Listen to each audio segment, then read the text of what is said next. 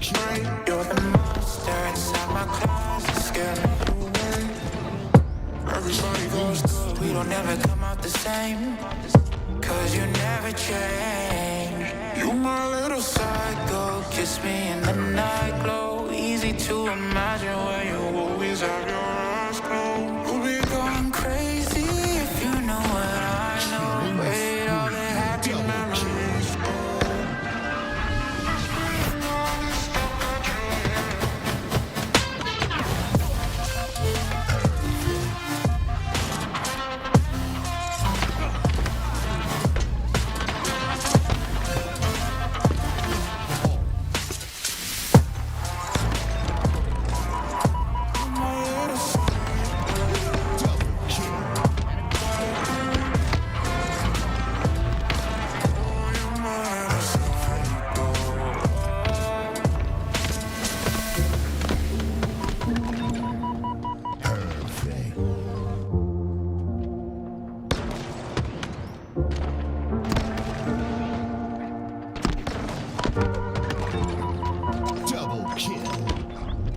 This feels a little too perfect how we are now. Double kill. You think I throw a little caution, but I don't want this to change. Been waiting too long for a moment like this.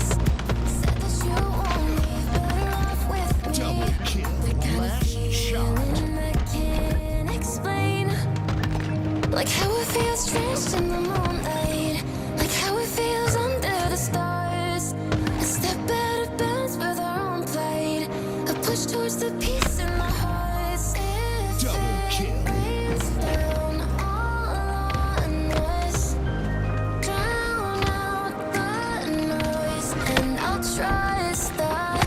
Mirror, mirror on the wall, is it fair to watch me fall? Broken up in pieces.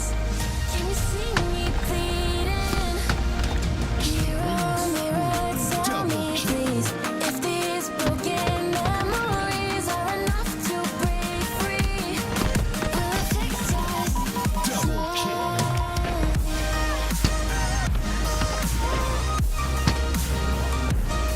Double kill.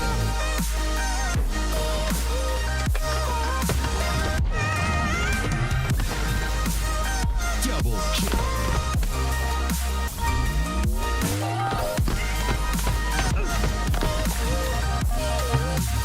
Fix us slowly.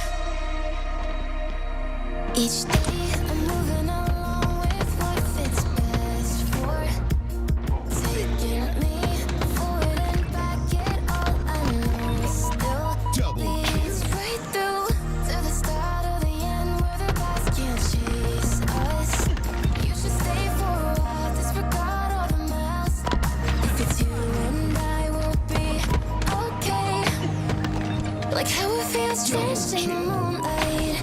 Like how it feels under the stars. A step out of bounds with our own pride.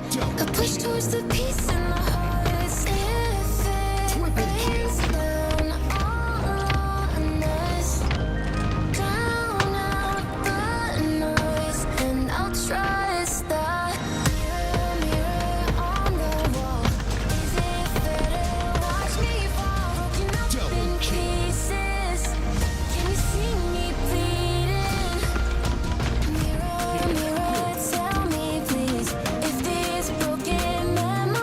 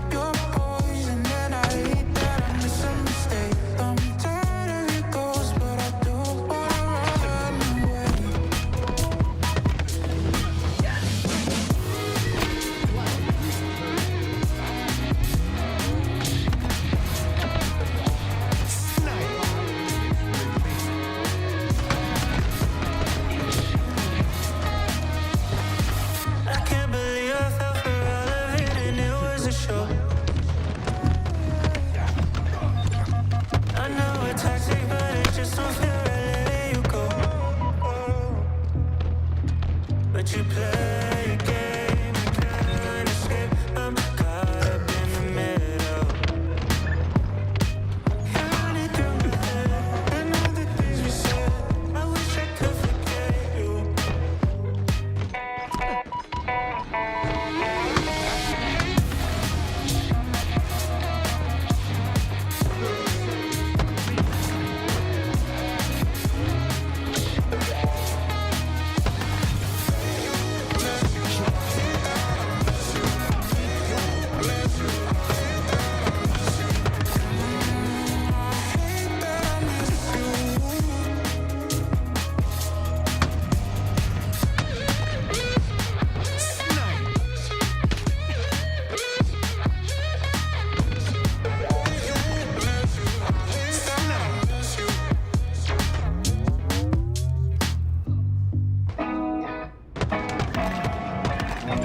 Double kill.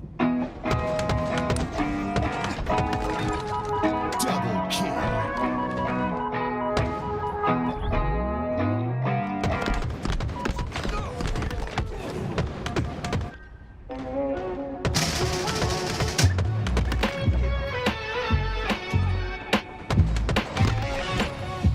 Double kill.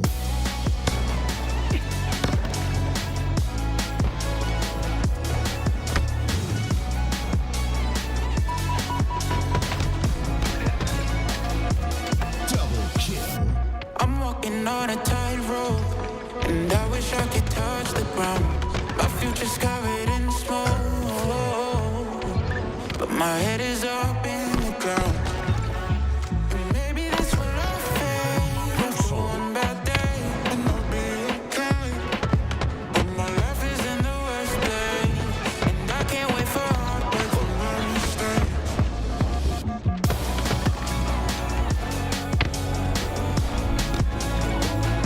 Double kill.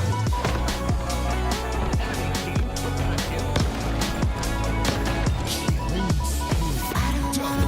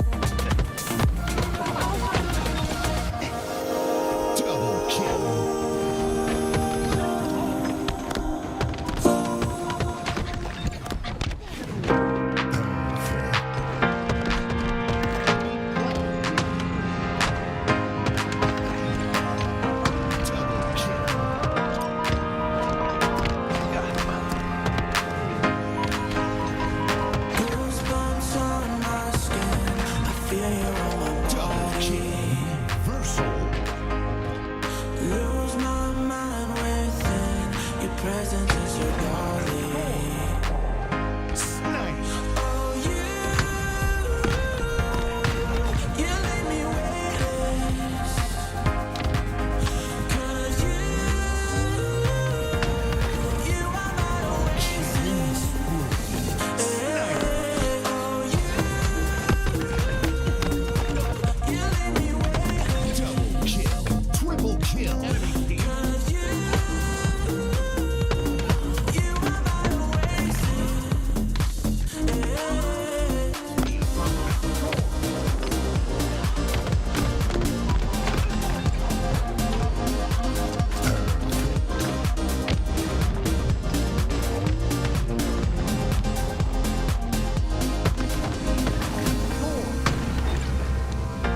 Double kill.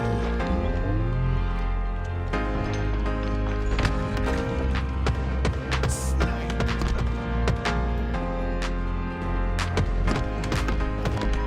Goosebumps on my skin. I feel you on my body.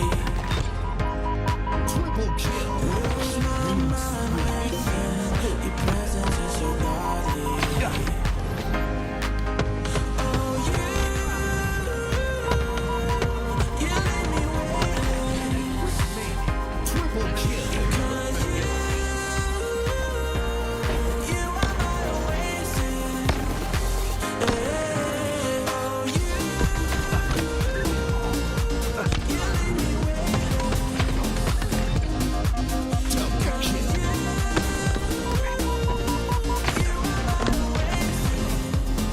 Killing spree.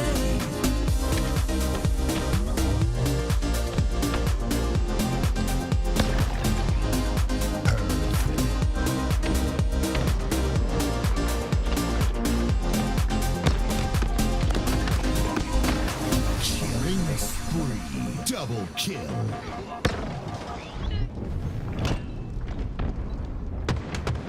One, two, three. Perfect.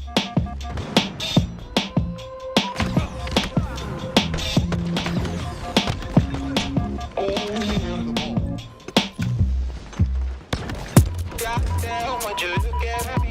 You're amazing, that's what everyone sees. Ain't it funny how you wanna be the best, but you can't even get up and get close. Wasted, face it. You're never gonna make it. Rockstar, you won't get far. I know you're confused. People tell you can be anything you wanna be. Wanna go to outer space, hero in the streets. Damn, what a lie. What time to be alive? How will I survive? That's the battlefield. 1974.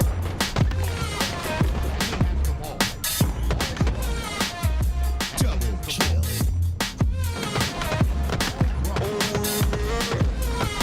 I think I'm going insane. Double kill. Last shot. Can't get it out of my head. Oh no, the devil inside takes hold, and I just might wind up dead. Wasted, face it. Never gonna be the Double one. kill. Rockstar, you won't get far.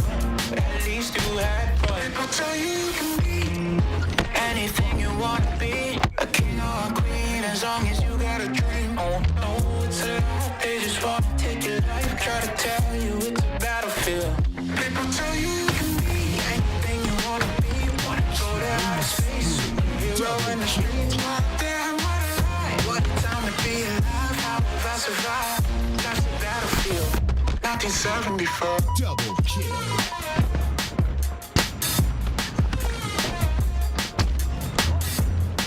Double kill.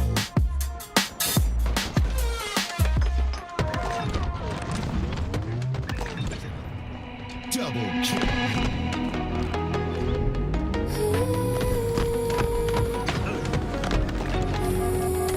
Reversal. I was in the firelight, living in my head. Sun came in and closed the blinds. Could feel filling the air. This is just a waste of time. No one really cares. But then you came across my mind, got me out of there. So I went down to the river and swam till the panic was over. Yes, I went down to the river, washed all the heavy away. I washed all the heavy away. Double kill.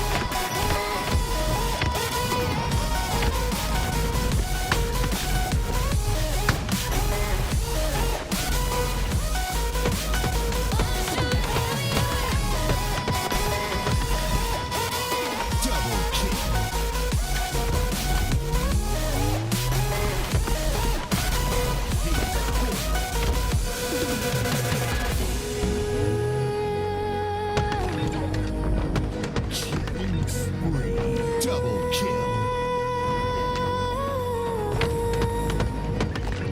Feeling all the noise in here.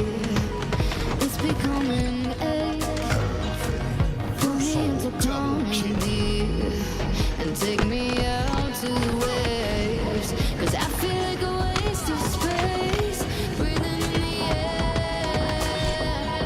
But you want me like I might just break, like you want me there. So I went down to the river, swam till the panic was over. Yes, I went down to the river, washed all the heavy away. I washed all the heavy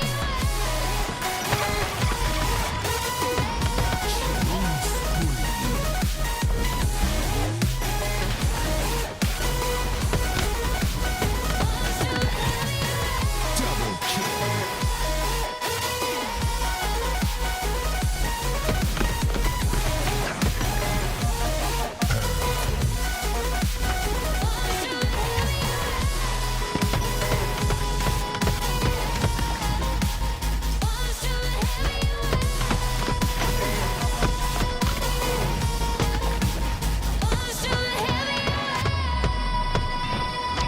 Take your flag.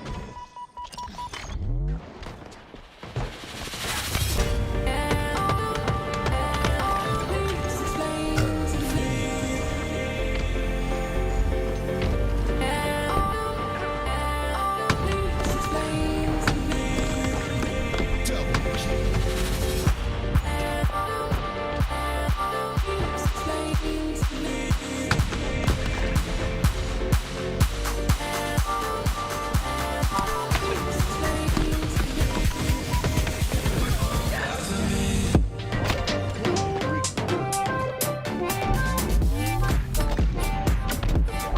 Snipe. 5 minutes remaining.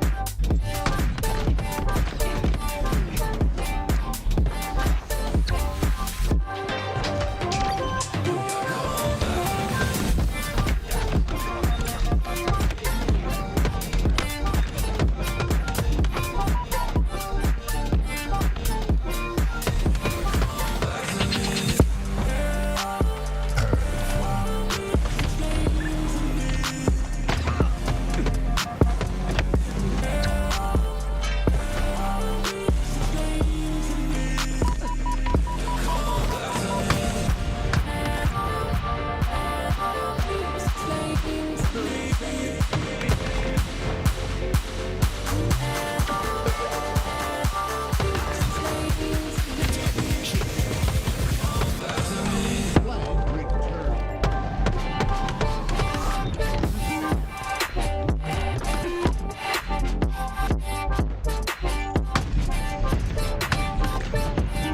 Snipe.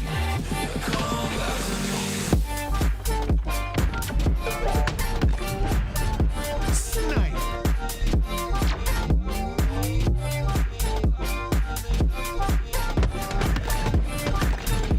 Double kill. Double kill.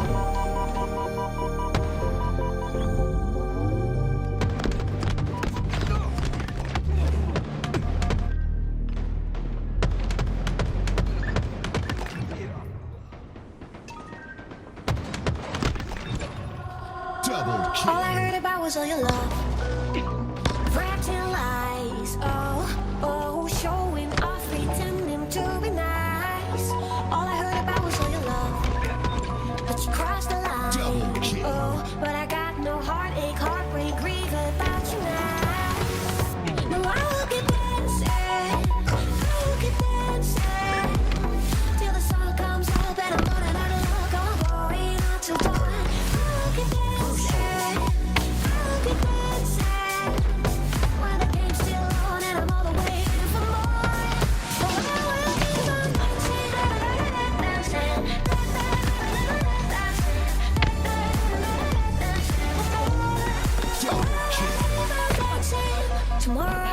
on your knees, begging, oh, I need you. Look at me, we could bring this back.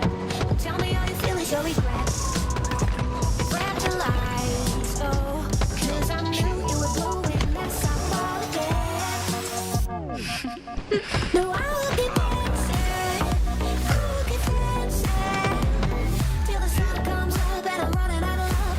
Going until dawn. I'll keep dancing, I'll keep dancing while the game's still on and I'm all the way for more. Oh, I will keep on dancing, dancing,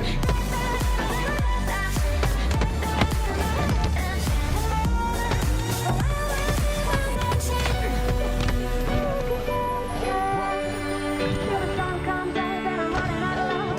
Going until dawn. I will keep dancing. Double kill. I'll keep dancing while the game's still on and I'm all the way for more. I will keep on dancing,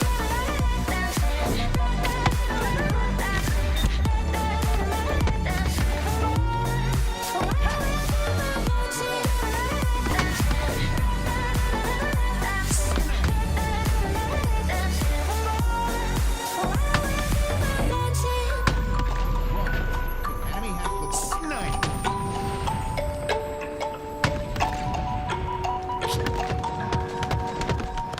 Enemy has the ball.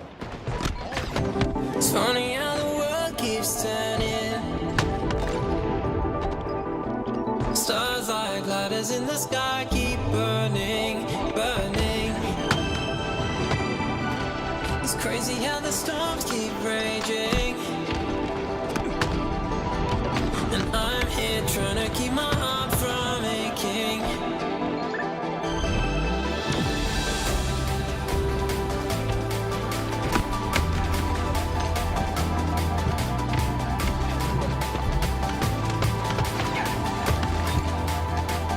Last shot. Double It's kill. funny how the world keeps turning. But here with you, it's like my life's returning.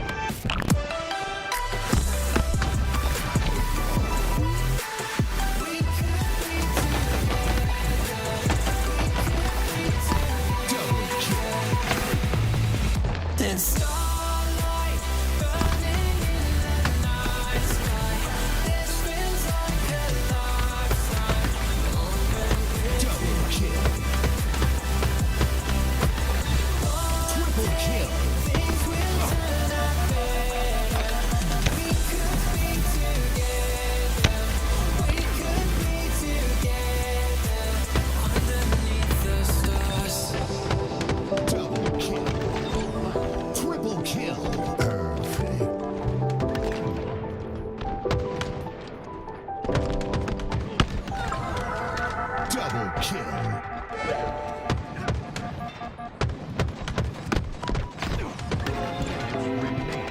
kill.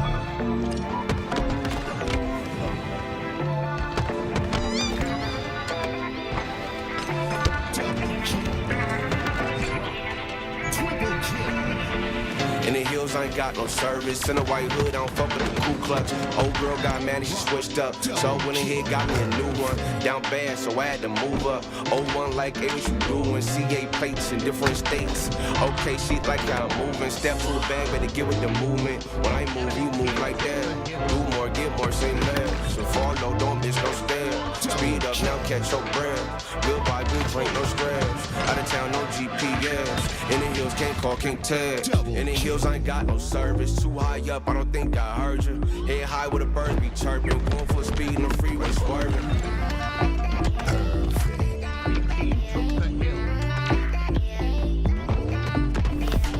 In the hills, I ain't got no service. Too high up, I don't think I heard you. Head high with a bird be chirping. Going full speed in the freeway swerving.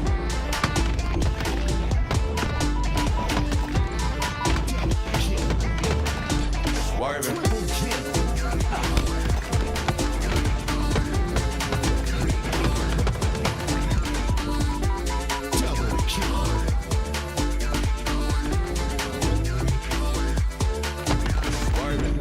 Call, but I can't pick up. Locked in, my mind's encrypted. I secure the bag like lockbox. In my zone, I can't hear much. I'm flex, I just finesse. Make more wanna come around last. Out the way where I'm too next. Out of time, can't call, can't text. In the hills, I ain't got no service. Too high up, I don't think I heard you. Head high with the birds be chirping. Going full speed in the freeway swerving.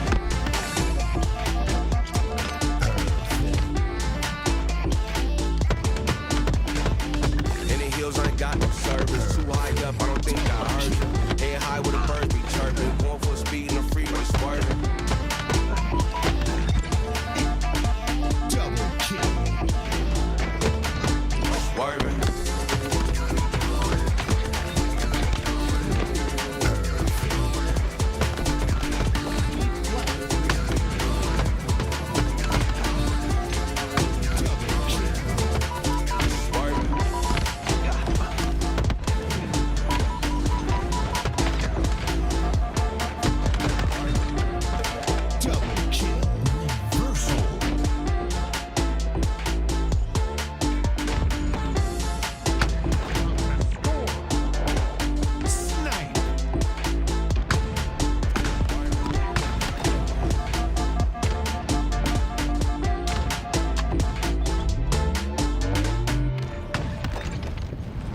Killing spree. Snipe. Lay me back beneath wonder stars. Triple kill. In disguise, having traveled 1,000 lives, just to satisfy.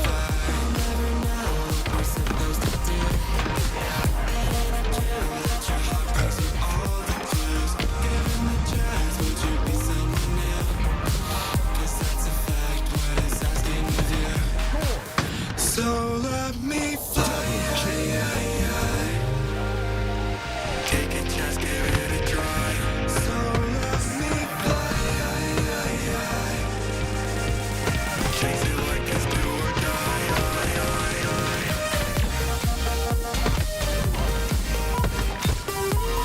Triple kill. Killing spree.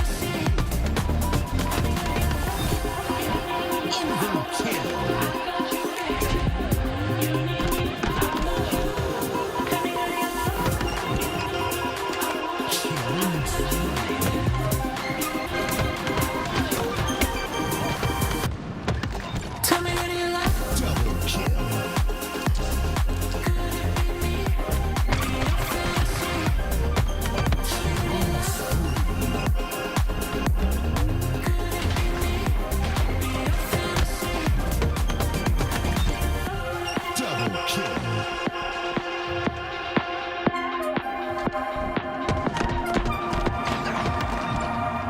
Perfect.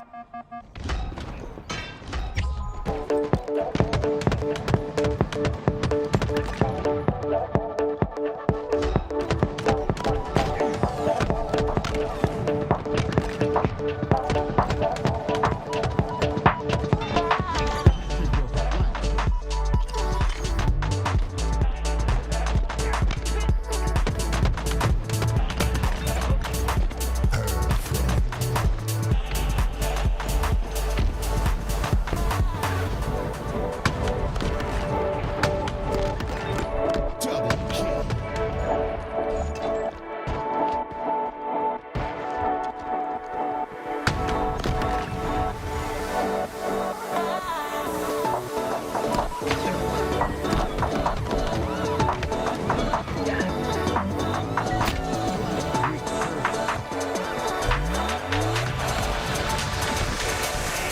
Snipe. 5 minutes remaining.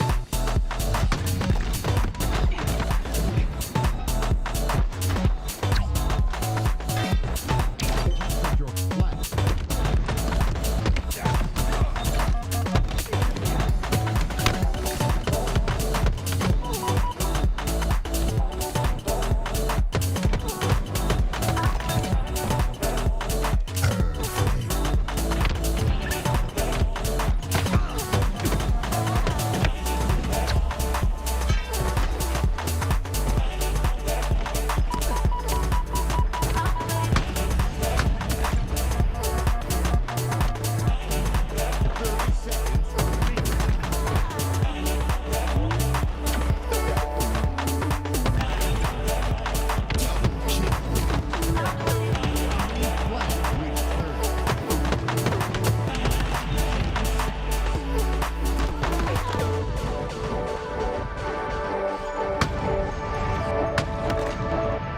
Snipe.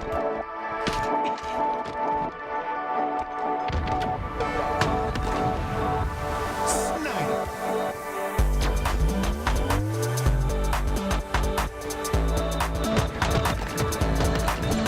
Double kill. Double kill.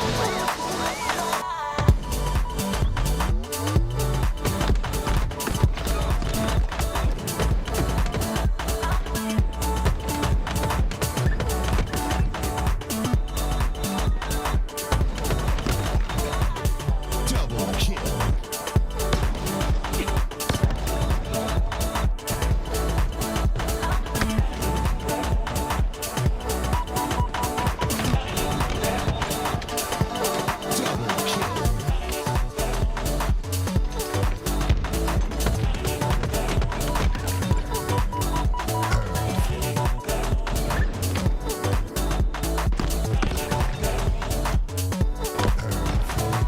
Reversal.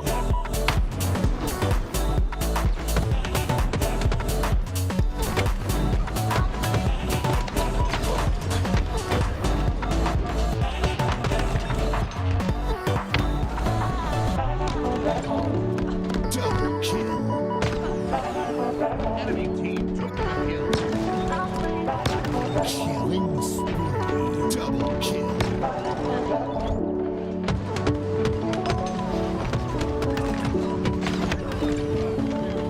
Double kill.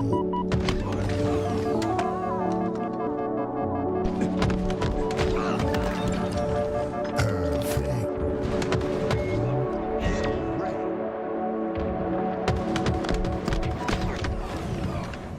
Enemy.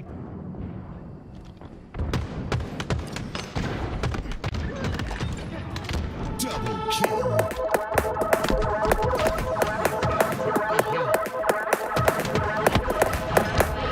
Seen the light in the dark, but it's been a while. Just remember, it's the heat from a heart beating next to mine. Double kill. I surrender, 'cause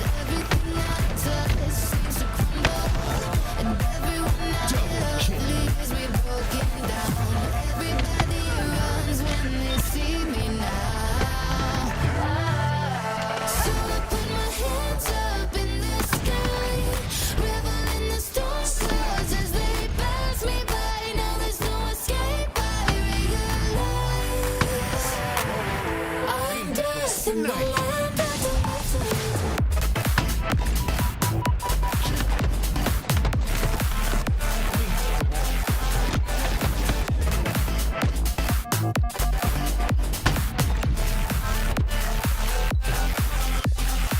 Still all the energy when we get connected. Your good is gone when you have my full attention. I'll take you away into a dark dimension, and you can't get out.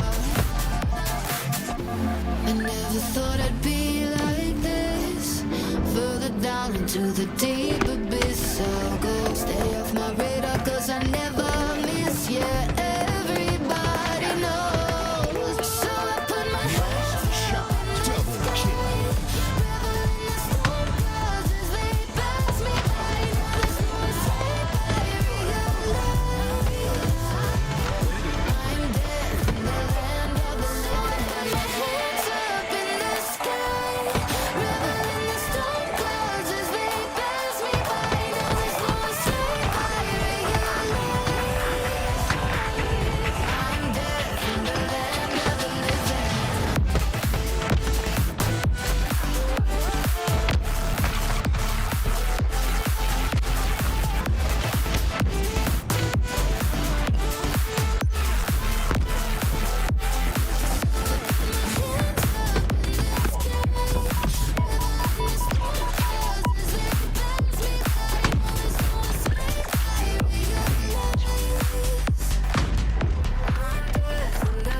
of the living. I know that fortune favored you with treasures I don't hold. And though the shine is dull, that's how I'll always think of you. You were a young one then, but everyone begins. We were just children, heaven was a dream away. Run from monsters, I wish I could say that the keys that you were searching for, and the giants of the past have turned to dust. The world is ours to take, and no, it's not too late.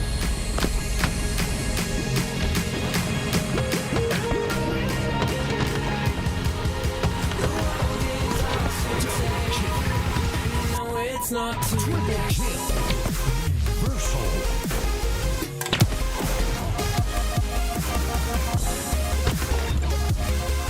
Double kill.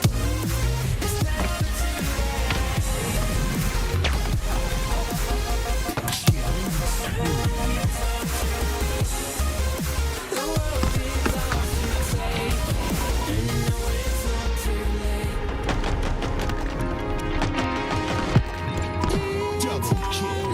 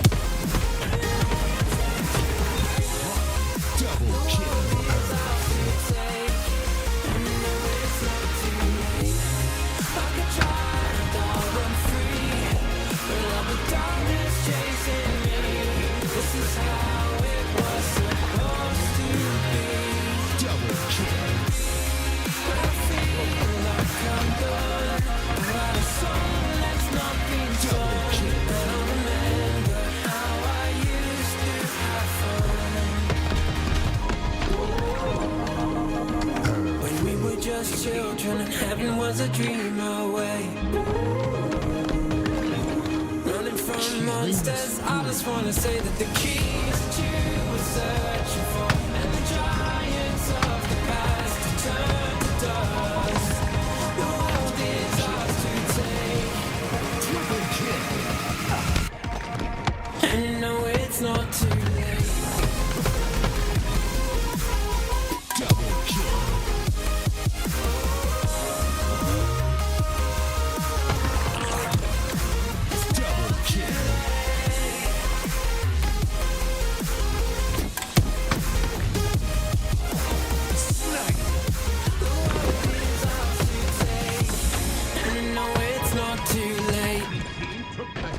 Double kill.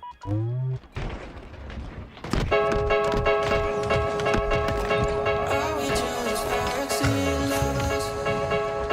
Am I just wasting my time? Moving fast undercover, 'cause I know you'll never be mine. Double kill. Loving on the low key left me kinda lonely. If you can see what I see, I'll just take a backseat for now. I'll just take the backseat.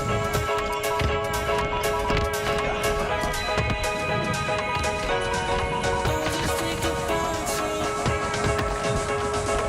Double kill. Reversal. I'll just take the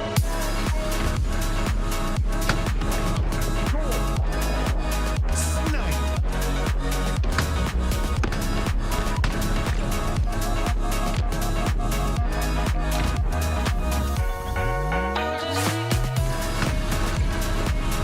Killing spree.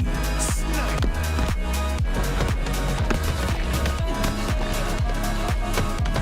Double kill. Triple kill. Am I just a backseat lover? Are you just passing your time?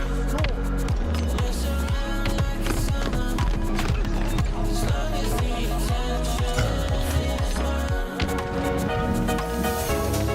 Loving on the low key left me kinda lonely. Double kill. If you can see what I see, I'll just take a backseat for now. I'll just take the backseat.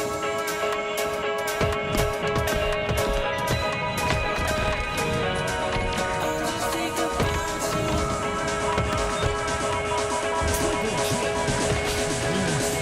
Backseat lovers.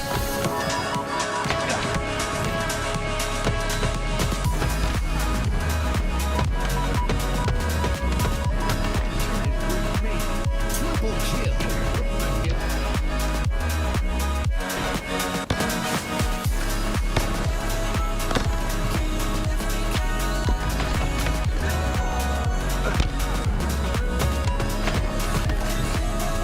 Double kill.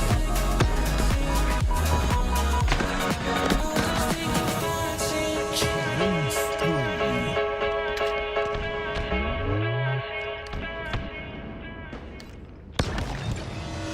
Perfect.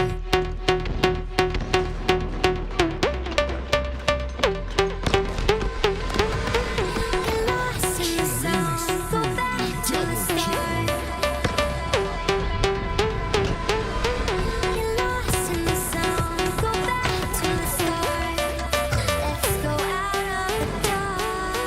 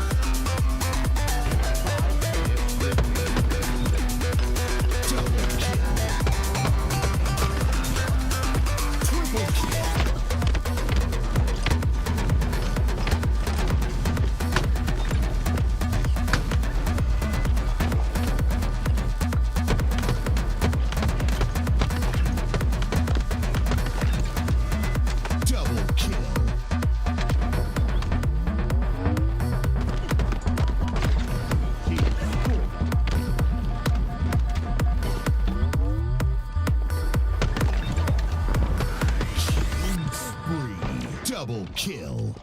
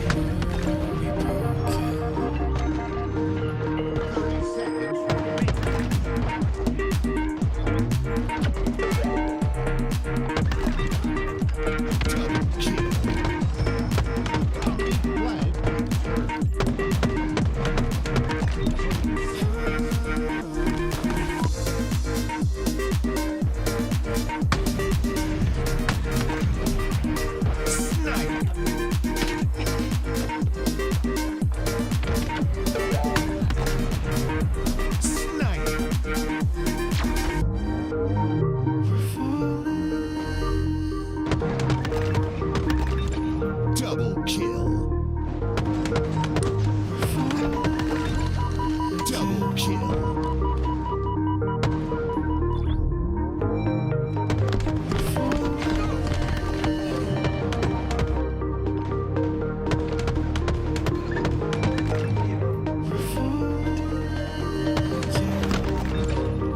Double kill.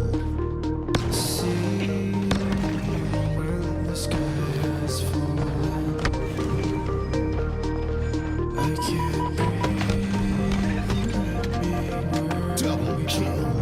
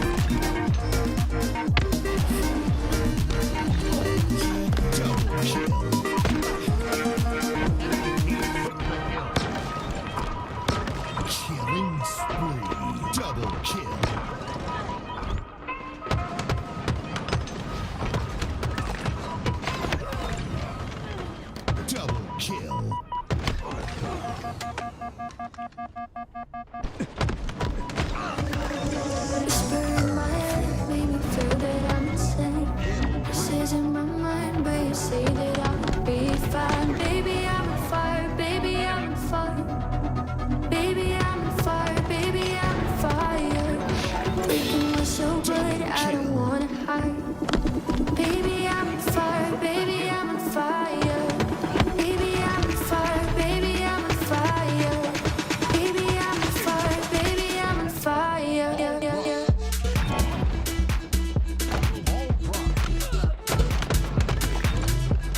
Double kill. Baby, I'm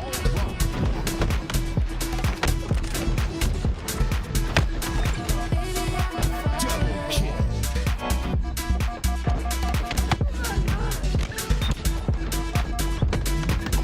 baby, I'm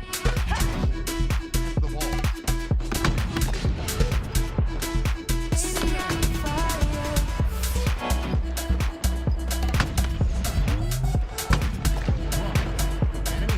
Baby,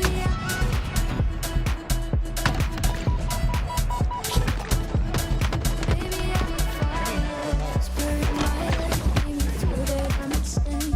Voices in my mind, they say that I'm be fine. Baby, I'm on fire. Baby, I'm on fire. Baby, I'm on fire.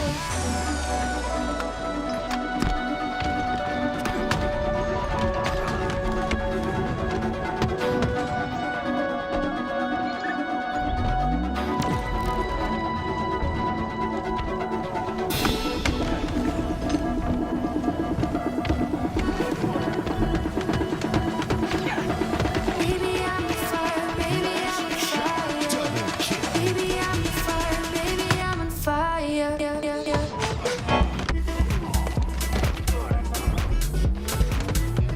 Baby,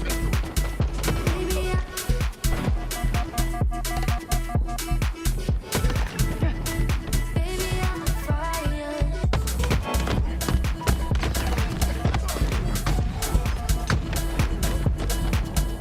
Baby,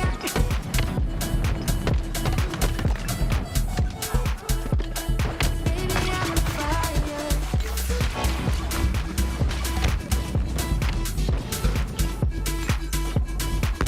Baby,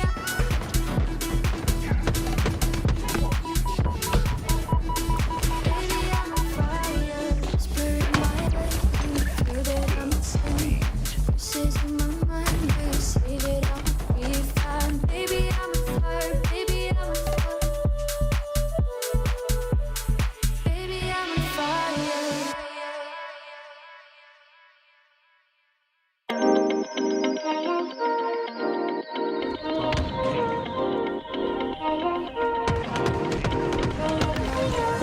Guess I should have heeded the warning. Guess I should have moved on as all I knew. But I'd rather be in the storm than in the calm without you. Double kill. Don't know how I feel in the morning. Maybe you'll be leaving me sad and blue. But I'd rather be in the storm than in the calm without you. Double kill.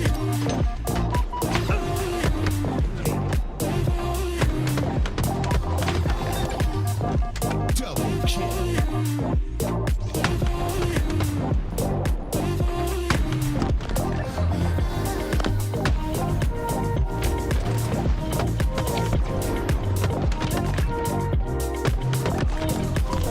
Double kill. Triple kill. Versal. Guess I should have heeded the warning. Guess I should have moved on as all I knew. But I'd rather be in the storm than in the calm without you. Don't know how I feel in the morning. Maybe you'll be leaving me sad and blue. But I'd rather be in the storm than in the calm without you.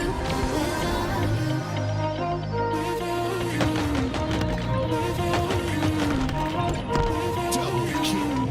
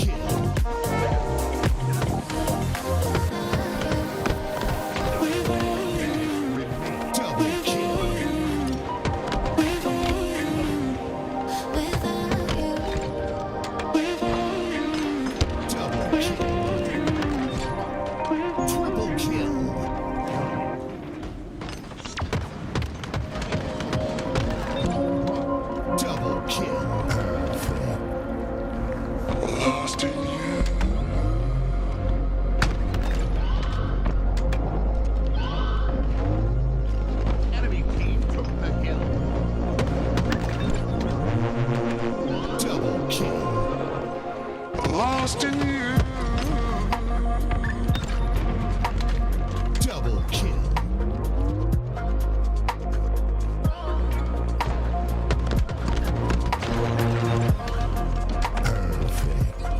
Lost in you. Killing spree. Lost in you. Lost in you. Double kill. Triple kill.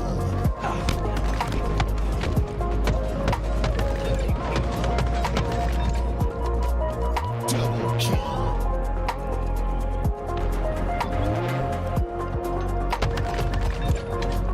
Double kill.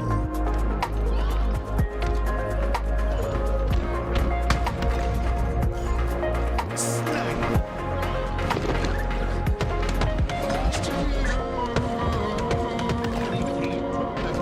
Double kill. Hide away. My secret place. Lost in you. Double kill. Lost in you. Double kill. Lost in you.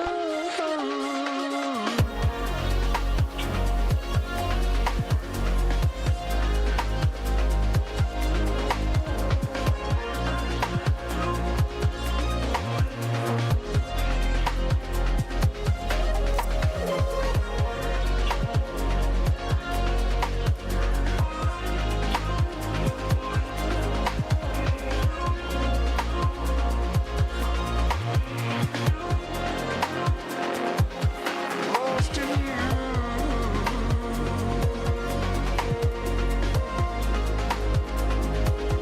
Hide away. My secret place. Lost in you.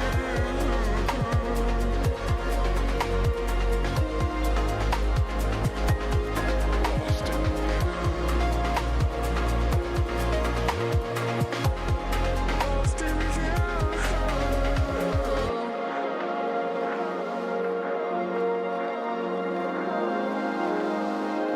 Hide away.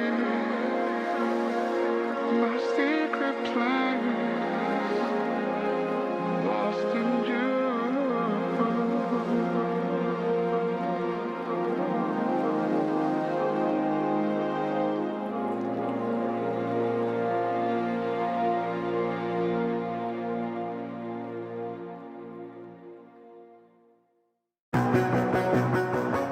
I wish you stayed the same.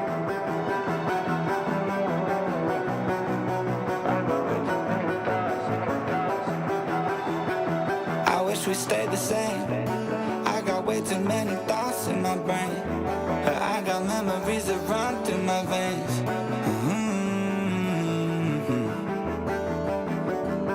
I'm not one to blame, but I could point out every way that you changed. Some things stay up while others go right down the drain. And lately we've been going down in flames. But if I'm honest, I get in my feels when I want you. Say you feel it too, I'll haunt you.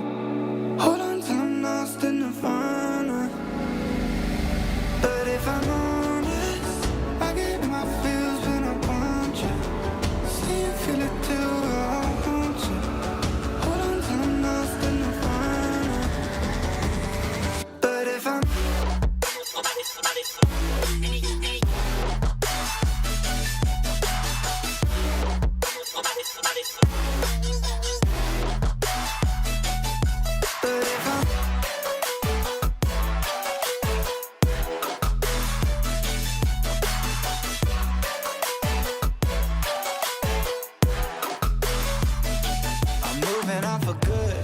At least my therapist is saying that I should.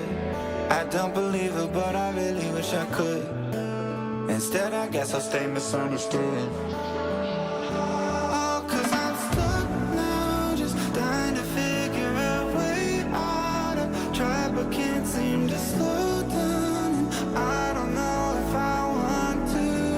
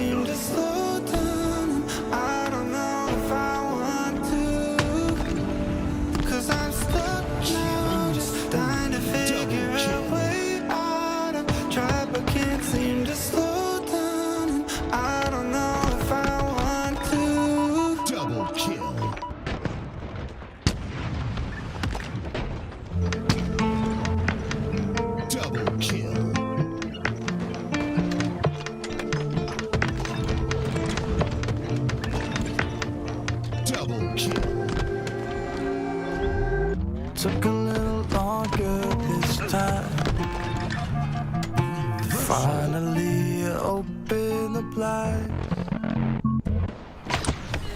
Every time I look at the sky, reminds me it's 2,000 miles Double kill. between us and this size. The distances are worse than I thought. Is this what I want?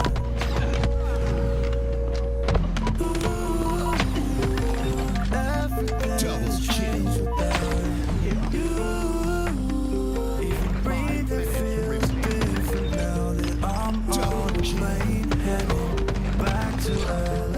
Triple kill.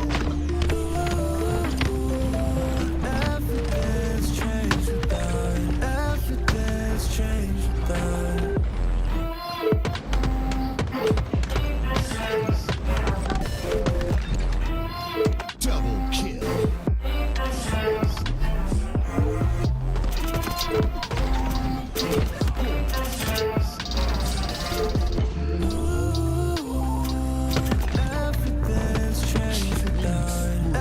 Double kill.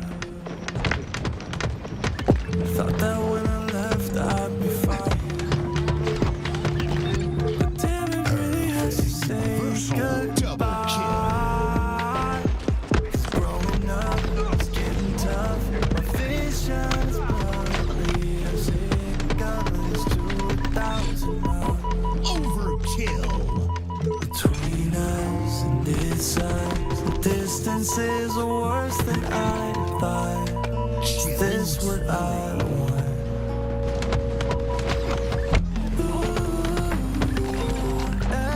Double kill. Without you, even breathing feels different now. I'm on a plane heading back to LA. Double kill. Changed without it. Everything's changed without it.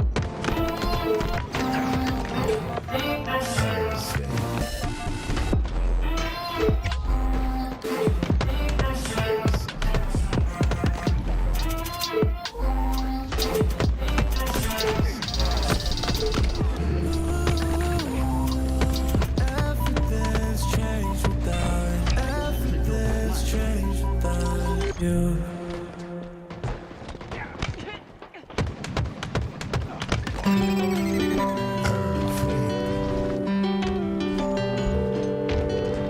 The number you have dialed is not available at present. Please leave your message after the beep. Double kill. It's so absurd to me. Things that you said that left a burn on me. I can't find my way without you. I can't find my way without you. It's so absurd to me. Things that you said that left a burn on me. I can't find my way without you. I can't find my way without you.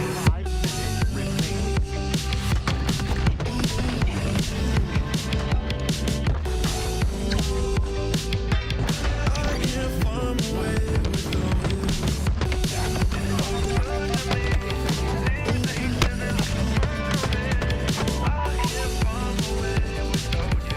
I can't find my way without you.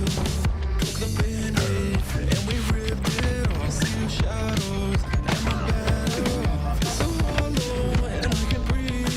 You like a black hole. I'm on my knees. Oh, where do we go from here? Tiptoeing around, I guess that's playing by ear. Oh, my head's so lucky. How you laugh, that shit feels so sincere. It's so absurd to me. Things that you said that left a burn on me.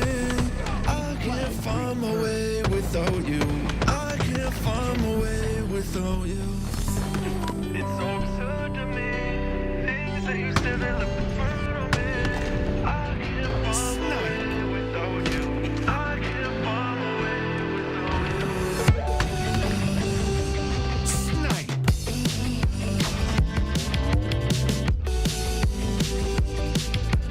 I can't find my way Double without you. kill. Double kill. I can't find my way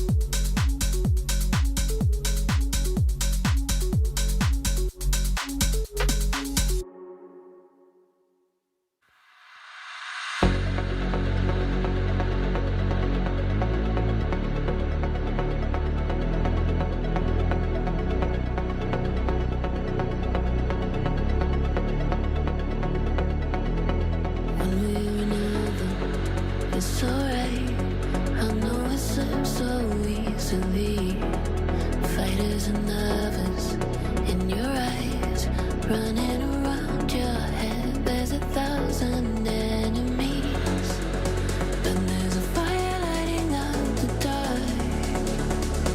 We're gonna watch them fall, 'cause if you need a little wild card, I'll be the one you call. It's alright, it's only human when the feeling overcomes, like a beating of a drum. I'll be the one you call. It's alright, it's only human when the feeling overrides, going deep into the night. I'll be the one you call. 1800, it's only human. I'll be the one you call when we watch 'em fall. 1800, it's only human. I'll be the one you call when we watch 'em fall.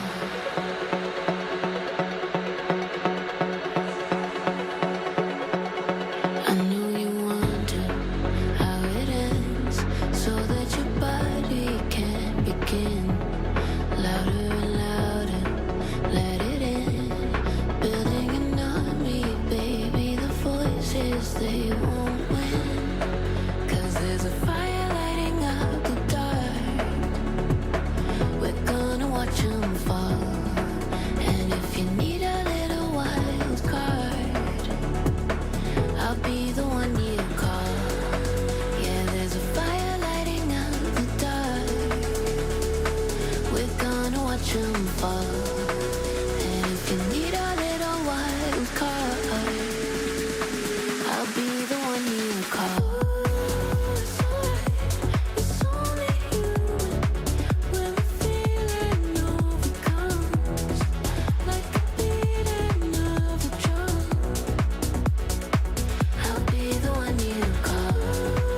It's alright, it's only human when the feeling overrides, going deep into the night. I'll be the one you call.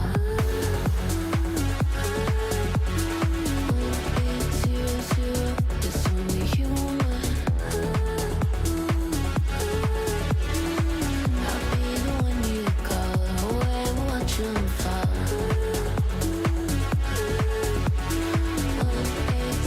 1800, it's only human. I'll be the one you call when we watch 'em fall.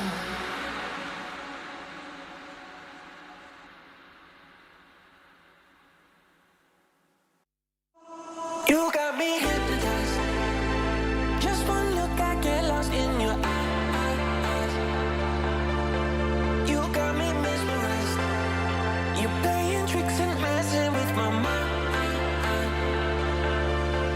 You got me hypnotized.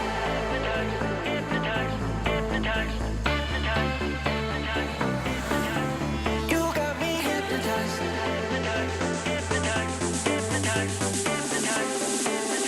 Just one look, I get lost in your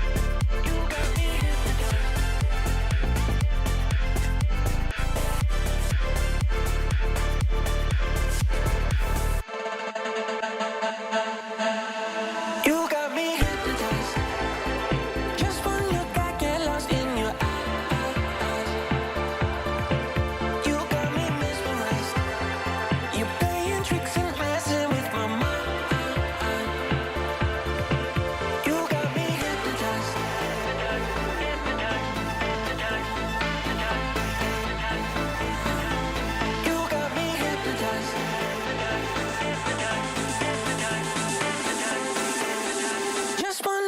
get lost in your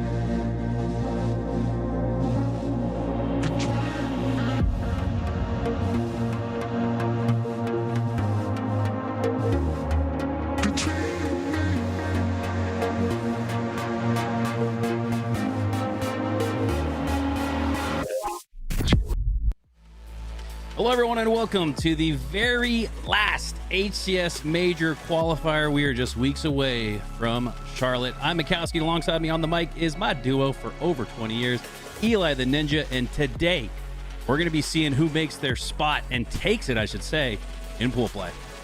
Yeah, so today, top 4 in this bracket. Well, I guess technically tomorrow, top 4 will advance to pool play for HCS Charlotte here in my home city. So I can't wait to see all your lovely faces. But as we can see here, first place in this tournament goes to pool D, second goes to pool C, third actually goes to pool A because we've got the #1 EU qualifying team today will go to pool B. And then you can see pool A will also get the 4th place qualifier. After that, the 2 teams with the most points will be also joining those teams in pools. But we got some fun round 1 matchups here. Cannot wait to get into this one. Here we go, getting right into it. Oh my God, getting right into it indeed. Oh my God. We've casted hundreds of online tournaments, Eli. I don't think we've ever joined in on an overkill. Glitchy almost had it.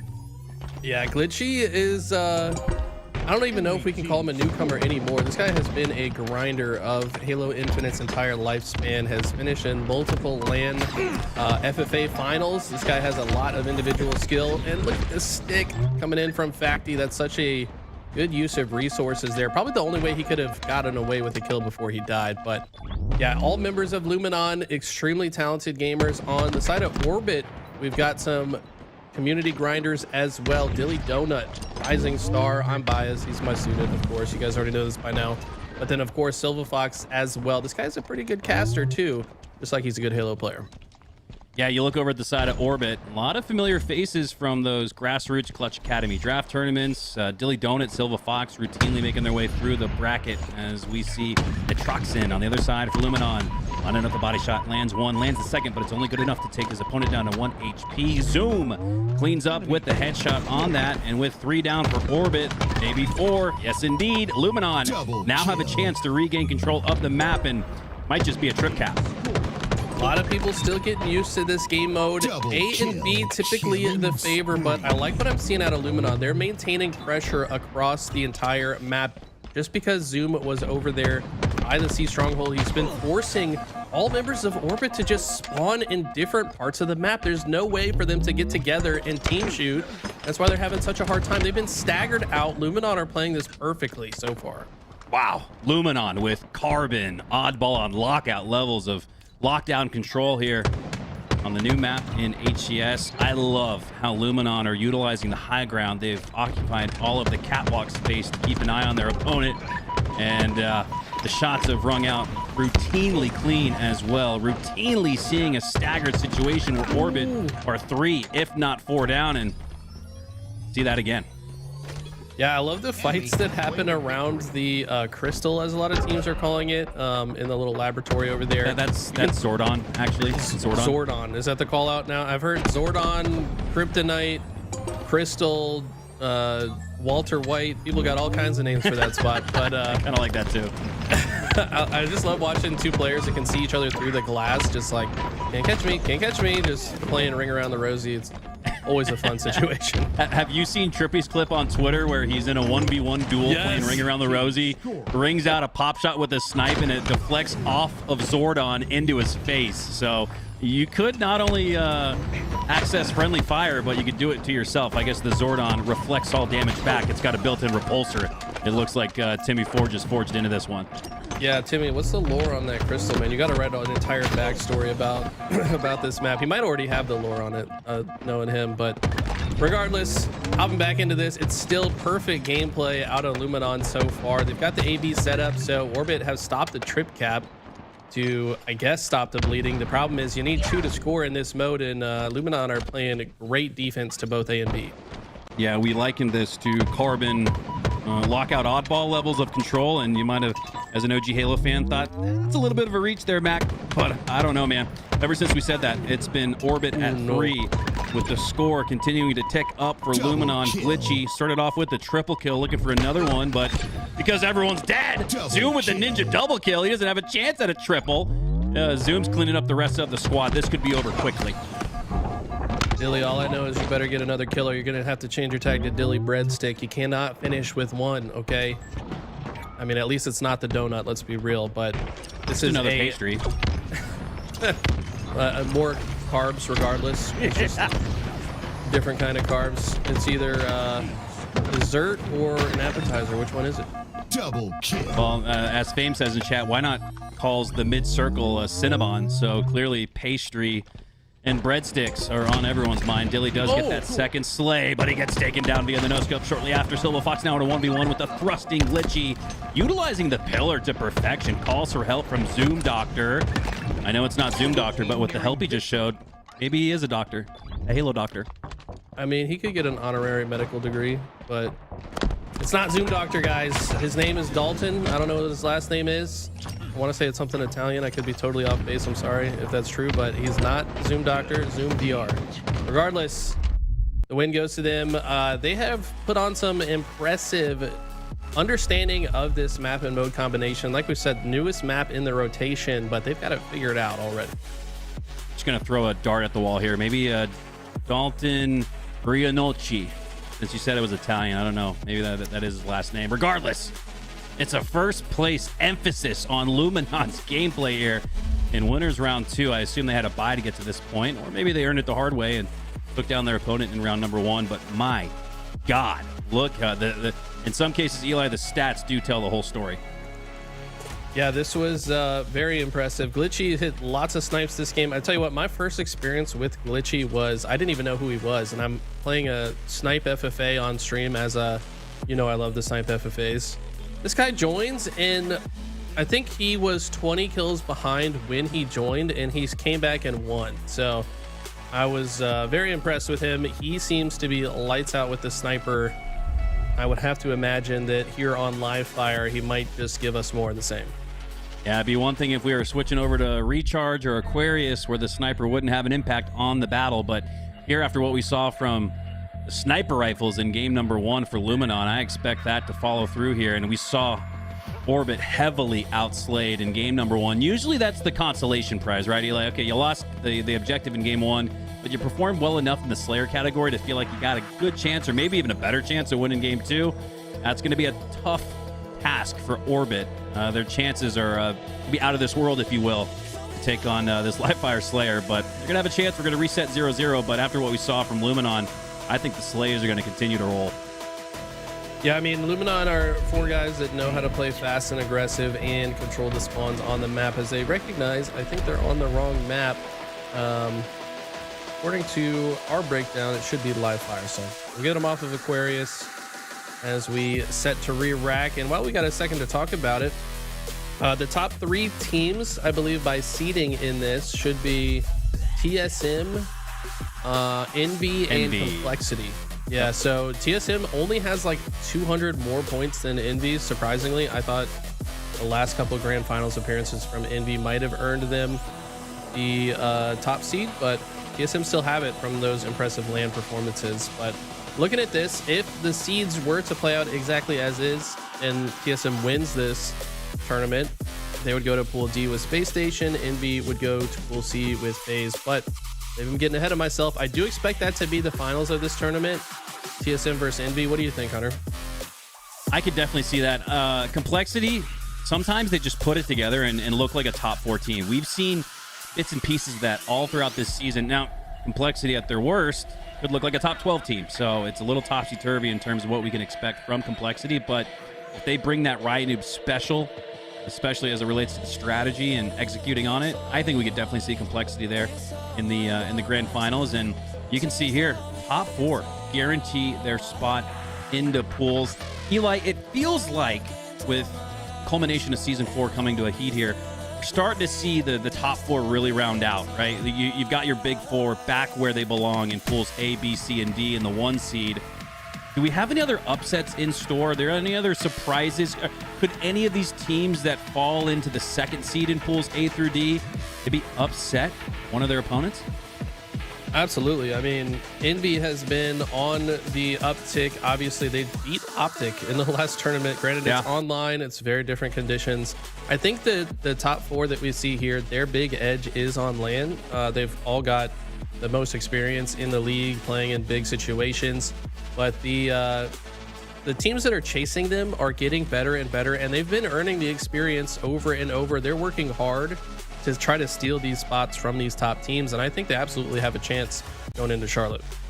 Right now, I think that there's a split right down the middle of the screen, if you will, with pool A and B. I think those are your top 2 unquestioned teams in Halo, in a tier and in a league of their own with Optic and Shopify Rebellion. They're the only 2 LAN winners from this season. Now, on the other side, you got FaZe and Space Station. Space Station's had a little bit of a disappointing year, especially when you think back to their dynastic run in year 3. If I had to pick one of the 2 teams between FaZe and SSG that were to break through and crash the party, they've already done it. FaZe has been in the grand finals this year, actually right before they made the team change that you could argue actually made them maybe better. There wasn't that level of chemistry that you expect from a top 2 or 3 team.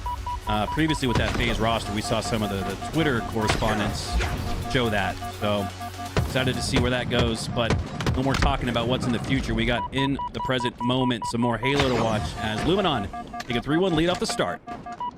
Okay, new camo's up. By the way, I want to say it should be in the tournament settings as well, but the respawn timer has been increased as a response to all the conversation about, you know, camo lasting longer now, 45 seconds. They said, well, let's just make it spawn less then. So instead of every 2 minutes on the clock, it should be respawning every 2:30. I think this map was already 2:30, but the rest of the maps are going to follow suit as well. Solid change. It's like the left foot doing and working in conjunction with the right foot. Once you increase the timer for the base camo to 45 seconds from 30, I think you definitely need to add 30 seconds to when it spawns up, because we saw again on Twitter and just online conversation all the theoretical happenings around using the camo to get the next camo, which might have been a little too much of a snowball effect here. And in competitive, you want the most balance. So great change there from HCS, and a great pinch and push here from Luminon as they wipe all 4 from orbit. Glitchy going for the spawn snipe on the C platform, but with 1 shot left, he misses and will now pull out that bandit and push through, looking to clean up on the damage. He's got 1 in the back of the mud. It's Silva Fox back to the mud. Dilly Donut, you can join him too. Yeah, this is going to be a fast-paced Slayer match. Luminon are confident to win their 1v1 fights, but also just confident in their ability to manipulate the spawns and the situation to their advantage. Right now, Orbit having to play defense here, and I think doing a good job of it. They've kind of baited them in, and look at that. They get 4 dead. Orbit flipped the script, and all of a sudden, they've got full map control. Yeah, great bait and switch execution there from Silva Fox and Dilly Donut. They just went down on the opposite side of the map, came back off of respawn, had a nice short conversation about what they wanted to do off of spawn, and take down Zoom Doctor with the 1v2 bait and switch. Unfortunately, though, right after a nice sequence, taking down all 4 for Luminon, Luminon take down 3 and have regained that lead of 7 now. Okay, Zoom's gonna grab the camo. No funny business. Not gonna wait to proc it. Just says, let me make sure this goes into my suit. Orbit kind of forcing that respect after that 4 dead, but Luminon have fully stabilized. Orbit, after that 4 dead, have only gotten 2 kills. Luminon have gotten 10 almost. This has been heavily in their favor. New snipers coming up, and Zoom still has a lot of camo left, so this is going to be a very difficult situation, I think, for Orbit to get out of. Eli, one of my favorite conversations around the major qualifiers relates to the Cinderella runs that we might see from some of these open bracket teams with 4 spots guaranteed via placing in the top 4, only 2 via points. Certain squads outside of that top 6 and even 8 area, they're not going to be able to qualify via points. They got to get top 4. Is Luminon or maybe others in the bracket potential Cinderella runs here? Because like I said, if you get top 4, it doesn't matter what you did all season. You're making it to pools. Because could this be one of those squads that makes that run before 11:59 at midnight? I mean, I love this squad and I believe in their ability, but it is one of the hardest asks. I mean, you got to get through Envy, Complexity, TSM, Unreal Nightmare is, I want to say, the 4th seed. You've got to find a way to beat at least one of those teams, if not 2, and that's very difficult right now. I do think right now, though, a lot of these players that have a lot of skill are kind of recognizing this is their last chance to prove what they're capable of, because keep in mind, there's not an open bracket at Worlds. This is going to be the last open bracket that these guys have in an HCS sanctioned event. So you have to imagine if you're one of these players and maybe you should have worked harder a little bit sooner, but now that they know it's ending, might be working a little bit harder and bringing a lot of extra passion to that passion pit. Well, with one of the most nuclear roster manias that we've ever seen in the open portion side of the competition. Oh my God, Nitroxin looked like he was aiming at that player on the back wall, gets the front-facing player instead, but hey, either way, you'll take it. But it does feel like after the wild roster mania that we saw after the last LAN, everybody got to make their pick. Like, if there was someone you wanted to team with, there was none of that typical, like, well, hey, I'm a duo, or hey, we already got our 3rd, we're not looking for 2, or to join up with another duo, we're just looking for 1. Now it feels like if you had a teammate you wanted to team with, you got that chance, and everybody's put their best foot forward because every roster seems to have shuffled. Maybe the Uzi twins are the only duo that actually stuck it out. Yeah, it's one of those situations where, like, maybe you've been competing against somebody for a long time and always been like, what if we actually just team? It's like the crush in high school and the last day of school. You got one more chance to let her know, so just shoot your shot. And I think we're seeing some of those play out in front of us. We got some new duos forming, and I think the open bracket's going to be crazy in Charlotte. I'm not going to lie. If you guys have not bought your tickets, hopefully, are there any tickets left? I don't know. HCS is teased. Tashi is teased on Twitter at potentially opening up the reserves because it is sold out at the moment and sold out. Performance from Luminon with the Steaktacular achieved. They're eating good for lunch. Yeah, I mean, Dilly Donut sounds pretty tasty if you ask me. Don't clip that out of context, chat. But Aquarius Bomb coming up. This is going to be even more difficult. I've noticed Luminon are exceptional at controlling and manipulating spawns, kind of playing the map to their favor. I have to feel like this one might be more of the same for Luminon. They are just now getting warmed up. Well, as we get started with a long weekend of competitive Halo action with so much on the line, Eli, let's rear the conversation back towards the open bracket and the passion pit, where NA has routinely, I don't want to say struggled, because we've seen great performances, great players who have been at Worlds before, not make it out of the open bracket, which is because the international competition has been so strong. Mind Freak, book them. Ride it in pen and blow on it because it's dried and you're not crossing it out unless you got some whiteout. Even then, I think you'd write Mind Freak over the whiteout because they're guaranteed. And then 2 teams from MX, 2 regions that had their guaranteed auto-qual spots taken from them have earned it back in blood routinely over the past couple of years now. But this year, it seems that they've come on really strong. Do you think we have a repeat performance of that in Charlotte where only one team from North America makes it out? I think it's happened at 2 of the lands this year, hasn't it? So, routinely, multiple times, yes. Yeah, I think it's very possible. I mean, the #1 MX and #1 Australian teams are just extremely good now. They've only gotten better.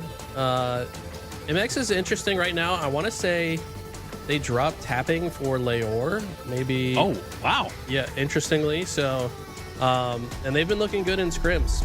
I'm very curious to see how that team performs. But yeah, right now, There might only be one American team that makes it out, maybe two, I would say at most. But you got to get through those teams if you're going to make it.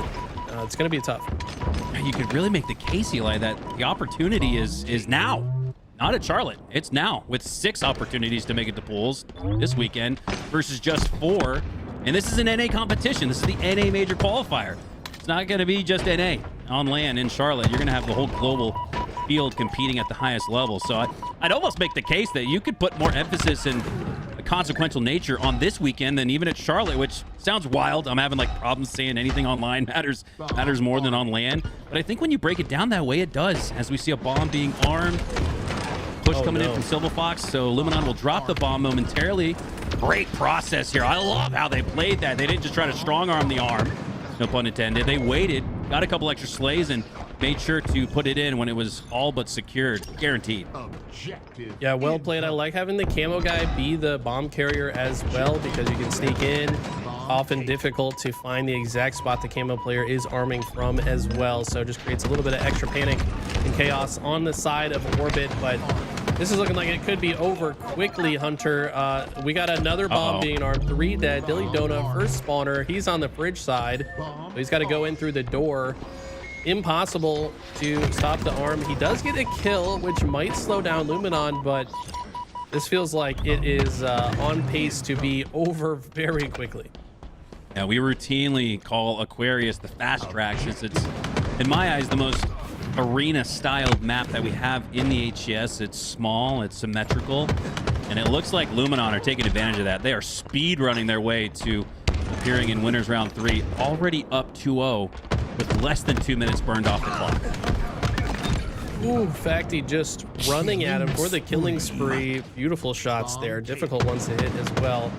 And look how quickly Luminon are just already moving the bomb. And their reaction off of kills in the kill feed has been so quick, and it has to be in a game mode like this. I get very frustrated playing matchmaking and we get 3 dead and no one's even looking at the bomb. Like, you gotta move the bomb forward, and good teams will always make sure as soon as those kills show up in the kill feed, they're advancing that bomb. Eli, I'm gonna get theoretical here with you. What's the easiest way to eat an elephant? Very slowly. You got to make sure it's cooked very thoroughly as well. Okay, an elephant connoisseur we have here is Luminon. Before I can even finish my point, win the game. But that's exactly what I was getting at. In order to eat the elephant, you don't just take one big bite. No one's mouth is big enough. You got to eat it piece by piece. And I love the way Luminon played that Aquarius bomb. You saw Glitchy inching the bomb forward 5 meters, playing for slays. We saw them getting into the base, arming it for half of the queue, dropping it, taking it piece by piece, taking down a couple slays, then arming the bomb. Perfectly executed Aquarius bomb. That's the way you see the best teams in the world play it. Taking a piece by piece out of the elephant rather than just going at it one full blow. I don't know how your brain works to find that metaphor, but chat, don't try that at home. Don't think they're edible. There's also laws against poaching, so just be safe, guys. Don't listen to Mikowski. Just play the game properly. That's what he's trying to say. Thank you. Trying to make sure we're entertaining here, right? Since we're in the early goings, we gotta stretch a little bit to make these a little bit more enticing. As Luminon 3-0 in the map 3 and 3-0 in the series. Let's take a look at next weekend's culmination of the LVT Halo Pro League. Before we get into the matches, Eli, which I'll let you take, I just want to give a huge shout out to Brandon, Louis V Titan himself, Callus, Tools, everybody behind the scene. You got Celeste and the DSA group admitting and putting this tournament all together.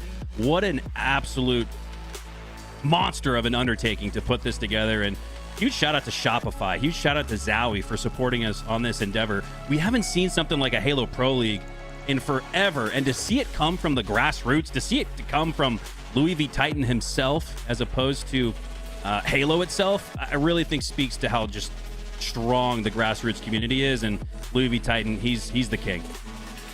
Yeah, I mean, we've been talking about Charlotte and Worlds quite a bit, but we forgot to mention next weekend, this is literally coming up, we're going to be in Los Angeles with some of the highest level of Halo that you're going to see for the rest of the year. I mean, look at day 1, bangers matchups. You got FaZe versus Complexity, 5 p.m.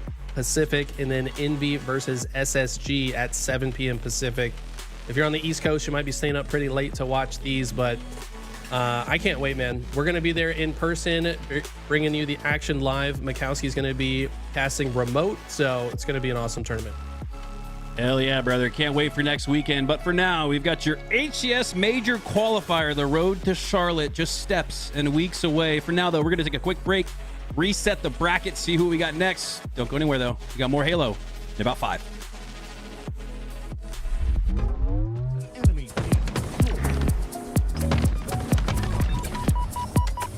Double kill.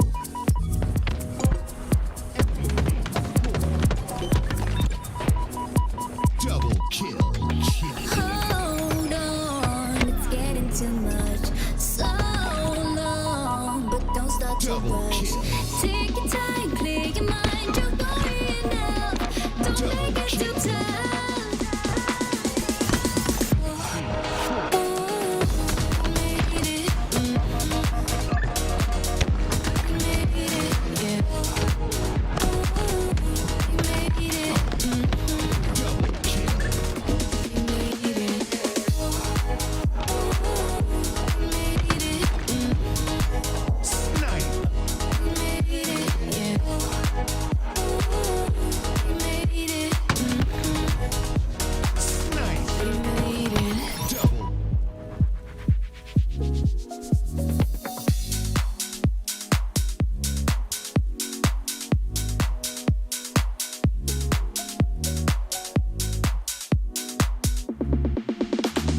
Play with my emotions like it's all just a game to you.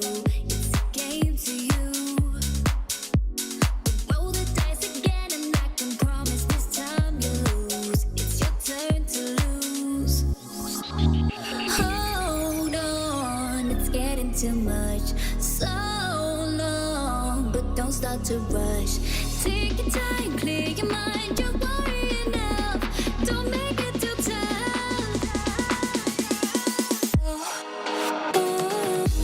Made it. Made it. Yeah. Made it. Made it. Made it. Made it. Yeah. Made it. Made it.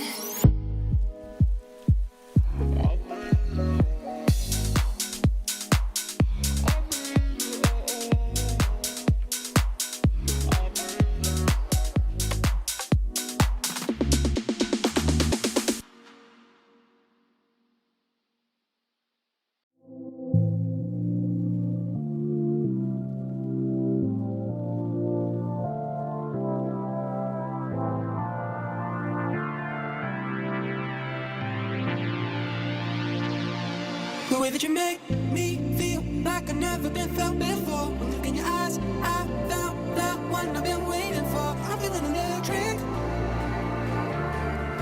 Our love is electric.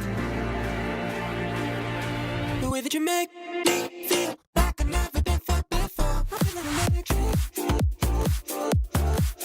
Look in your eyes, I found the one I've been waiting for. I'm feeling electric.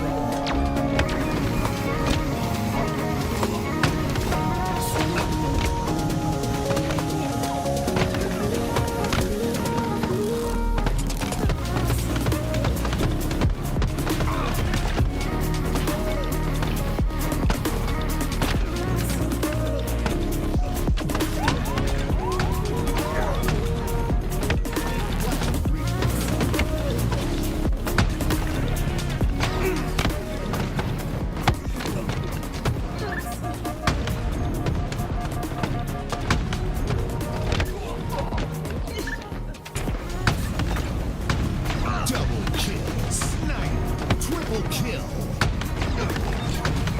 Triple kill.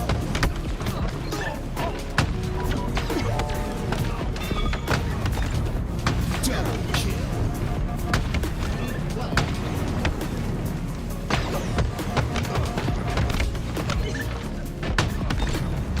Triple kill.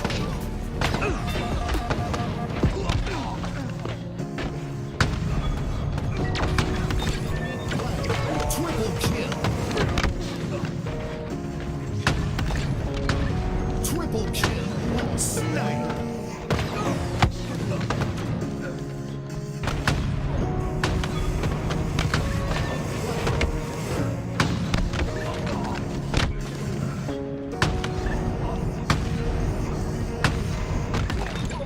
Double kill.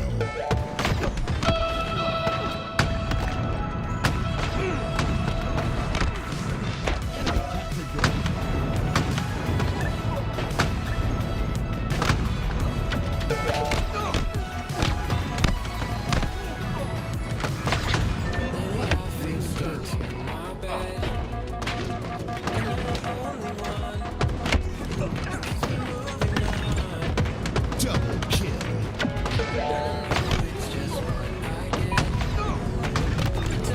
Double kill. Triple kill.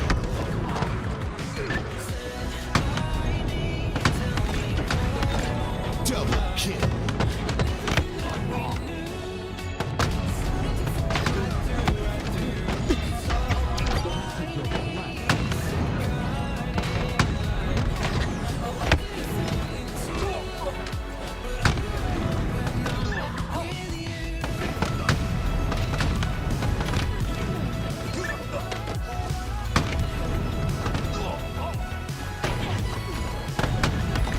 Double kill.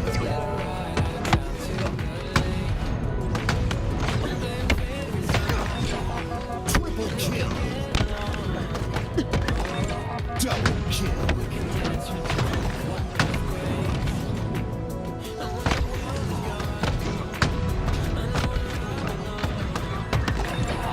Double kill.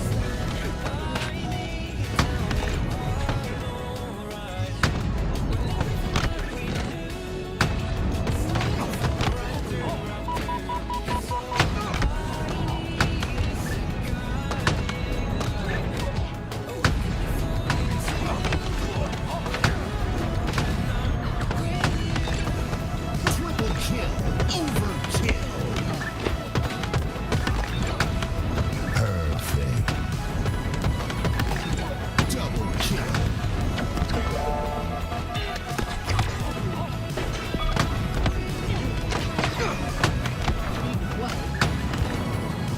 Snipe. Double kill. Triple kill. Double kill. Triple kill.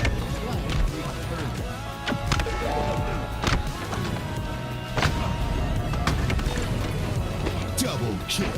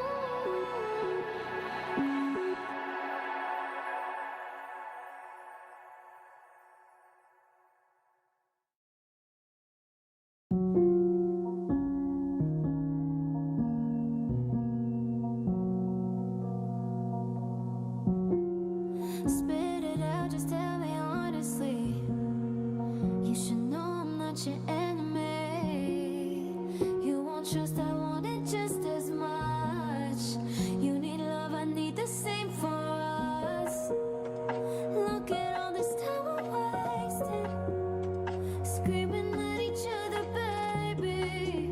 I wanna understand. So you walk away. I feel a play when you hold me. We want the same thing.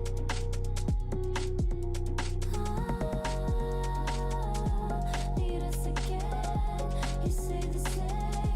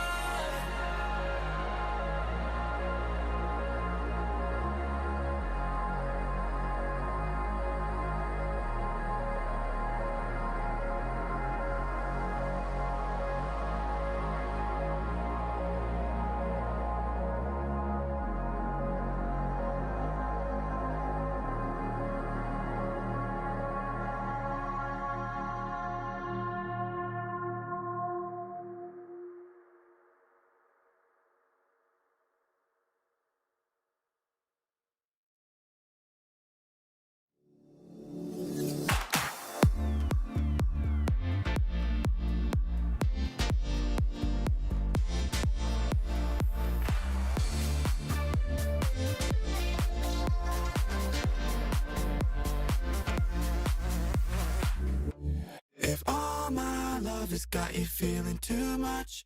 It's feeling too much for you. Then all my love is gonna dance with someone that shows love, not you. If all my love has got you feeling too much, it's feeling too much for you. Then all my love is gonna dance with someone that shows love, not you. Just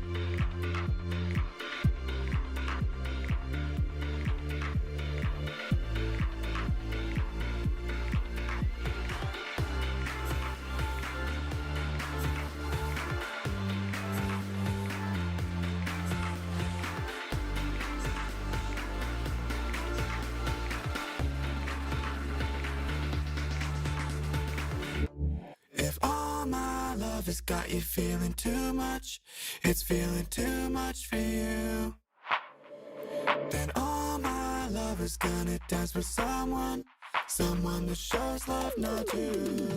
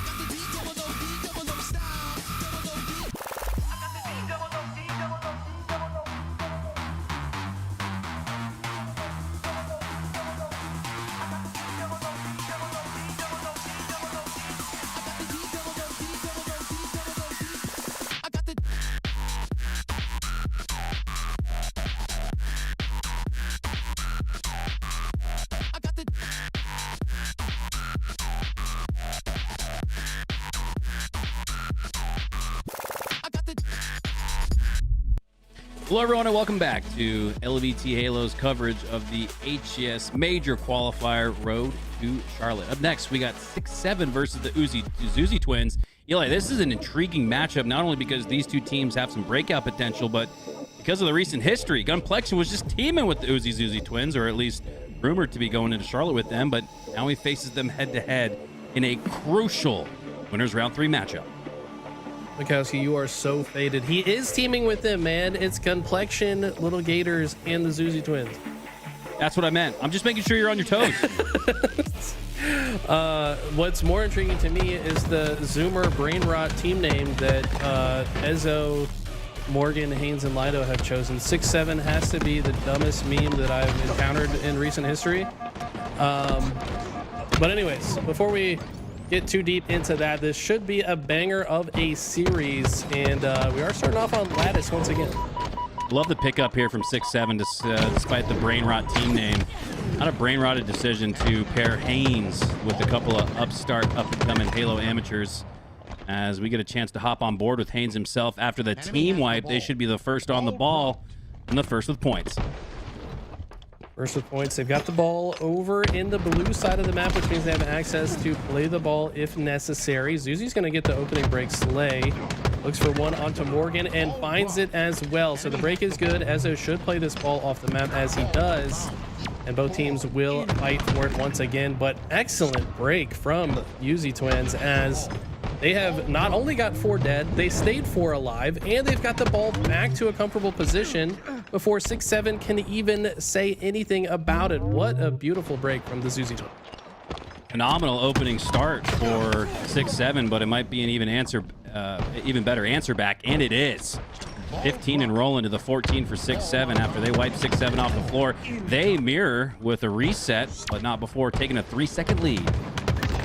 Okay, Lido, good timing here to cut through the center of the map. Gets one, and enough damage into the second to find the assist. Ball's now going to be rotated towards the tunnel, bottom center. A couple different ways to get down here, and Haynes just doing his best to output damage before falling. And now the ball's in kind of an awkward position. Would be surprised if it stays here very long, though. Looks like Little Gators is going to try to move it back towards the blue side of the map. And this one's been toe-to-toe so far, back and forth.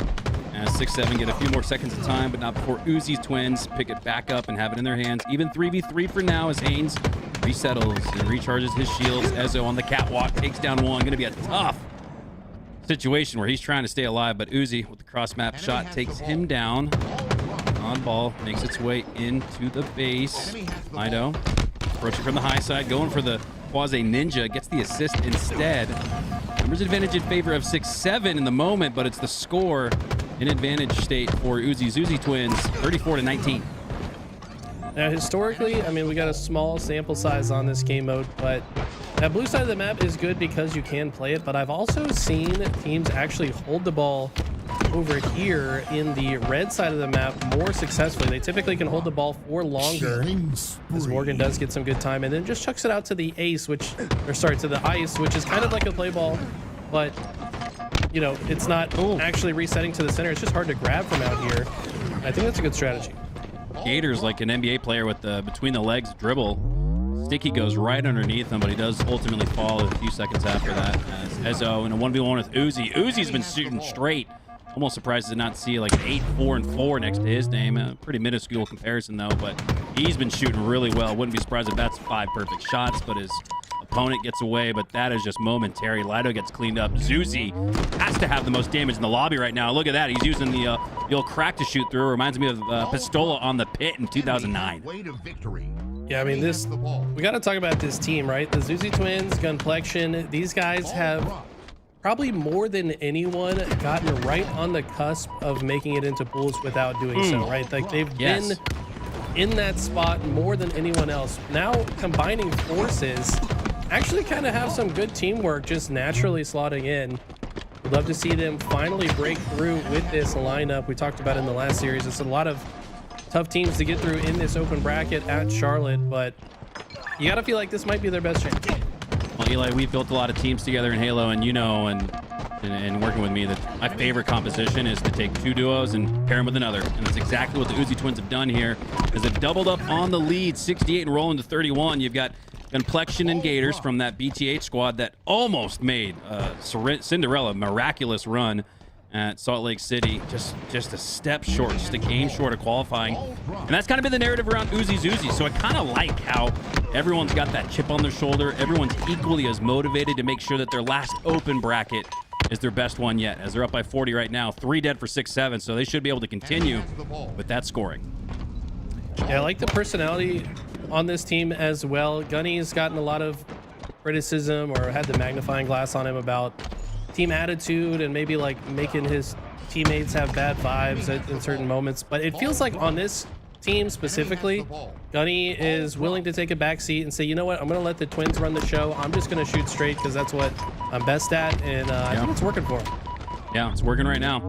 73-32 with 141 left in regulation as Gators still has control of the oddball, but the push is coming out strong from 6-7. In the hands of Ezo is the snipe, pulls out the bandit, has the killing spree, has 3 down. This would be 4 off the spawn, misses that headshot onto Complexion, but now 6-7 have it set up in a situation where they could hold at Zordon or inch out here towards the right and reset if the push is strong enough from the red crew. So far, so good, but Zuzi finds a good timing to force Haynes to drop the ball. The rest of the spawning members of 6-7 gonna actually clear through the center of the map. Gunny loses the 1v1 to Lido. It's 3 dead for the Uzi twins. And now 6-7 with a great chance to potentially get through. 3 dead for both, Lido and Uzi. The only 2 remaining players alive. Uzi finally gets spotted out by the spawning Morgan as Lido. He knows that sniper rifle is up over his right shoulder, but he's got to earn a couple of slays to earn the snipe outright. It's going to be even harder with Gunplexion pushing in. But I think Gunplexion just made a really smart heads-up play. I believe that sniper gets reset off the map. Great use of the QT here from Zuzi as he's going for the double kill. Stays alive. It's probably some of the closest proximity you'll see the QT used effectively. Oh, I love how patiently he played that. Ezo thought that he might portal sooner, so he actually sat in front of the portal waiting for the melee, but Zuzi kind of read that and said, no, I'm just going to run around and shoot you while you try to camp my portal. Very well executed play there.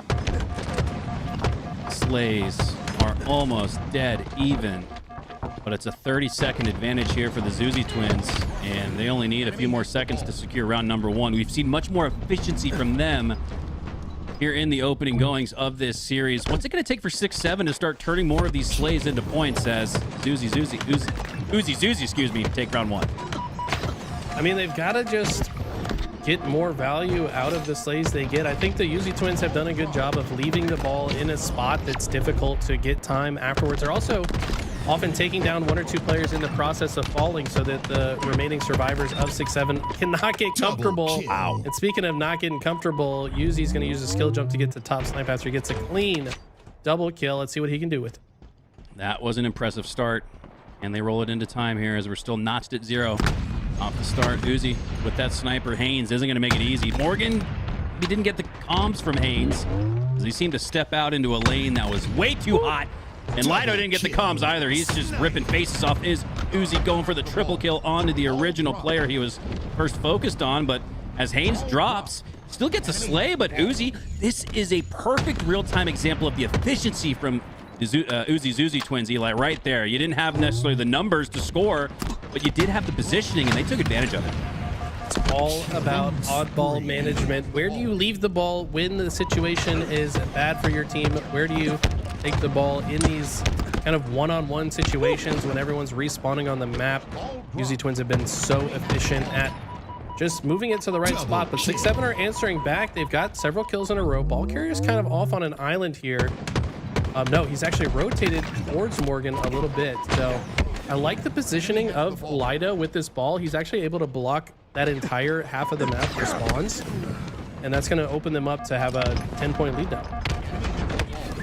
Another attempted rotation coming through. We're seeing more of that efficiency, but as the numbers continue to drop and fall, it gets harder and harder to accrue time as 6-7 stacking up bodies. Little Gators, though, does answer back with a double kill to even the tide a little bit. It really felt like 6-7 could have went on a run right there if not for Gators in the clutch double.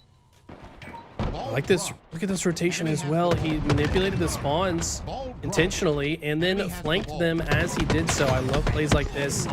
Kind of manipulate the next sequence that you're about to play out. He does finally get taken down. Ball's been set bottom center. Ezo finds an opening to just grab it and walk away, and nobody from Zuzi twins able to stop it. Morgan's got a flank on the next spawner. This is looking like 6-7's best opportunity to get a lot of ball time. This is starting to look like Morgan on lane in the free-for-all finals, flowing around the map and hitting all of his shots there with just 1 to spare. Connects it into the body of Uzi as he goes down. And now it's a double of advantage for 6-7. They have come out looking much better in round 2. This rotation has been insane from Ezo. He's just reading the map and seeing where his teammates spawn. He's correctly deducing where enemies are, and his timing was perfect. He just accumulated 30 seconds so quickly. Off the Heezy! But Uzi bounces a grenade off of the Walter White crystal, and it sticks perfectly to his forehead. Ouch. A little party hat trick, a la Halo 2, where you get a little bit of a bounce pass to land as the sticky connects. So too does the execution through round number 2 for 6-7 as they have a 20-second, we'll call it 19-second lead. He's going to get back on the oddball, though, as it's set back up at the reset. The next couple of slays will determine this. It looks like 6-7 are in prime position to get next, but they fall 2-2. So Uzi Zuzi twins, again, have done a miraculous job. Not necessarily having the numbers advantage, but somehow finding an advantage state. Haven't been able to convert it to ball time, though, which has been out of character. They've been typically very efficient so far. 6-7 not really letting them, though. And it's 4 dead. They've got the ball in the right part of the map that they want. Zuzi twins spawning all the way on the C side of the map. They've got to push through this right side and left side simultaneously to have an effective push. But look at this. Ezo and Haynes are slowing them down so efficiently. Zuzi finds one with 2 dead teammates. He's going to get staggered out. And 6-7 are on pace to win this round. Oh, watch out. 6-7 are coming online. In particular, Morgan, who has just really shown us a lot of high-level Halo gameplay in the last few moments we've been on his point of view. Morgan says, I'll match that. Gets the slay onto Zuzi as he looks for his twin brother Uzi. Down to 1 shot, down to the lower portion of the map, and he gets taken down as well. 4 go down once again for the Uzi twins. We're seeing the most team wipes that we've seen in this game yet, and they're all going in favor of 6-7. Now look at the assists on their side as well. 16, 13, 11, 10. They are shooting together. Nani trying to do his best to kill this oddball player, but he's going to take the skull to the face and then the shot from the teammate. So great bounce back answer from 6-7. This is going to be an intense round 3. Incoming. Ezo spawning on the Zordon, pushing out through the left side of the map towards the ice as he slides his way, ice skates his way, I should say. Ezo on the opposite side gets his first slay of the round on to Little Gators as he's now wrapping around the Cinnabon, now taking Uzi down as well. Gunflection's weak, don't peek, and he does, and gets taken down because of it. A great round 2 leads to a great start in round number 3 as 3 fall, and 6-7 are going to have their pick of the litter. They'll go for the snipe for now. I love Ezo's movement around this map. He looks so comfortable. You saw in the original engagement, he saw the player drop down through the vent. He ignored them, killed the 2 players in front of him, and then followed up on it. Ultimately, Gunny's the one that got away with the sniper, though, after Ezo fell. And now he's going to try to rotate it. Don't know if anyone is nearby to try to grab it. He has to stay alive as he's no shields with the sniper. But I don't think 6-7 are going to let him live for very long. It's been a razor-thin margin of error in this game number 1 oddball. And so far, the Uzi twins, who were phenomenally executing with that razor-thin margin, it's all gone to 6-7 at this point. Now, don't have much of a score to show for it. 1-9 off the start. But it does feel like, based on the eye test, Eli, 6-7 have inched forward and inched ahead. Ezo's going to be the one that found this sniper rifle. Love the skin, by the way. Doesn't it look like the binary rifle? Ooh, nice no-scope headshots. And stays alive as well with some tricky movement and some help from Lido. Look at, they are picking them apart ever since the beginning of round number 2. 6-7 have come to life. The Zuzi twins are kind of reeling right now. They need to find a pick and do so together. They do find 2, so this might be their opening. And it's the snow wall here over on this side of the map, but it's looking more like a dark alleyway as Ezo and Lido combine for a 2-punch bait-and-switch combination to take down Gunplexion. And now Lido stands tall at the Zordon, up 26-1, and Gunplexion falls again. 6-7 have come online. Okay, finally though, Uzi twins get the ball in their possession. Can they be efficient with it? Love the QT plays here, using it to have a escape option as he advances forward. Probably won't go back to this portal. Has a great position here to overlook the top of the map. Does finally use it, but was an ill-advised time to do so. And 6-7 are going to take advantage and move right on through. Ball does get played. Great nade shot there from Morgan. Great slay there from Ezo. It feels like what was once a highly contested, almost even kill-death disparity is largely gone in favor, as I do the quick math, of 6-7, as they've got it looks like a couple of team wipes in terms of an advantage to hold on to here. And now it's the oddball, though, in the hands of Uzi Zuzi. This is the efficiency we saw from them in round number 1, and they're starting to reclaim it as they reclaim the oddball and the lead, 30 and rolling to 26. Zuzi back on top. Like the way Little Gators play that. How does Ezzo get away with the kill there? He's getting shot in the side of the head and just flies straight through, gets a kill on his way in. They did force the play ball. That's a perfect break from 6-7. I feel like the Uzi twins are not playing as confidently in those situations as they were in round 1. They're kind of like stagnating and just holding space instead of pushing out and applying pressure to the spawners. That's been the difference so far this round. Tied in the game and tied in round number 3. Do or die. See who takes the advantage in this best of 5 series. Lido with the advantageous high ground. He's going to earn the triple. No, the assist instead, but it's 3 down nonetheless for 6-7. And despite the reset, it looks like 6-7 are able to get right back on top of the oddball possession. It seems like they want to hold it here at Zordon. The fight continues on. I don't know if this is a great place to hold the oddball. I think they were intending to just rotate through. But the action has been so fast-paced. Finally, it does go into the hands of 6-7, but a great, perfect kill from Little Gators. Gonna push through. And, I mean, it just feels like the Uzi twins are getting picked apart in all of these pushes. 6-7's communication looks to be on point. Not too worse for the wear, though. Still down by 2. That clock is starting to become a factor. Just 140 left in regulation. You might see this one come down to time, and that's really where the endgame execution shines. Who's going to have the better of it? 3 go down for Zuzi, as only 2 fall for 6-7. Gators, the last player alive on this side of the map, contending for the next oddball grab. Lido knows he can't grab that oddball before taking down Gators. Ooh. As Gators, fried Gators, takes down 2 and retains control at the Zordon. And Gunplexion, noticing that all 3 of his teammates had actually fallen in that moment, tries to get that rotation that you were alluding to previously, Eli, but he rotates it right to Haynes.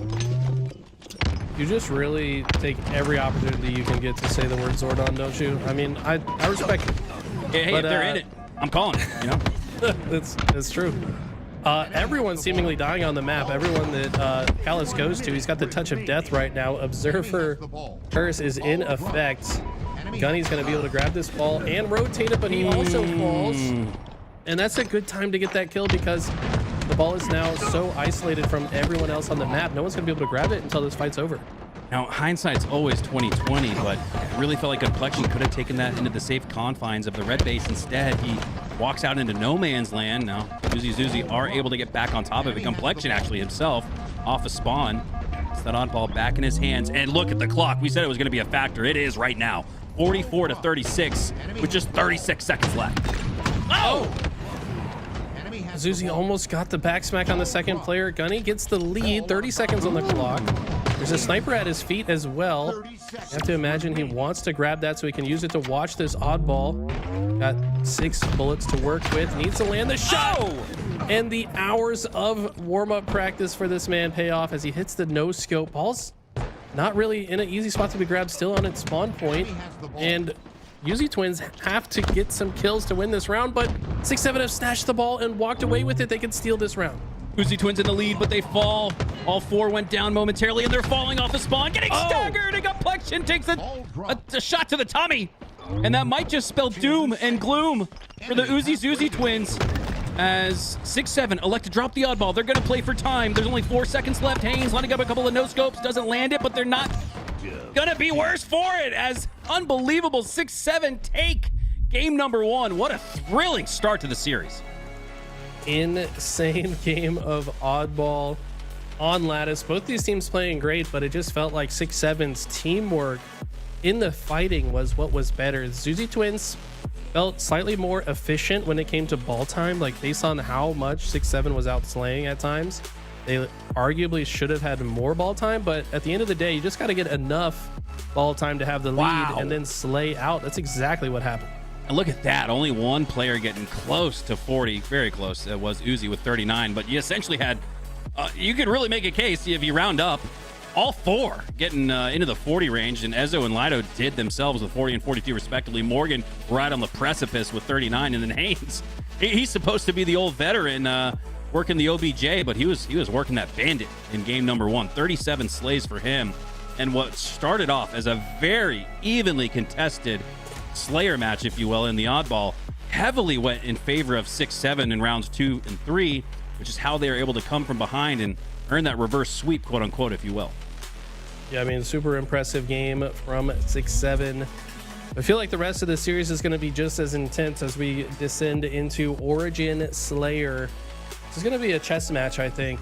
Both these teams understand the meta of this game. They are some of the longest standing grinders that we have in this scene. Both these teams, I think, really are filled with players that have either been on the very brink of making it into pools, or there's a couple players that have made it into pools. Like Nitroxen was on one of those rosters that made it. So, I mean, all these guys are playing with a lot of fire right now. As I do the quick math, courtesy of Callus's post-game stats report, -24 were the Uzi twins in that match. That's 6 full team wipes of advantageous time and space that 6-7 were able to collect. And going into a Slayer where your head is the objective, that might spell trouble for them as they got heavily outslayed in a game that was rather close after just one round. Wasn't the case in 2 and 3. Okay. This is where the only thing that does matter are the kills. So 6-7 arguably after that last game might have the edge here as well, but I have to imagine the Uzi twins will approach this differently. And Ezzo's found a sneaky route off the break to get all the way to the snipe side undetected, opposite side of his starting position. But Uzi with high ground will take him down, and Zuzi with the long range rocket. And it's a clean 6-0 start. Talk about a bounce back. Man, that is exactly what the doctor ordered for the Uzi twins. As, man, the long-range bandit has been impressive from Uzi in this series. That long-range rocket might have been the most impressive so far. As Complexion has the snipe to work with, a full litany of 50 caliber ammunition in his back pocket. Missing a couple of shots, but not going to fall because of it. Instead, they go down 3 again. 10-1 off the start. What a bounce back. This is insane. They've also got the perfect positioning to force 6-7 to spawn all in that one base, and they know it.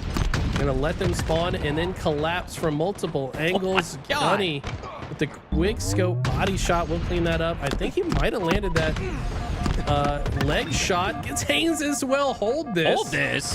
I think he dropped the sniper after he ran out of ammo. When was the last time we seen that medal? It had to be like Anaheim, the super. I was about to say, they got G8 in season 1, but maybe it's just been so long and forgotten in the GA rulebook. Gunplexion says, screw it. Hold this. Well, I mean, they nerfed the efficacy of the tactic, so it was un-GA'd, I guess you could say, because it doesn't have any real value anymore. But in that case, he just dropped it because the snipe was out of ammo.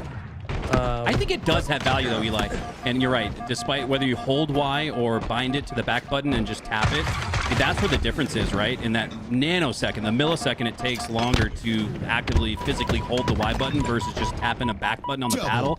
I think there is an advantage to be had and seen, and maybe Gunplexion has figured that out. I think what their nerf, though, was to make that take exactly as much time as switching weapons, so I don't know. But it's just like with choosing bumper jumper as opposed to default. It just keeps the hands, keeps the thumbs on the sticks, if you will, right? So even though the timing in-game is the exact same, physically it's not. It's a little bit slower. I know we're kind of getting in the weeds here as this game gets a little bit closer, but Gunplexion brought up a thrilling conversation topic. Uzi, though, got the rockets once again. We saw what he did with the first set. This time he's just going to burn him because he knows he's about to die. I kind of like that. Team has the lead. You know that the other team needs some type of power item to flip the script and maintain your control. Sometimes it's about denying resources. However, 6-7 have made a miraculous comeback.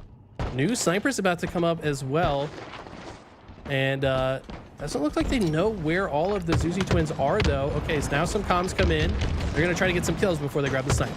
It was a 12-11 game. Since then, there's been 12 slays to the 20 for 6-7. That's how they've been able to bounce right back. They're only down by 1. And Eli, I thought we were getting into you can't lose a game early, and you can't win a game early, but you can lose it. It kind of felt like 6-7 were approaching on that territory where they've just given up too many slays at the start, but they're right back in it. We're virtually tied at the halfway mark. What a game. I mean, look how well Ezzo's playing his life. He has a sniper, not using it, though, because he knows his teammates need his help. Miss a snipe means that he's not able to help in the fight. Get Zuzi up the lift. And you're right, we're basically tied 1 kill advantage to Uzi Twins, but 6-7 are right on their heel. You cannot lose this game if you're the Uzi Twins. The mental battle of going down 0-2 is one thing, but having the mental battle of saying to each other, we should be tied 1-1.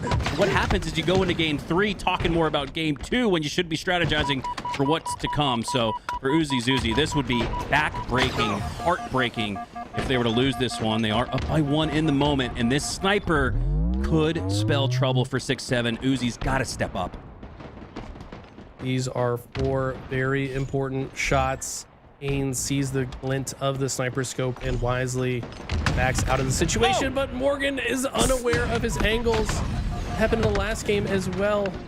Needs to stop walking into open space when the enemy has the sniper. And it's 6-7 have taken the lead. They're up by 1 now. 38 all. I guess Slayers really do start in the 30s, as it looks like we're going to be tied heading into the 40s at that. This game has gone by in what feels like the blink of an eye. The Rockets are up soon in 5 seconds. We saw those burn previously. Who's going to get them next? Gunny trying to stay alive here. Grabs the sticky grenade. Doesn't land it, though. And Morgan will take advantage. Rockets in the hands of Ezo. Both get burned again. Will he regret that? I think while no shields, just wanted to absolutely guarantee those rockets do not go into enemy hands. But look at his timing. He's so sneaky. He's always behind the enemies. Getting so many kills along the way, but Uzi Twins have stabilized. They're up by 2. 45-43. They've reclaimed the lead.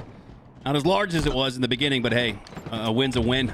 Doesn't matter how it gets done. Just get it done, boys. Tie up the series at 1. That's the rallying cry if you're a fan of the red team, as Uzi flanking into the base that Gunflexion occupies. He uses the deductive reasoning to know that Ezo's probably lying out in the courtyard, and they take him down. A 3-kill advantage. 4 kills needed to tie up the series. Ezo's 17-9, by the way, but they still trail by 3. New sniper spawning in 2 seconds here. Both teams going to be eyeing it, but also might be using it as bait. All members of 6-7 are here. Oh, and one of them gets cut down. Ezo, unfortunately, on the outside of the formation, is the first to fall. Morgan and Lido find 2, but at the expense of Morgan and Ezo. Now, new sniper still sits on its spawn. All these trades favor the Uzi Twins. They might be able to close this out, but there's one more neutral win that they have to get. Oh, it's a 1-possession game. 6-7 are down by 2, but in one fell swoop, they could steal it. 50-49 as Ezo picks up the long-range battle rifle. He's got players on the short side right before him. Morgan's in the coffin corner. A couple of grenades there could end this game, and this might be the back smack that ends it instead. Wow. As Gunflexion pushes through, and it got a little shaky. Cheeks got a little clenched, but the Uzi Twins ultimately take game 2, and I think, as we suspected going into this series against 2 very evenly matched teams, the series reflects it. We're tied 1-1.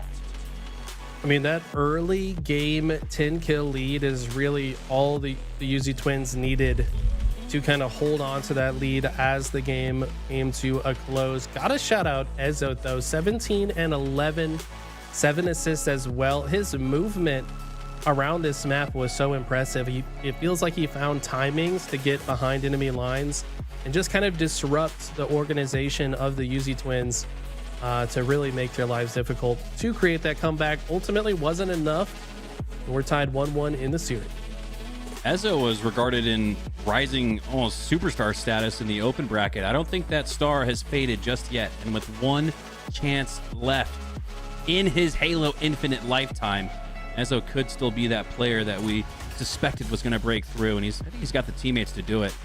But this series is very likely one of those that you'd see to make it out of open bracket, or at least to qualify to get to the qualification match. And boy, has it delivered so far. Both games have been nail biters, coming down to the final seconds.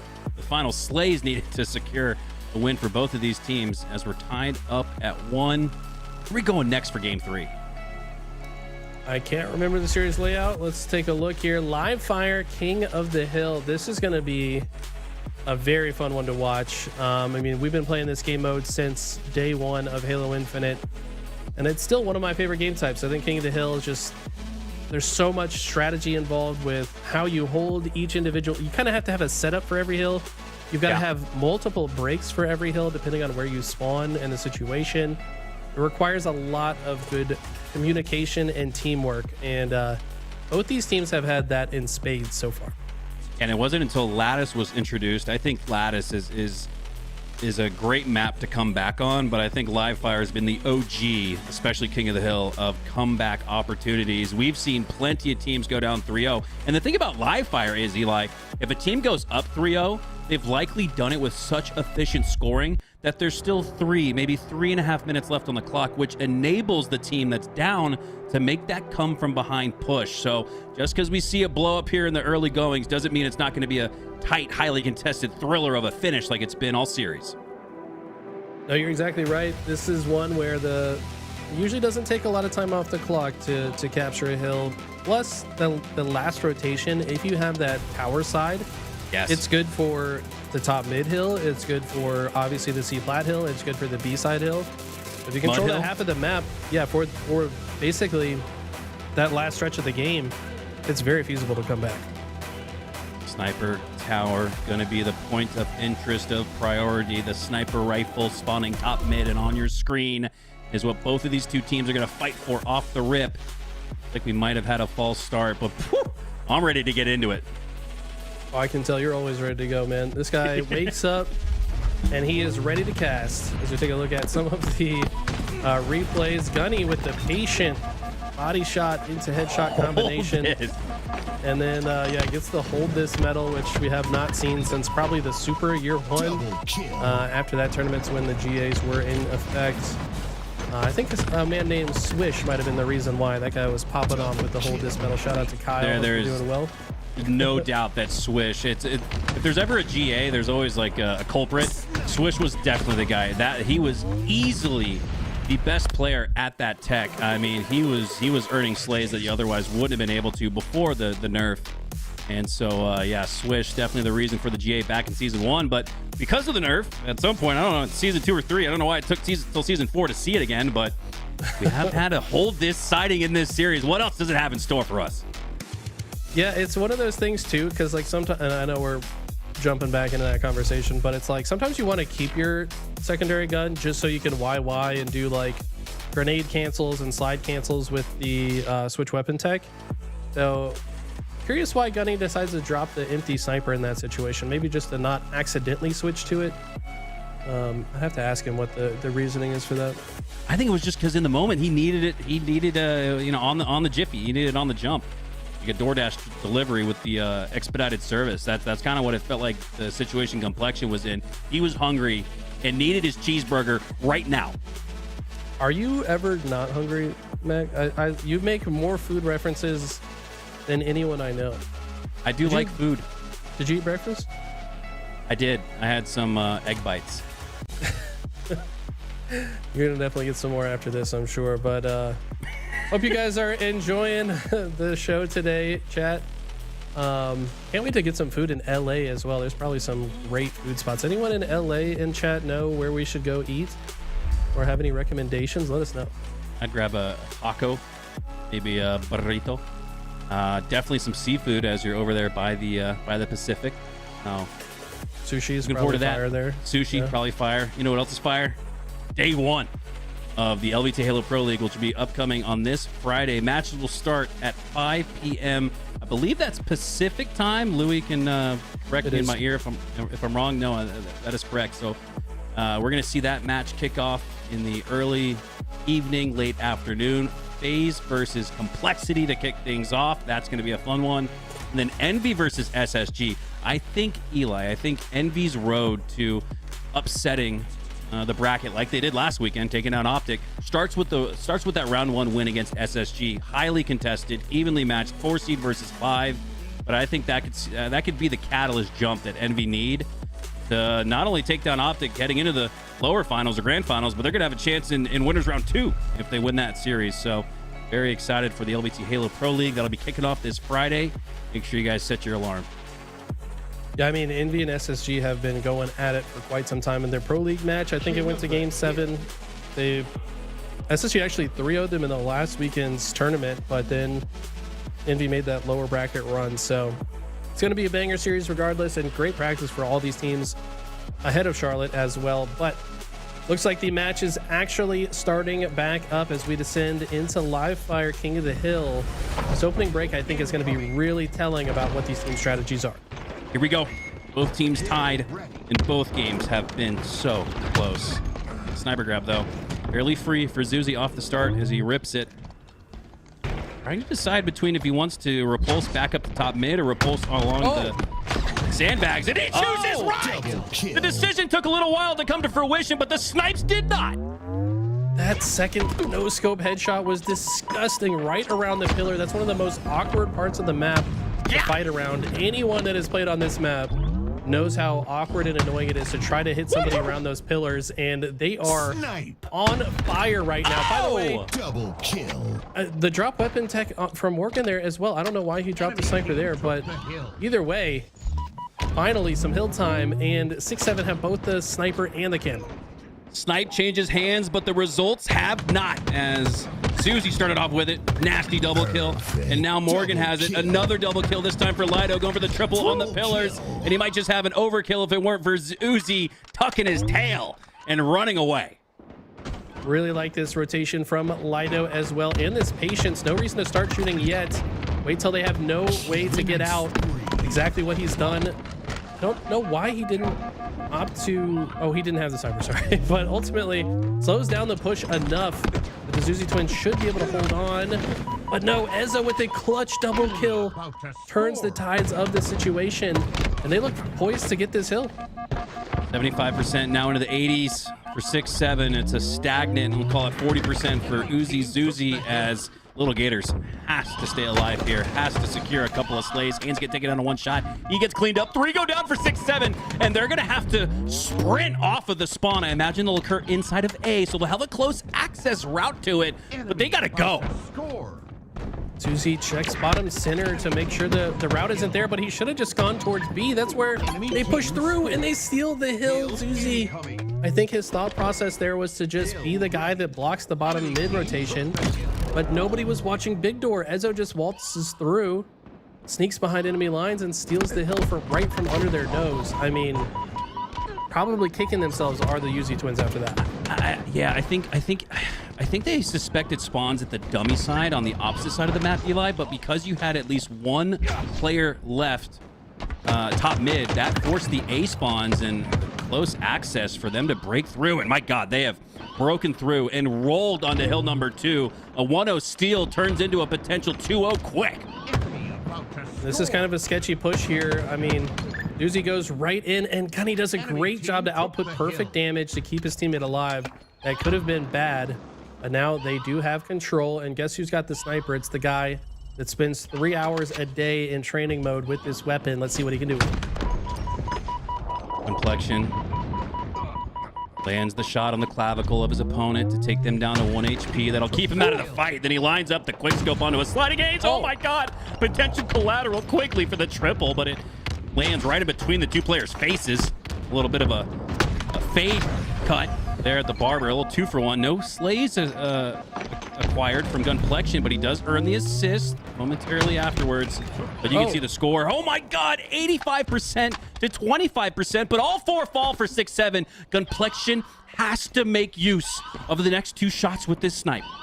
Did you see that too? The twins decided to advance forward very quickly. They wanted to force these B-side spawns so that the enemies would have to funnel up nest towards Gunplexion sniper. And it kind of works at first, but they need to backtrack towards the hill as more pressure is needed on this side. Little Gator is going to make a sneaky route through bottom center, try to get his shields back, and he catches Ezzo off guard. The problem is 6-7 have snuck into the hill once again. Gunny's still alive on the tower, though, and he's holding strong. They've got to be a good bodyguard here. Little Gator's willing to extend and push the line of scrimmage out, leave the hill as long as he can secure some slays and secure hill number 2, which it looks like the Uzi twins will do. Tied 1-1 in the series and this game. Love the way they played that hill. They were so far behind, but they played patiently. And as soon as they had 3 or 4 dead, instantly manipulated the spawns to their favor, guaranteed themselves that hill. They're already in the next one, but 6-7 have close spawns on the B side. And Morgan in an awkward situation. And somehow, how did Zuzi kill him that fast? Must have had some help from the team. had to have. It looked like a one punch anime character there. Enemy team As took the he'll hill. fall shortly after does Zuzi. Confliction now occupying time and space in the hill. Morgan trying to break through from the garage door, but the garage door looks shut. Gators trying to make sure he finishes the fight. Does, but loses his teammate Gators in the process. But hey, that's a 3-for-1 trade you'll take all day if you're Uzi. About to score. Okay, Uzi has the camo, this time backing up because he sees all 4 members of 6-7 start to push through here. They do spread out though. One decides to cut through bottom center, trades out, but the timing was not there. You gotta think that maybe 6-7 could have just taken their tower side advantage. Now they continue to fall, and that's going to be an easy rotation for the Zuzi twins. They're going to take advantage of this error. Split spawns will occur, so that's going to force you into a pinch potential, and that's exactly what we're seeing happen. Uzi with positioning on the dummies, spawns occurring on green, and they time that spawn and push perfectly. Man, I just have to feel like 6-7 played a little bit too desperate to try to steal that hill when they were already so far behind. When you fall, as the hill rotates, you give the free rotation to the other team. Exactly what they've done. Uzi twins have walked right through the open door and are already 75% of the way down. Little Gator's got the sniper as well. Pressure's coming in, but is it too late? Feels like it. Haynes drops on the map and then drops back to the respawn screen after Little Gators tap with the snipe in the bandit. Now occupying space at the top snipe location. And this is again that conversation we had at the start of the game, Eli. It's 3-1, so 6-7 are down by a considerable amount. But with 2:55 left on the clock, they've got plenty of time to get back in this. But I don't know if Gators is going to allow it. He's still got 5 shots left in the snipe, but Morgan with a massive takedown. Ezzo with massive positioning inside of the hill. And this looks like 6-7's chance to strike back. Oh my God. Zuzi's movement is too tricky. Morgan can't follow it. He got a little bit over focused on that, and now he might fall to the enemy team. This is such a mixy life. He doesn't know which way to go, but he's somehow found a way through as his entire team is dying around him. And it's a 1v1 on the map momentarily. He somehow survived and been tricky this whole time. But unfortunately, the sniper shots can't connect. The melee does, though. And Morgan just staying alive has been absolutely massive. This forced the spawns to the other side of the map. Had he fallen, the Uzi twins were very likely to spawn over here. What a tricky situation for Morgan to stay alive. They haven't calmed that he's still on the C platform, causing hell, wreaking havoc with the snipe. Does go down there. As 6-7 though have bounced back considerably on hill number 5. Call it 80% to the 40% for the Uzi twins. They are in the hill though, and 6-7 still got a little bit of work left to do. They're coming off a spawn, staggered at that. Uzi has the camo, and this could be match point to seal the game. Needs to stay alive. Feels like 6-7 are aware that he's in the vicinity. But I mean, at this point, 6-7 have to kill Zuzi. He's just in the hill comfortably. He has full shields. Ezzo gets 1, so you have to imagine the call has been made to push through. But look how quickly the gap is filled as soon as he falls. Also shoots the grenade, but it doesn't connect, doesn't need it. 6-7 have a chance. Oh my God. Zuzi, we're seconds away from winning this game. Now they're seconds away from only being up by 1. 6-7 clutch up. Oh my God. New Hill is going back to B as the rotation has fully rounded out. But this is an absolute comebackable situation for 6-7, where they were previously about to be out of it. But it's Little Gators that has the tower side control. These spawns are so important, and I love Zuzi's positioning. They force the A spawns, and Zuzi is already flanking them before they can even get comfortable on the map. Zuzi give up the previous hill, but they rotate quickly into green and already approaching 50% on a game-winning opportunity. And Gators has been calling game with the snipe, hits another headshot back of the head. Has only been to 1 LAN tournament in his career, but his talent has been noticed by many in the community. And he might have just secured themselves this game win with that 1 snipe, and he does. Uzi twins win 4-2, but what an intense match that was. The timing was of the essence right there. Everybody in the post-game screen was dead except for Little Gators. It felt like he was never going to fall, though, with that snipe. But, man, the fork in the road, imagining what could have happened in that game had they not secured game, right in the final second. What a clutch up there from the Uzi twins as they'll take a 2-1 lead in the series. Every single player has 18 kills. 18, 18, Wow. 18, 18. I mean, talk about evenly matched. Almost the same number of deaths and assists as well. Can we look at some of the other stats? Well, let's take a look at the time, maybe, and the I mean, Uzi, insane accuracy, 72%. Occupation time, Gunny and Zuzi with a ton of time each. I mean, these guys are just flowing really well around the map. One thing that I noticed them do multiple times, yeah, that shot, Wallbang? yeah, the observer makes it look like a wallbang on the no scope there. I'm sure it looked a little different on his POV, but one thing that I noticed about the Zuzi twins and their teamwork this game was the fact that anytime their hill player was about to die, there was often another player nearby to quickly take over where they left off. So there was very little downtime between their scoring. And that's something that you kind of have to do in hill. You got to play near the hill player. You can't just leave the hill guy by himself. You got a bodyguard for him. Morgan with a clean slide melee there. That's a tough one to get. But here we go. Into game number 4. We're on Aqua CTF. All right, here we go. Uzi, Zuzi, Complexion, and Gators just one win away from moving on to the quarterfinals in a tournament where if they can place top 4 and make that Cinderella run, they won't have to run through the open bracket where they've come so close. And what an opportunity that would be for this team, because they've always routinely feels like gotten 17th at these tournaments. No, seriously, they've got more 17th place finishes than anyone else in Halo Infinite, the Zuzi twins. Gunny is probably close to them on that list as well. So this is their last chance. This is the last open bracket. But look at the flag. It's already in the base of the Zuzi twins. They're about to cap it. Someone needs to come out spawn quick, though. Yeah, the last 2 players on the map were in the middle of the map, so they're going to have a little bit of work left to do. But off of spawn, as you asked for, Eli, Zuzi puts it in quickly and rolling off the momentum that they've earned after that game 2 and 3 win.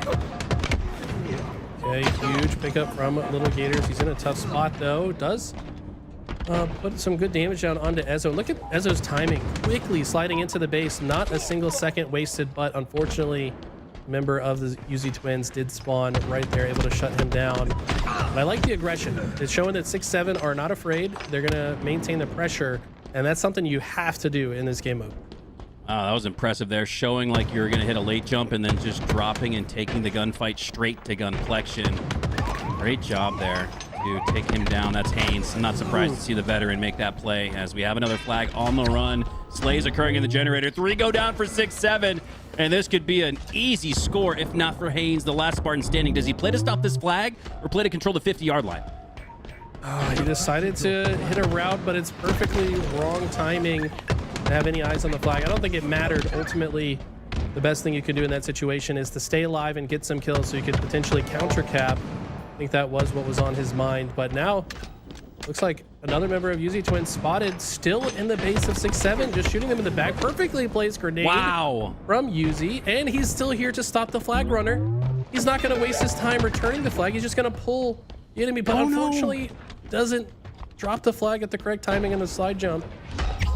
Will finally grab it, and because of the change timing, doesn't go through court. This is really smart. You got to adjust your flag route based on the timing of the spawners, and he does so beautiful. That was massive. Uzi turned what should have been a for sure counter cap from 6-7 into a situation where the Uzi twins might be scoring next. Just really goes to show what it looks like to be a thorn in the side, or in this case the back of your opponent, as they had to come all the way back. Take one singular player down 2-0 after 3 minutes as both flags are out, stuck at the 50. Great flag grab, chucks it to the court, and then immediately redirects his attention to his own flag. Perfect shots. Unfortunately, though, Ezo is behind them. They don't recognize that they're able to get the return, though, and guess what? It's Uzi in perfect position. Morgan, the only player alive for 6-7, and I don't think he's going to be able to stop this. No, it was a 1v1. Very quiet on the map. That's uncommon in a map like Aquarius. Routinely hearing some frags or some gunshots ring out, but Uzi quietly takes in the third score of the game. 3-0 is a strong advantage to play from. Now you could work in a little defense. You could really force 6-7 into overextension territory here, as it looks like that's exactly what we're seeing from Lido as he pulls flag, has 2 down momentarily for Uzi Zuzi. Haynes needs to earn this, but he does not. Lido now, if he wants to score, has to earn it himself, and he does, getting it past the 50, and this is their best look at a cap yet. But look at Little Gators, just like we saw from Uzi previously. Thorn in the back of 6-7. Can they pull out the Rose? Unfortunately, his timing and routing was not ideal in that situation. That's going to be an easy flag cap after they cut Little Gators out of the equation. They're not done yet either. Looks like they get a couple more kills. Ezzo does a great job to stay alive and advance forward like he does so often now, because he exists exactly in this position, forcing the fridge spawns for the Zuzi twins. And instead of going for flag, he just wants to see what they're doing. And while they're distracted, I think he's just going to run this towards the util. No. Decides to throw it out and then take a different position. His game plan is definitely to just stay alive and be annoying at this point. Uh-oh, it's getting tough to stay alive, though, for 6-7, as Ezzo's the last player standing in this sequence. Just to stay alive. Crucial positioning in the base of the red squad, but he will fall, and this makes it even more likely that Uzi Zuzi retain that 3-point advantage, and they do. Wow. Uzi twins just played that entire engagement perfectly. 6-7 really need this counter cap, as they have gotten 3 dead. As soon as that cap goes in, they've got a good opportunity to do so. They've got to take care of Gunplexion, though. And Camo's top center, we saw the glint of it. Yeah, Ezzo's right here. Gunny had no idea. Gotta get those eyes checked, my guy. Ethan Carrots, he should have been able to see that player. No, Gunny got a slay. Gunny got a slay and stop the run. Despite being 1 HP, Ezzo needed the 5 perfect shots. One shot might be the difference in this series. Oh my God. Ezzo, though, has a lot of pressure on him in this moment. Needs to find value out of this camo. He somehow stayed alive. Look at this. So sneaky. Zuzi doesn't spot him in time. Forces that player to low ground. Morgan and Haynes find a couple kills in the kill feed as well.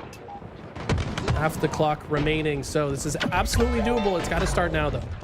Max value in that camo, at least via the slays department, but they need to turn it into objective efficiency and points. But no, the camo depletes and Ezzo falls. Gunplexion knows that he can reset that to time. Okay. Gunny pushing through. Just being exactly where he is. He doesn't need to do much else. He's getting information, and look at how much damage he's outputting on the other side. Decides he could potentially go for more here. Pulls the flag to bait this player in and gets the trade as well. If anything, that's going to at least slow down 6-7, and honestly, that's all that the Uzi twins have to do for the rest of this game. Like a Slayer, where you're up by 10 in the end game, trades will benefit Uzi Zuzi, as we have another flag running past the 50-yard line, but Morgan's there to defend his throne. You can't keep running that Uzi. He's right behind you, brother. I think his game plan there is to just leave it in the open, so that assuming there's one surviving member of his team, they could then kill him after the flag's in the open. I like the concept. Problem is the rest of the team died at the same time, so it looks a little bit silly in hindsight. The problem is you kind of gave perfect positioning for a cap to 6-7, and I don't know if anyone's going to be able to stop this. Cutting this lead in half around the 5-minute mark would be absolutely huge for 6-7. That flag continues to run. Ezzo playing the defense that secures the offense. 4-2. Okay. Maybe Uzi twins getting a little bit too greedy in that prior play. But now they've got positioning in the utility of 6-7. So they've got the information. They're forcing the spawns.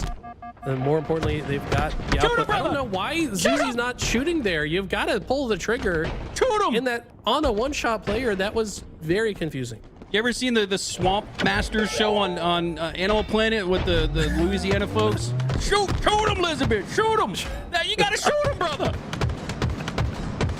Will someone please edit that in? Like, we need that commentary.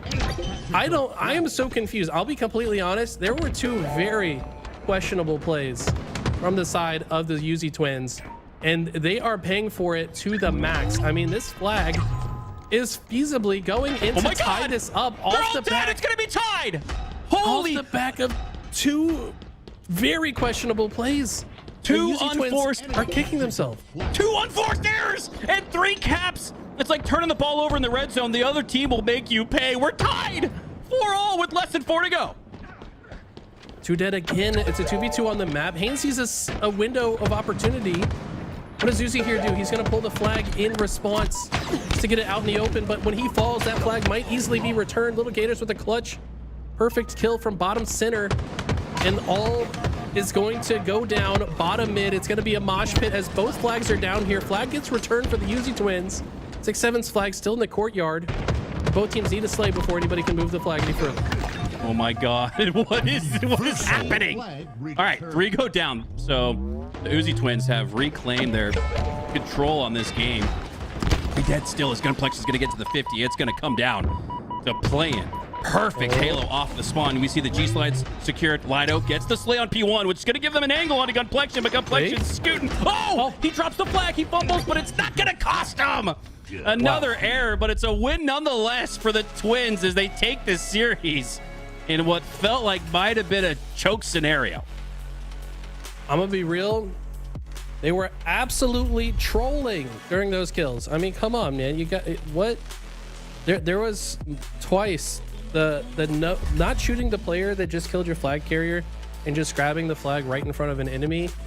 Like I said, I think the thought process is to leave the flag in the courtyard so that one of your surviving teammates can just kill that player more easily. It makes it harder to return if it's in the open. But you can't, there's certain situations you can get away with that, and that was not one of them. And then the camo play when he's not shooting the player that's one shot in front of him, like, you just got to pull the trigger there. Like, get the kill. You're going to die regardless. Make sure you bring one with you. And those two mistakes led to a, what was that, triple flag cap? Yeah, back to back to back. That was ridiculous. Well, if you guys were wanting to put memes to real life, just search Shoot 'em Elizabeth from Swamp People, and that's kind of where that commentary came from me. As we will reset, as TSM is going to be taking on the Uzi twins. Eli, Uzi cannot have those unforced errors. They got to tighten up, and they'll have the opportunity to do that after this break. Yeah, I guess we're switching out. That's it for us, buddy. Oh. Yeah, that's why we're on the screen. Hi, guys. Yeah, I just want to say thank you guys for watching. Hope you enjoyed the commentary. Like I said, make sure you guys are tuned in next week. We're going to be in LA for the Shopify Rebellion LVT Halo Pro League Finals. It's going to be a banger, and I'm going to be having a great time in LA. It's going to be awesome. We'll see you guys there. Y'all enjoy the rest of your day. We got Active and Tools up next.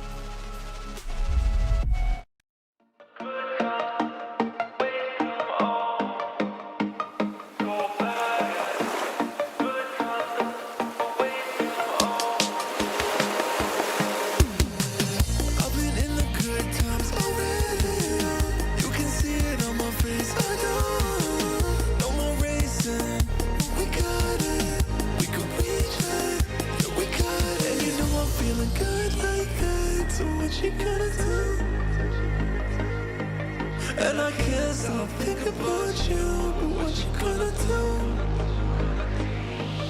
And you know I'm feeling good like that, so what you gonna do? And I can't stop thinking about you, but what you gonna do? What you gonna do?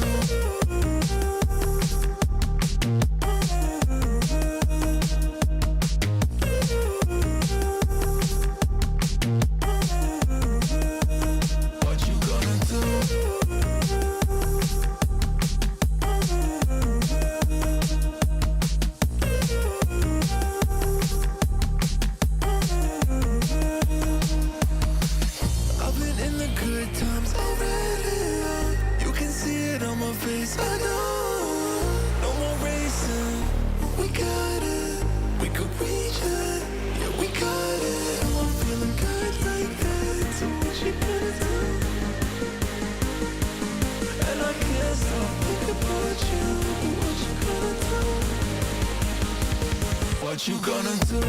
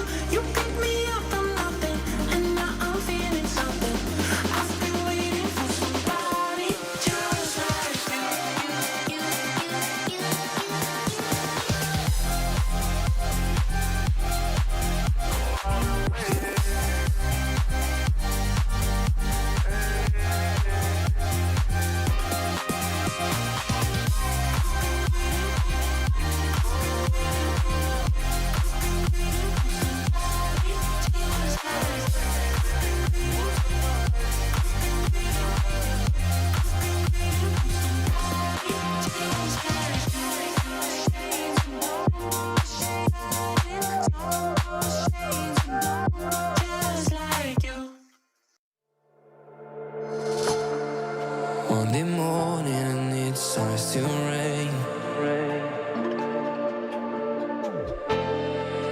And I'm thinking about what we've been through.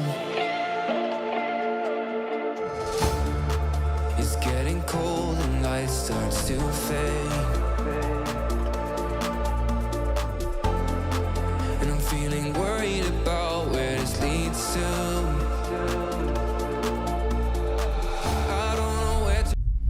Welcome back, ladies and gentlemen, to the HCS Major Qualifier for Charlotte, and we, of course, are LVT. My name's Active. Alongside of me is Tools, and we've got a great matchup here. We got to see the Uzi twins once again clutching it up at the very end there. It seemed like a clutch up because they were definitely struggling, but they got that last cap in, and that pushes them forward, Tools, to now play the team of TSM.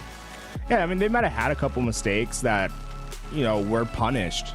But I think what's the great thing to take away from that is they're able to overcome, right? Like, even in the situations where you give up 2 flag captures, where things aren't looking good, they don't panic and don't let it spiral out of control. They went into that series 3-1. And to me, that's a huge accomplishment. But now we're talking about a whole different task. TSM, this is a team that has top 3 placings underneath their belt. This is the best team in the bracket.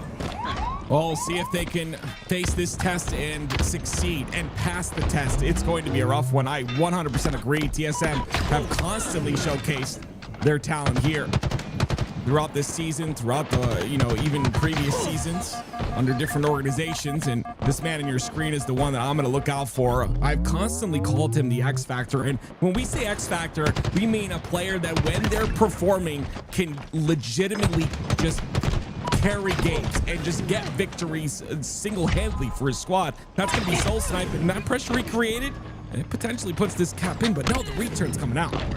Combustion won a huge gunfight, but is it enough? Yes, it will come back. Both players able to get that return in time. You can see Soul Snipe having a lot of confidence in that gunfight, but when Gunplexion needed to hit the 5-shot, he did. That was just enough to get the return. And they're going to get the kill on the ring side as well. That's going to be 2 down for TSM, and you see Uzi just pushing forward already into the base of TSM. An aggressive play, but a spawner on that elbow side that he has to pay attention to. In fact, a bit of presence on that elbow side is going to force him back. He gets the assist, though. Great teamwork here out of the Uzi twins. Yeah, the problem is that the push kind of dies before Uzi can really finish this. He's going to be able to get this away towards Gunplexion, but TSM controls the complete other side of the map, and they're pulling a flag of their own. These gunfights going to be ultra important to stop this flag from coming back home.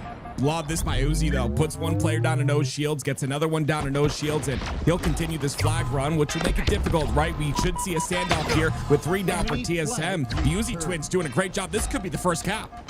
Yeah, the fantastic from Uzi just to get onto that run. He could have stayed on that return, played the safe play, but trusted his teammates to get there and finish that return. It earns them the first capture, and once again, we're seeing that resilience from the Uzi twins. When things weren't going right, they were able to recover and eventually get an opportunity of their own. Little Gator's going to get that double kill, which creates an opportunity for him to garner some space here on the elbow side. A bit over challenged, though. He's going to end up going down, but with 2 down on each side, it's going to be a flag pull on each side once again. And this is great. It's the same exact situation that the first flag comes back for Uzi twins, but this time Zuzi knows he has a little bit more work ahead of him. Tries to head back to get that kill to at least alleviate some of that pressure on the weak side, but as he goes down, you're going to see the rest of the Uzi twins really struggle here. There's not really much for them to work with, and that's going to make it pretty easy for Manny to get this flag and bring it back home. And that's the power of TSM, right? All they really need is one slip up, one kill to go their way, and usually they'll be able to make the most of it. This is the experience that makes you some of the top players in the game, is being able to take advantage of those tiny opportunities. And you see another opportunity opened up here once again for TSM. It's 3 down, Little Gators down to no shields, and the last 2 are going to be spawning on the elbow side as this flag passes that 50% portion. That's a good team shot, though. That might give Uzi twins enough time to get a stop here. The kill on to Druck is in. Talik, the only player alive, is wrapping back with Sniper. TSM can still get this capture and will. Wow, Uzi twins, they earned themselves a chance at the stop, but the reality of it is Talik was just too much of a force with that Sniper in the back ranks. Oh, Zuzi, watch your face. Talik not even in the back ranks again, I should say, with that snipe. defending on his base, but Gunplexion gonna win a 1v1 down the bottom center of the map. Druck's gonna pick up that OS though at the end of the day with the trade. He'll continue on into the base. And that aggression is going to be what the Uzi Twins need to watch out for. I love this, Tim. I like the idea of not going to that back stairwell. Instead, get that overshield. Get yourself in the middle where you have more opportunities for gunfights. You see how Druck has just isolated out what he wants to fight, but from very open positions because of that luxury the overshield afforded him there. This is fantastic play by Druck, and you can see how oppressive it is for the Uzi Twins. They have to deal with him, and so far, they just haven't.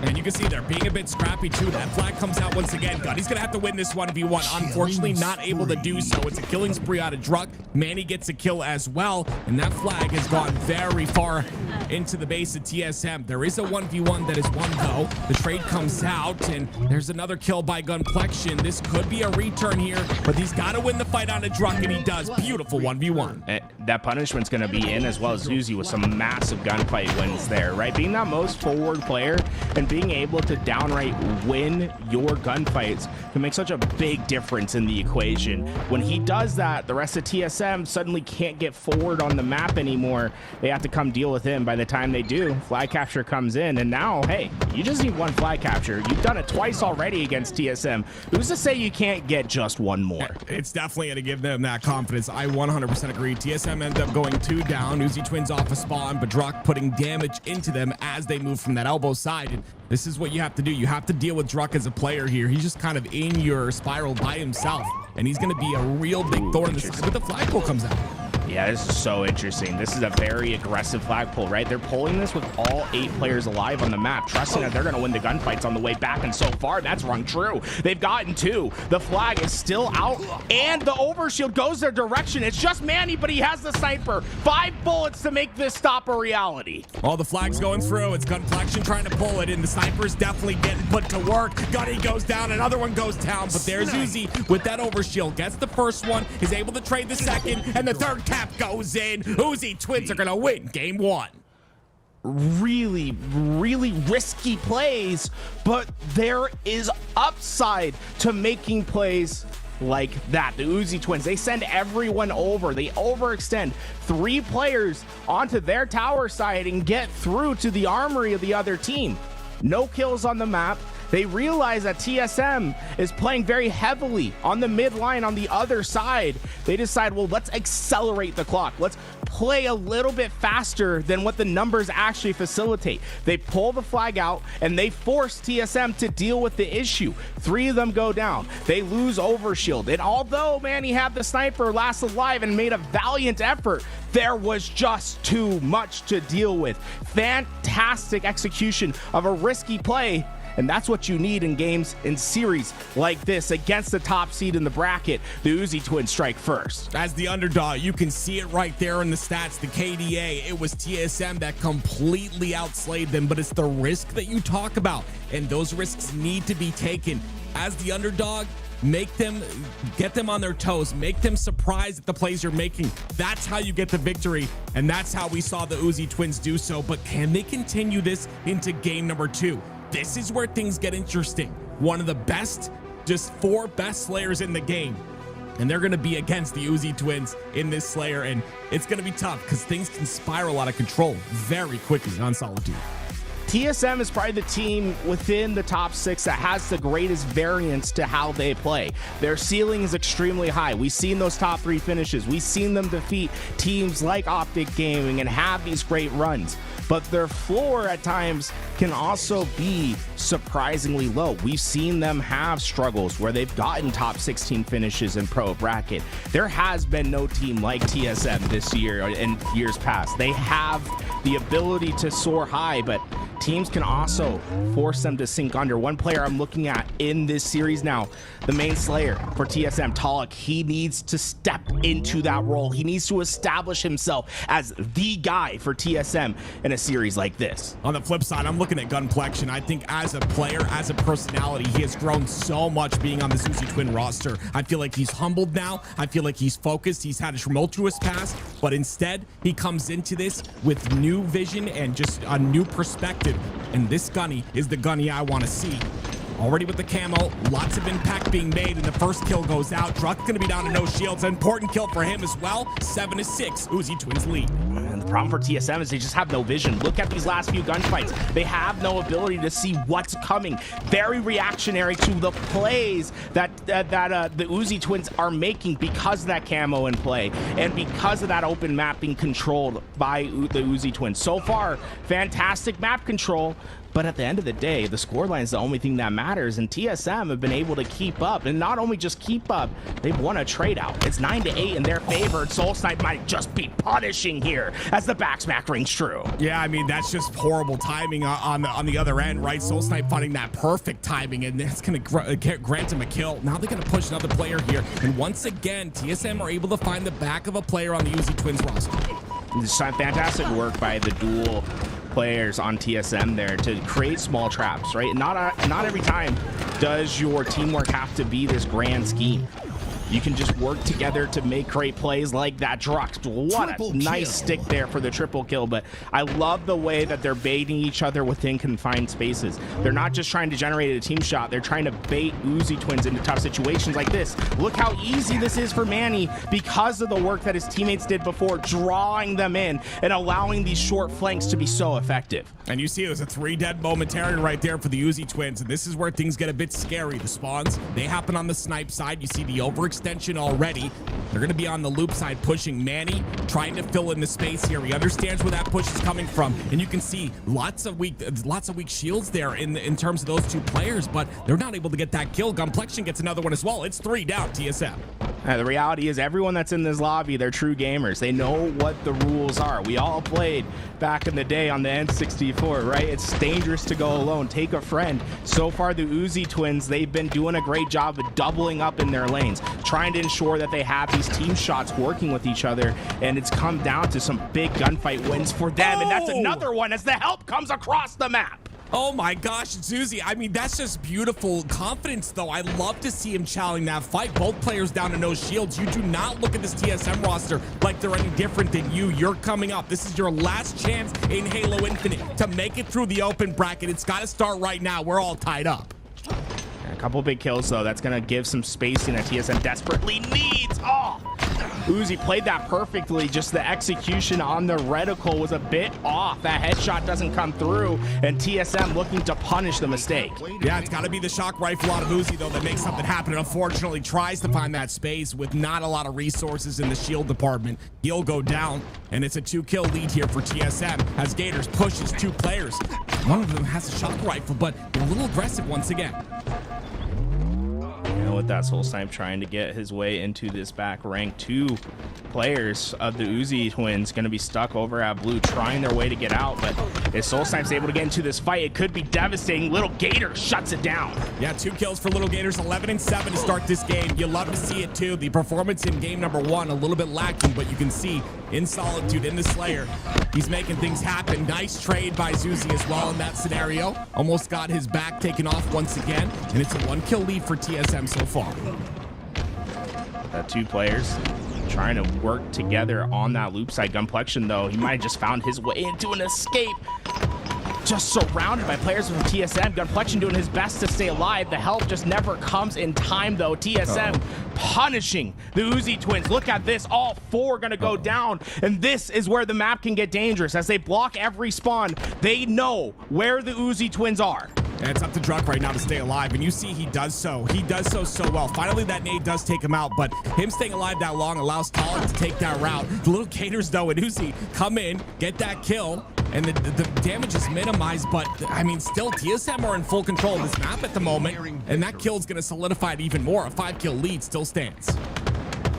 That is Uzi going to try to get his way through the middle, but Talon well-timed on the flank, and that's been really effective all game long for TSM, these short flanks. But that might just be game-changing. Wow, yeah. Uzi, I think, just got away with murder there. They had no knowledge of where he was. He gets a camouflage, down 3 as we approach this end game. he's going to need to make the most of this. Yeah, Little Gators gets a kill as well. This is huge. The camo comes in, gets another kill. 3 down for TSM. Talik, the last player alive. They're going to spawn on the snipe side here. They're forcing those spawns, but they've got to take out Talik, who still lives on the driveway side. Look at how much of a nuisance he is. But yeah, see, it was all bait at the end of the day. He ends up exposing Uzi. That kill comes in, though. Uzi gets the trade out, and the damage has output right now. Great job by the Uzi twins. They take the lead by 2, 44-42. That's confidence from Uzi right there to make his play. He goes right through the middle, cuts them down. They were down 3, now they're up 3. A 6-kill swing for the Uzi twins. TSM on their back foot. Yeah, he's going to get Talik here, but he's got one to deal with behind him. I love this play. Reroute all the way around. Complexion not going to be able to watch him, though. He's got his own to deal with here, and you can see the reaction to turn around in that scenario. But they get the trade. It's 2 more kills. There's a big kill on a Complexion. He's not able to do it, though, and 2v1 is going to reign true. That just a couple kills needed for the Uzi twins in this situation. They already got their way to the shock rifle. They have what's necessary, but sometimes taking down the giant is a lot harder in these positions than you'd think. Gators! They just Gators got the first kill. Susie can get the last one. It's 49. Complexion goes in, down to no shields. He's gonna end up falling. This is not good. Manny gets another one. 49-47. TSM has no reason to move out of this position. They're gonna force the Uzi twins to come deal with them. Or they're going to try to move. Look at this. It's a 3-man swing into yard. They've taken it over. The Uzi twins giving up that space. TSM, they're roaming as a pack. I like that, though. He read that. He gets out of the yard side. Talik gets the kill onto him, though. 49-48. This is where things get a bit tense. Little Gators really forward on the map. He ends up getting 2 players down to no shields. Yeah. It's gonna be TSM that win. At the end of the day, the damage was done on that loop side. No one there to clean it up, and TSM tie the series. The Uzi twins gave the space up to TSM. They let them go into yard. As for when this happens, I think you're giving TSM too much to work with. This position right here is dominant. Look at the 2 players getting ready to push through the yard. Zuzi's responsibility here, try to keep these guys in check with that shock rifle. But as they got through and you see these 2 giving up space, TSM, now they have way too much on the map to work with, and they know how to work effectively with each other. They've been doing it all game long. They romance 2 hitting out towards the loop and 2 working each other on that backyard side. And what you see from the gunfights from the Uzis, they're just too individualistic at the end. The assists making the big difference at the end of the game. Oh, Little Gators, you saw both players. One of them scurrying away with no shields broken. Another one down maybe to 1 shot, 2 shots maybe, but so much damage done by Little Gators. If he had just doubled up, if someone else doubled up with him maybe, they could have got one of those kills. That could have been game over. The fact that swing happened has got to be devastating. You're in the driver's seat to go up 2-0 against TSM, a team that placed 3rd at Worlds. This team is no one to joke with, and I know it's online, but at the end of the day, this is phenomenal. The Uzi twins. Does that last game affect them, though? Do they go into this next one with their heads hanging a bit lower? We'll find out here. Yeah, the way you just think about those Slayers is, back when you're in middle school and you're getting that first little fuzz on the lip, right? Your sister comes into the bathroom, puts a little wax on it. What, you wanted to pull that off slowly, or you wanted her to rip it off? Just send everyone, right? Just go. Like, if you're gonna lose it fast. It's tough to lose games like that. And man, I'm getting pain from back in the 6th grade right there. Nate's coming through. TSM looks to have won the opening start. Camo in their possession. Zuzi, the only player left alive. Momentum has clearly shifted. I heard a bit of trauma in your voice right there, and you gotta know if there's trauma on the side of the Uzi twins. Again, it's gonna be tough. You had every opportunity. This is what makes some of the best teams the best, though, is they've been in these situations before. They've dealt with losses like that, and they come out and they continue to fight as hard as they started. And that's the question here. Will this happen, especially on a map like Recharge and a game type like Strongholds? You know TSM to be that quick rotating team. Look at the pressure that TSM got onto those players at C. Like, they're just fighting for the trip cap right now, and it's working, right? And heads up play by Talik. Oh, no. He's able to cut off this A spawn before too many players get here. They're working their way towards C. They have no control of anything right now. Finally, C might be able to go into their possession, but TSM are clearly controlling where these gunfights are happening right now. Uzi twins might be able to break out with that 3 down, but even then, I don't know if it's guaranteed yet. Yeah, I really like this though. They wait for that 2 dead, they clean up B, they go to A. Oh no, again, you know, this has been a factor throughout this entire series so far. I don't know if you've noticed this, but TSM are finding the back of this Uzi Twin roster way too much. They're constantly able to get these flanks off and make them work. Yeah, look at this trip cap back into effect. And I like that TSM, they are playing a very risky game by being aggressive onto these trip cap situations, but because they're very confident in those gunfights right now, the reward is just too great. I mean, look, we're less than 2 minutes into this game. They already have over 100 points. That's the power of the trip cap. Like, you're accelerating the game clock. You are minimizing how many gunfights you have to be on. You're minimizing how many opportunities the Uzi Twins have to come back when you play for total control like this. Well, they end up getting A, so they stop the bleeding for now. They're going to try to get B as well. Tolik's going to be the first one to go down. 2 down for TSM now. This is a chance for them to start to score points, but like you said, I think they kind of have to go for that triple cap. You know TSM is going to put that triple cap pressure on you the entire game. This camera can be big if they get away from it. Tolik in the one-on-one. Tolik wins those. Oh my. 5-shot rings true. Zuzi gets back down towards the camo. Looks like he has been able to put it on his body and won the gunfight against Druck. Uzi Twins able to get that camouflage for the first time.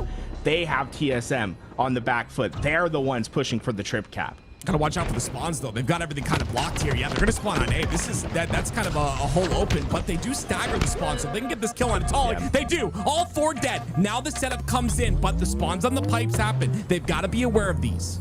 Really heads up play to stagger out those spawns and to be aggressive onto that A side push. They brought multiple on their way as well. Cloud9 look victorious in their game 1 against Unreal Nightmares as well, so we'll keep you guys updated as that series goes on. But so far this one has been a banger. Look at the answer from the Uzi Twins. They've done a fantastic job of clawing their way back into this game. Get the reset on the B. Complexion has to stay alive here. Gonna overchow on the Druck right there. Uzi not able to help him. He's gonna intelligently get his shields back and then go for the reapproach. And that will be enough to get that kill on the Soul Snipe. Gators gets traded out though, and now it's up to Uzi to take control or keep control of the pipe side, and he's done a great job of that. 3 down for TSM once again. That an aggressive push from the Uzi Twins to get in towards A. Tolik trying his best to stay alive, and his delay over slay strategy not going to work out this time as no players at TSM were there.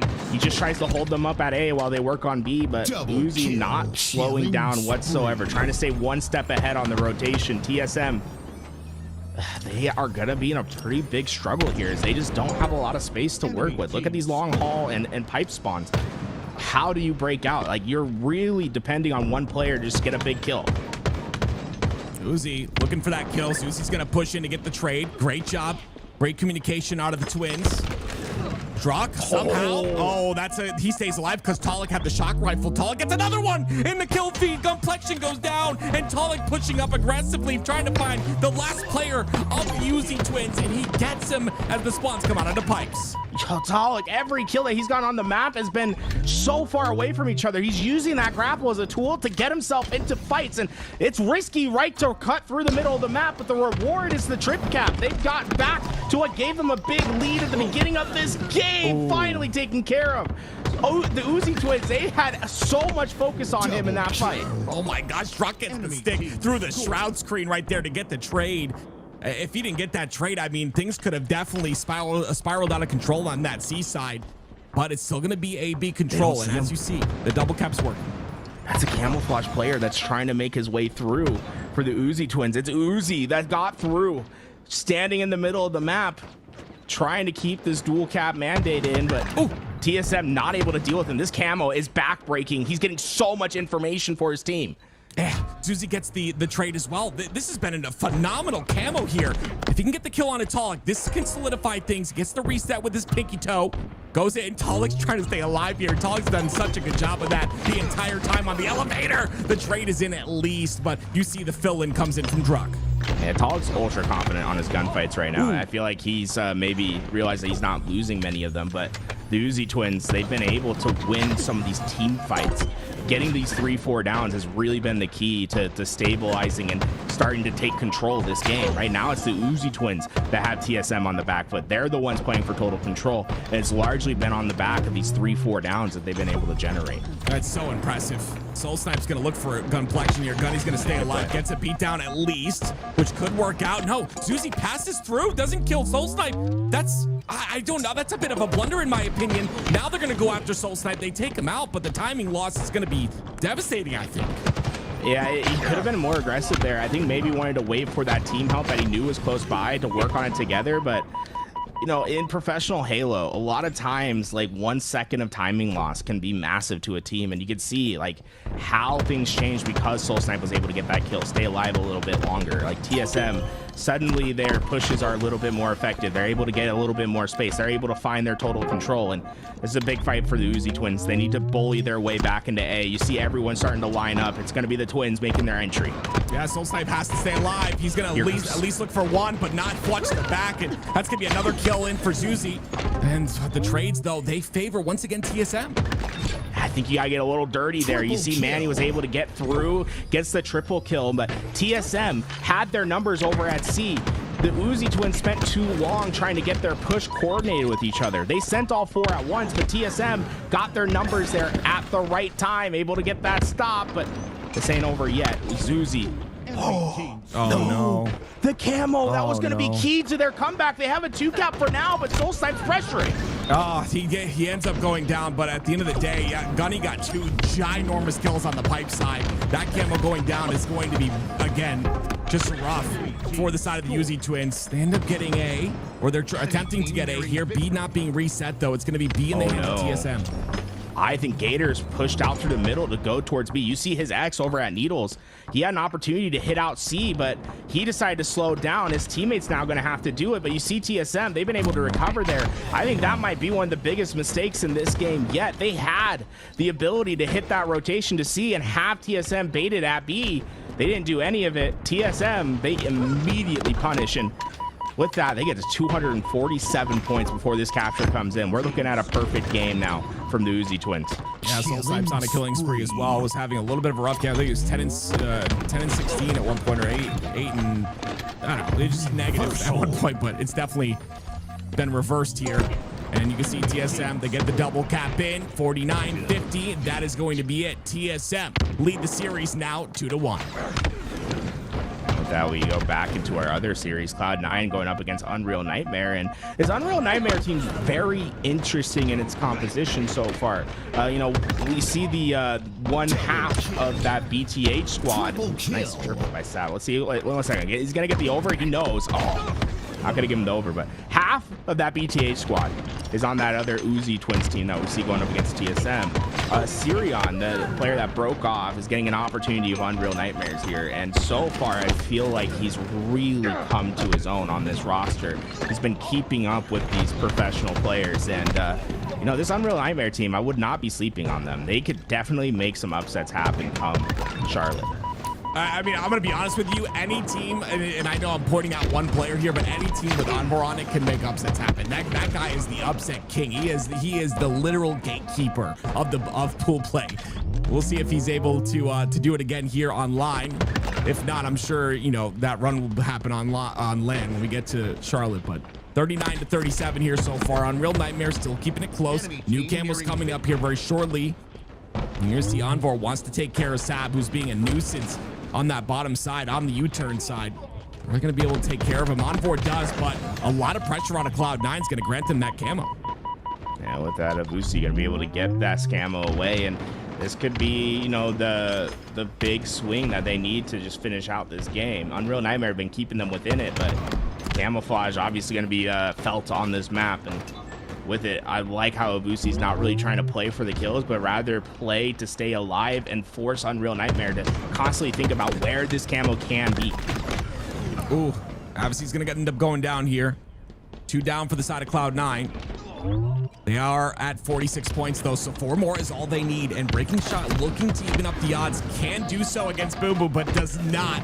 The kill comes out. The trade is good, but Savage just making the feed light up in blue, and 2 is all Cloud9 need. Yeah, look at Unreal Nightmare's position as well. They're just trapped over on this nest side. Abusi not wasting any time, and Unreal Nightmare not anticipating that sort of pressure. They just get split apart. They go down, and Sirion 16 kills for him. I mean, he's doing his job as that new Slayer, but Unreal Nightmare not quite able to put all those pieces together yet. I think that team's going to be very scary when those gears start catching each other and we start to see it smooth out. They just need to find what that grease is going to be, what's going to lubricate that sort of situation for them and create smoother gameplay. 3 down for TSM. And the question for me as we hop into this matchup once again is, you know, with the Uzi twins losing that game number 2 in such a rough way, and then also the same thing in that game number 3, can they recover from it? The mental is what you think about when you think about an amateur team against a salaried professional team like TSM. Is their mental there? Are they going to be able to recover from moments like this? That's the question. And I mean, you answer this question right now, it's going to benefit you greatly when the land comes up.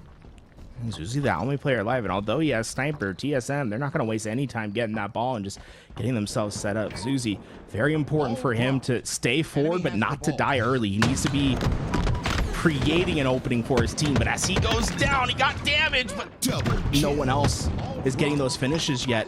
Drock with the camo still alive, ball being held. This is tough for the Uzi twins. Their first push completely fails. What about the next one, though? Complexion trying to push in, trying to get some damage, but he's not going to be able to overextend to B. You know he wants to be that presence on the B. He wants to overextend and just be a nuisance, but Manny gets a double. Manny gets a triple.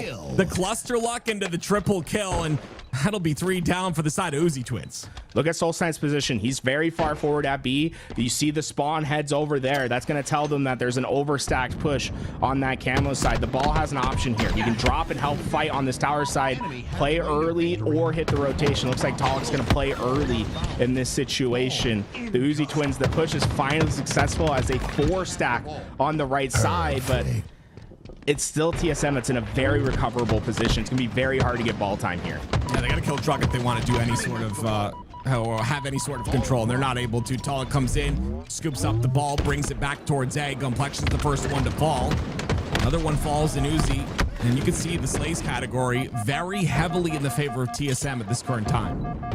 They're just winning the initial gunfights on these pushes, and it happens again. Druck able to stay alive. This is 2 times now he's gone down to absolute 1 shot on this life, has gotten his shields back, and is in the front lines creating chaos. Uzi trying to do his best, but there's nowhere for him to go. It's just unrealistic for him to stay alive there. And another camouflage for TSM. I mean, this is what we expect from our professional teams. We expect to see the games go this way. This is the TSM that we know and love. Yeah, it's a great double with camo too. Ends up getting burnt at the end of the day, but like, I agree with you. TSM looking strong finally towards the back of C here. 20 more points and they will secure this round. Great shots by Manny. Great job staying alive. Heads up play once again, but he gets pushed.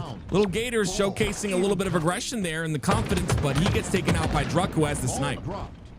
And you see Solstein going to try to steal this ball away, and in fact, he's done a good job. Does he hit this jump? Oh, he went for it. Looks like he's not going to be able. If Solstein got up the sandbags there, that would have been one of the sickest rotations. I don't think anyone for the Uzi twins would have been able to catch up. Well, Uzi twins now with a chance to get a little bit of ball time, but you're talking only 6 more points for the side of TSM. 1 break, 1 mistake, and we talked about the mistakes, right? 1 mistake, and TSM will take advantage of it. They're gonna push in here. Soulsnipe's the first one to go down though, so it numbers advantage. Complexion gets another kill as well. Druck goes down as well. Nice clean hold here by the side of Uzi twins. And finally, they're doing a good job of just baiting each other in those situations, making sure that that TSM gets drawn out into tougher positions. It's probably one of the cleanest setups that we've seen from them yet. Now the push undoubtedly coming from that big door side. Complexion, I love the route he's taking. He ends up going down though. Force their attention completely towards him. They'll rotate that ball over to C. This might be a good rotation. It looks like, yeah, Druck gets the massive kill. He challenged that as if he knew he was going to win when he's down 2 shots from the start of that gunfight. Just an absurd challenge from him. He gets the kill, but Is that going to be enough? 5 more seconds to go for TSM. 2 players near this ball already, and you start to see the kill feed light up in red. Gunplexion has so much to do ahead of him. He just got 2. Gunplexion wins the gunfight. He gets away with the ball, but TSM starting to win some of theirs. Gunplexion in between a rock and a hard place. Yeah, he has nowhere to go. Manny's being a nuisance. Gunny gets through. Can he stick one of them? He gets the stick on the Manny. Oh my gosh, and he's still alive. What is this man doing? Still alive. Camo's coming up too. He goes down finally. Camo's up, but I don't know if that's going to matter whatsoever. I think TSM are going to take this ball with 2 down. And this is the benefit of winning in the early game, right? Is you buy yourself time to make some mistakes, to let the other team have their moments, because you just need 5 seconds of ball time. TSM eventually does it, but that was a hell of a light from Gunplexion. I'm not going to lie. That's the definition of knowing, hey, like, we don't have any other options. I just got to try to make what I can work. And what he thought about, what he did, it worked on paper there, but it's too much to overcome. Well, you can see Cloud9 leading game 3 there, being up 2-0 in the series. That last game will solidify it. That is match point. But we hop back over to Uzi Twins and TSM. You can see if you're just joining us, TSM are leading, but some really close games here. This series score at the top center of the screen does not tell the whole story. Uzi Twins have put up a big fight, but it is going to be TSM that are on match point themselves if they're able to win this round of oddball. Camouflage coming up. Druck does a good job of pushing that player away. It's going to give TSM a chance to fight for Camo, and as Soul Snipe gets that first kill, Sniper becomes a little bit less effective in this situation. Too many things to deal with on the map, and Uzi. Oh my god, Zuzi saved Uzi's life. The Twins at the right time are able to get the Camo away. Oh, what? The Pitbull's elbow shot him into the air, and he got the kill nonetheless. My goodness gracious.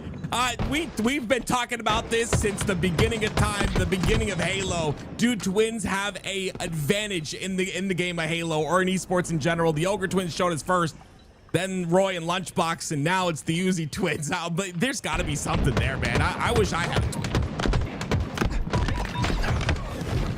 We have to talk about it. Sorry. I'm a lot older than you actually think I am. Imagine. Long lost. A couple That players was at a sick TSM. It was a 6-9. A couple players over at B for TSM are trying to work their way towards Nest. Uzi Twins, I mean, they've gotten themselves a big chunk of time off that play, but TSM, they are very quick to get back into their fights, and you can see the last 2 players of the Uzi Twins are actually rotating away from that ball setup as TSM gets their break.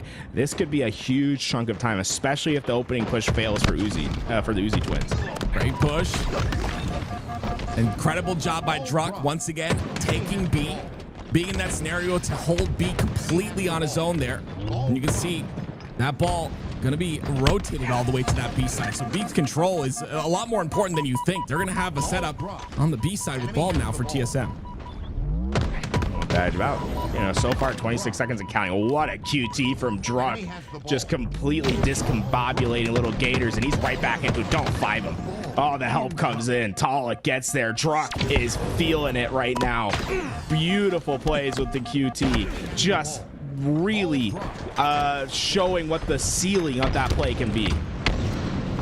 46-28 here. Great shot by Druck once again. Cleans up another. Uzi goes in.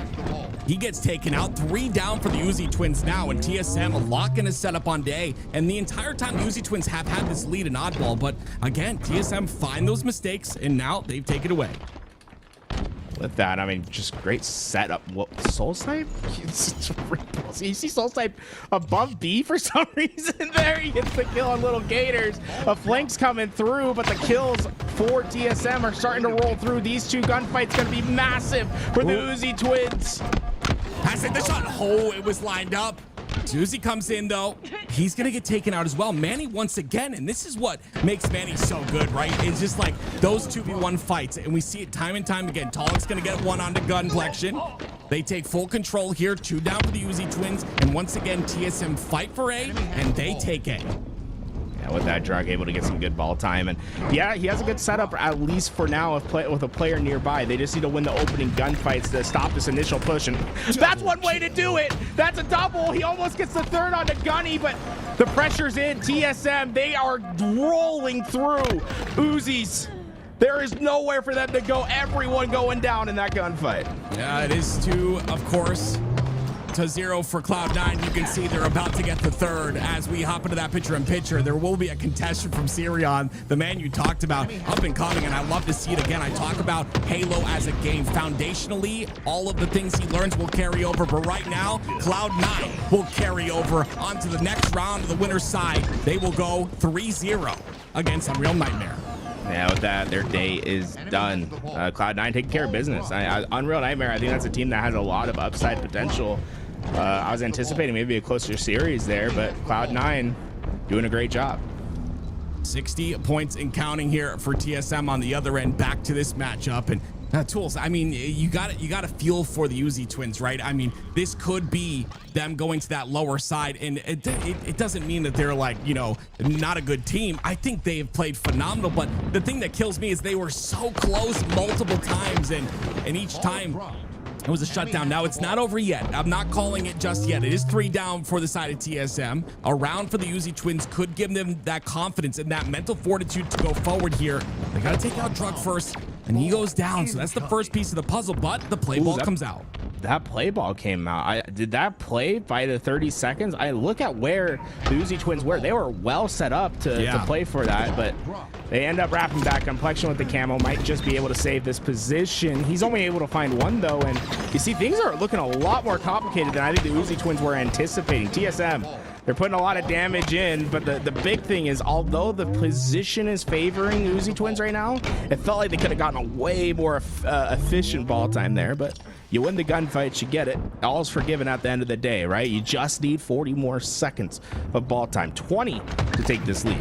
And we talk about it, though. Those little tiny mistakes like that one, letting the ball reset and play, it's what adds up, because TSM, it's like, who makes more mistakes? And TSM make less. And that's why they continue to have the advantage here. But now they get the ball once again. 91 points of ball time, by the way, for the side of Tallinn. My goodness, and counting. And you can see 10 more points is all they need. 2 down for the Uzi twins. This will be a tough break. You know, that just 2 players alive having to make this push, and they only have a couple seconds to get there. They just won't be able to do it. Too many players around, and Druk, I mean, really having a fantastic game. That was peak performance from Druk. I felt like the plays that we were seeing from him were next level. He had the most kills, most assists, I believe least deaths as well. Man was out there doing it all for TSM. And you got to do that, right? And we all know it's online, and a lot of these players come from all over. I think Druk's in Canada, if I'm not mistaken. So definitely, you know, going to have, you know, a rough time in terms of the internet, in terms of the different connections, I think on both sides. But at the end of the day, TSM come through. They make less mistakes and they move on. I'm looking for the Uzi twins, though, in that lower side. They played phenomenal in this series. I didn't expect it, and I love this composition, this team composition. And you know, we're watching a lot of Gunplexion, and we're watching a lot of these streams, and I just love the dynamic. Everyone is okay with telling each other what they do wrong, and they take the criticism, and it's a lot different than what we've seen in the past. And I just love the growth out of all of these players. Yeah, I mean, this is, you know, the last online tournament they're going to have before the last open tournament of the HCS era of Halo Infinite. And the Uzi twins, to me, are playing their best that I've seen them play at the most important time. When you need to play your best, they've come to the plate. They've earned themselves a day 2 finish so far, right? Although they go down to the lower side, they will be back tomorrow. It's just keeping that momentum, resetting that play, resetting that slate, and being able to play at this level that we're seeing today. Like, hey, I think that there's a lot to be proud of there from the Uzi twins. I 100% agree with you, and I'm sure they'll move on with confidence in that lower side. On the other end of things, I believe there is another match that we're gonna be able to watch, Tools. I think Complexity versus OMIT is the one that we're going to be able to see, and again, the implications of this, right? Of course, in this, there will be, you know, these teams that are qualifying will have spots in that pool play. Of course, in Pool A, it would be the 3rd place in the NA qualifier. In Pool C, it would be the 2nd place, and Pool D would be the 1st place in the NA qualifier, and then of course the fourth would be in Pool A as well. in that third spot. So lots of implications. If you know, we all know that going through that open bracket is tough. Okay, not only do you play on the Xboxes, but I mean, it's a passion pit for a reason. Yeah, it's you know, if you have an opportunity to go and experience the open bracket, you should go. Like, treat yourself. Even, you know, the biggest mistake I think a lot of people make when they go to tournaments is they're like, I'm not good enough, I'm not gonna play in the open bracket. Yeah. It's like, you know, just find some people. It doesn't matter if you do well, if you do bad, just go play, have some fun. You know, you get a kill, get up, talk your talk. Like, that's the whole point of it. It's just to be there, to test your limits, to see where you are. It's like, to me, it's one of the rare opportunities where you're gonna have this window to be able to play and compete. And you know, it doesn't matter if you don't go far in the bracket. Like, just get it done. And a lot of players, they start out the same way, right? It's like, oh yeah, I want to see what this is about. They try it the first time, they get hooked, and you know, now they might be players that have made it to the championship lobbies, have made it to pool play, have been able to hoist championship trophies. Like, everyone starts in the same spot, and that's the passion pit. Yeah, and I just want a little bit of a correction. I apologize, ladies and gentlemen. Complexity already won 3-0 against OMIT, so they will go on to play TSM. But as you can see, it is updated there in front of you. I apologize for that. Ladies and gentlemen, we're going to take a quick break. When we come back, we'll have more Qualifier HCS action coming to you. Don't go anywhere.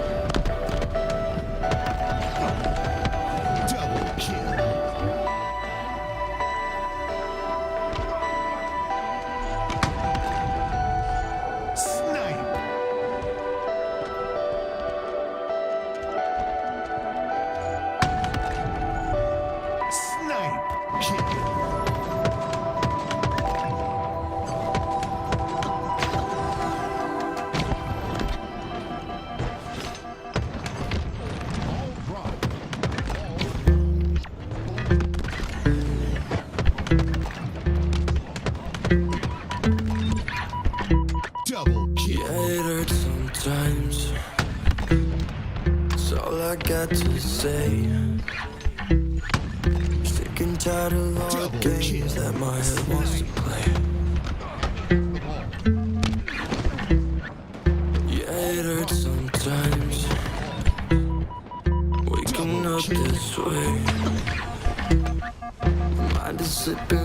way, not looking for an escape. Double kill. Yeah. But the way that you look at me, I'm so lost that it's all I see. And those eyes are my therapy, takes me right out of the rain. Double kill. Life wants to fuck with me. Yeah, there's no place I'd rather be. Cause your face is my remedy, makes me forget all the pain. When I can't see straight. Double kill. I can't see straight. Double kill.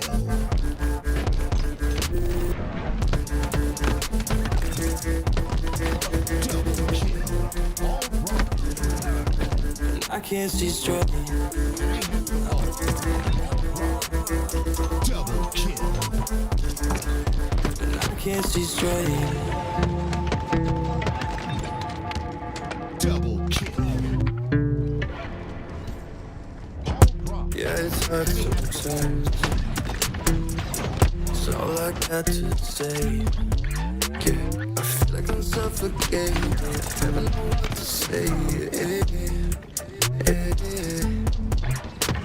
The memories have gotta go. I'm not over it and get close.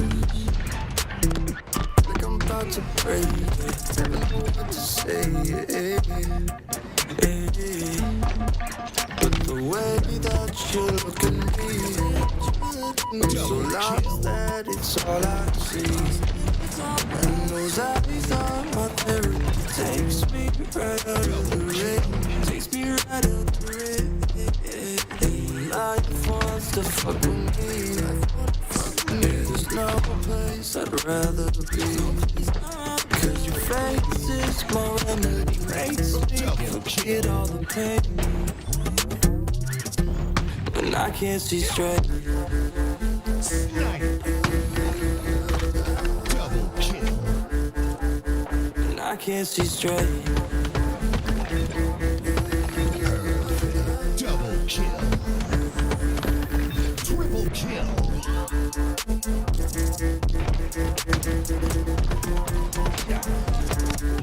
And I can't see straight.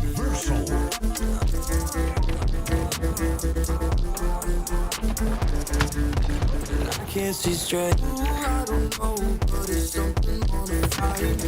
It's something that I do. Ooh, I don't know, but it's something on the fire. It's something that I do. And I can't see straight.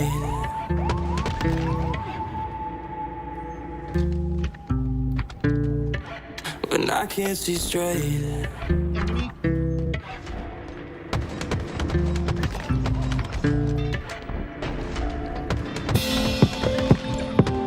Double kill.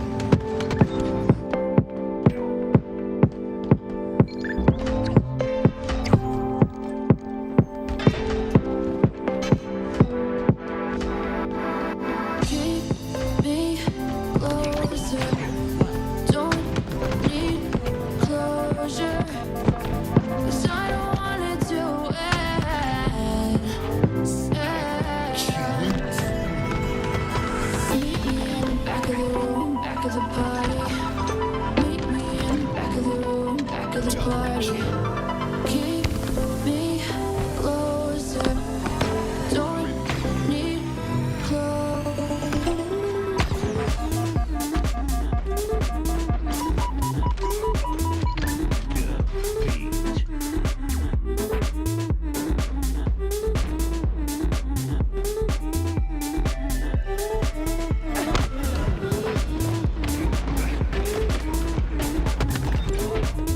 Double kill.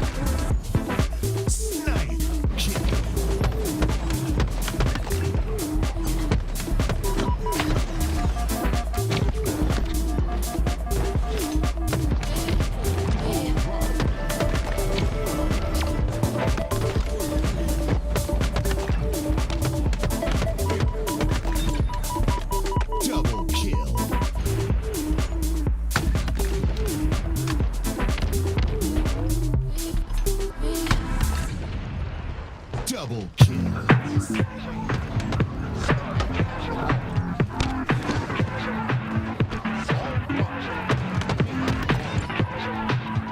Double kill.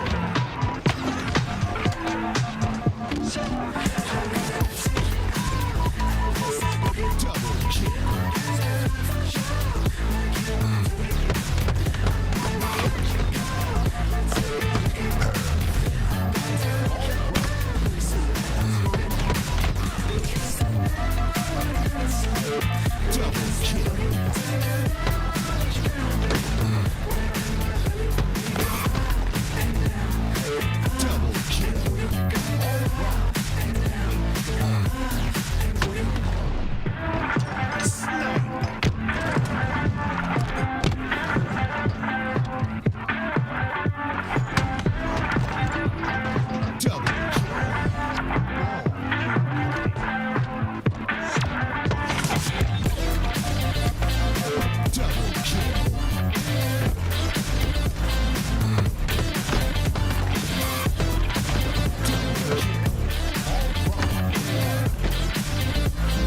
Double kill. Double kill.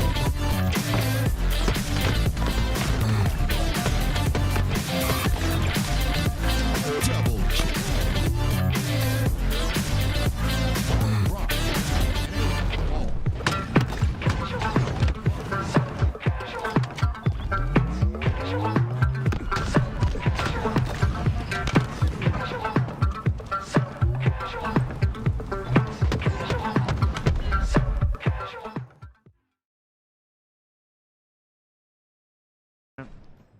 Two yard BR, guys. Yard BR. One's They're going calling blue. me out. One's yard to blue, I think.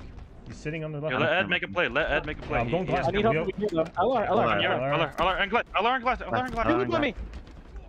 Okay. One shot loop. One shot back tram. That's Back one. tram. One shot below window. One shot below window. Back tram, back tram. I got one. Good one. One shot, back tram again, back tram again. Get up top. Top gold. Weak top gold. Let's get up on the map here. Yeah, I'm gonna get to blue. I'm getting to blue with you. Yeah, I'm in blue. That's one snipe. He's just flying. Top Blue, gold. blue. Top gold weak. Yard one shot. Yard's one shot, Maddie. LR. One soda and LR. Soda and LR. Heard you soda. He's LR now. LR, 2 LR, 1 shot.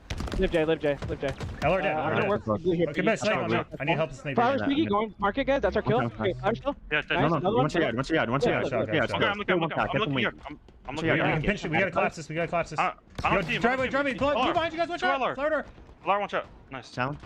One more LR. One more LR. Yard, guys. yard It's now. gonna be yard. It's gonna be yard. Help each other here. Yard dead. Yard dead. Nice. Nice. man. 3 dead. One more, right? Okay, Push okay. up. Push up yard. He's taxi. I'll Taxi the push bottom you mid. Dead. Hurt. Nice, nice. Okay, good job, good. Push it LR up. now. Lower. I'm getting. Yeah, 2 LR on me. 2 tram. 2 back tram on me. My That's bad. worse. That's Living, four living. dead. Living My hard. bad. I dropped. Benches. Back to YBR and one driveway. Benches in. Benches. One shot. Kill him. Back tram. Yard BR. Great one. Clear, Yeah, Come another in, one. come in, Yeah, come with in. us. You're BR. He's going Okay. LR. You're Oh, gonna bro. be I nasty. like on him. I like on him. I'm one shot J behind you. Driveway. Driveway dead. One shot on me. Nice, bro. Dead. Fuck Nice, yeah. nice. Good locking. Good shit, boys. Good locking, guys.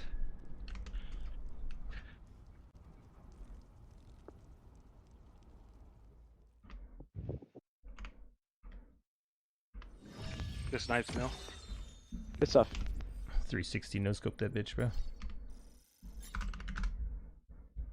We won game 4, right? And they won. Yeah. No, we with it- won. We won game 1. They won. Okay, I think this is it. We won game 1, 3, They won game and 2. 5, right? Yeah, 1, 3, and 5. Yeah. 1, 3, and 5.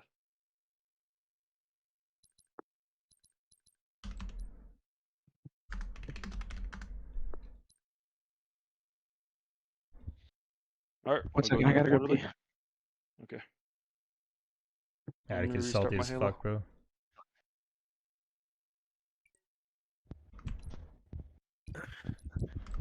Yeah, everyone restart.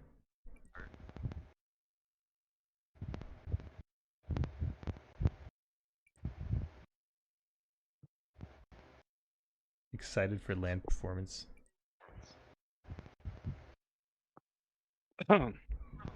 Same. Bro. Why they gotta be like that? What happened? Excited for the land performance. They're clueless. Who said that? Atticus, bro. Oh.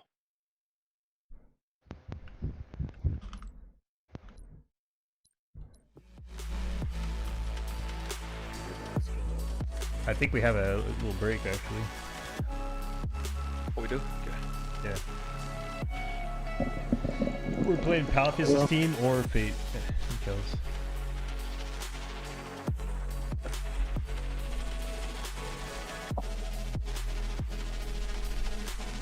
No more streaming. Probably not.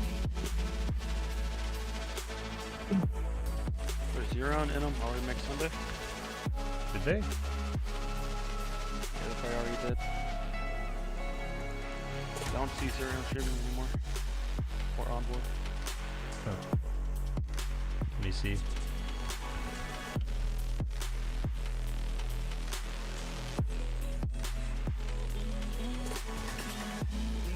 Yeah, they made it to round 4, so they made 2 more already.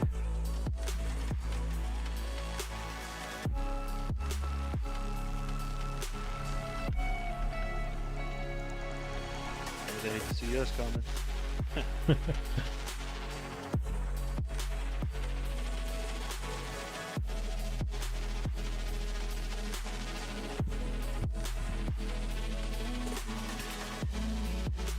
Yeah, one more series we make tomorrow.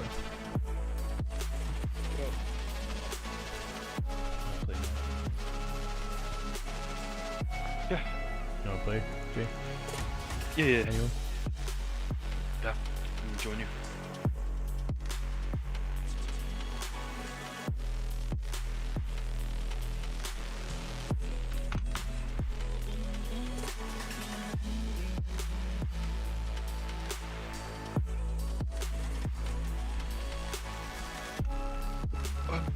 Alright, I joined up.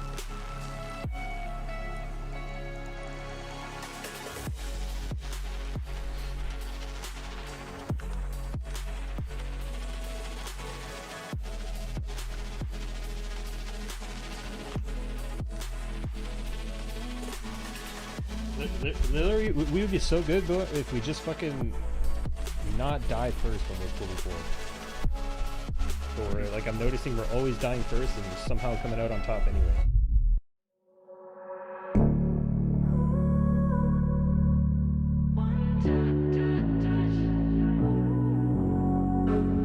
Found me right here. I'm running out of air. Coming up from the deep. Drowning right here. But you're the one who cared. Showing up like you did. No matter what I said or did, you breathe me back to life. Felt like I was dead inside, but you breathe me back to life. One touch, and now you're back like I never left my heart. It's whole again, I got you to thinking. I'm coming back like I never left, 'cause you breathe me back. You breathe me back to life. Touch, and now you're back like I never left my heart. It's whole again, I got you to thinking. I'm coming back like I never left, 'cause you breathe me back. You breathe me back to life.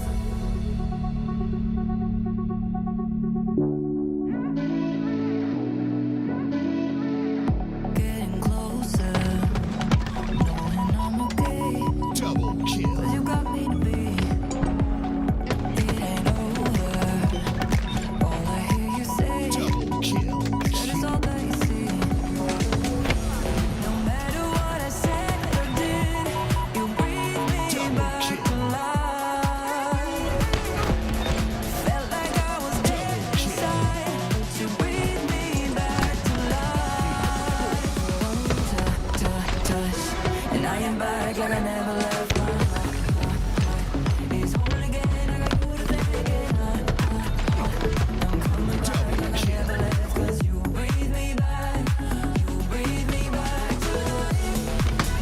To life. To life.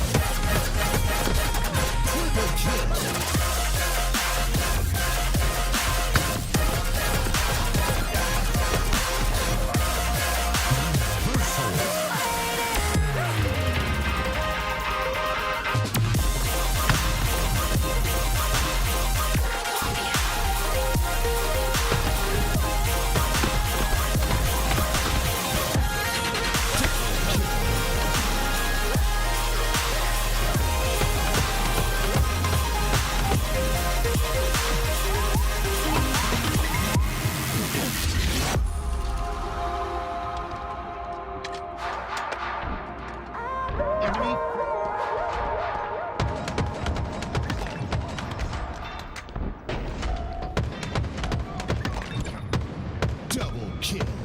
I still think of you.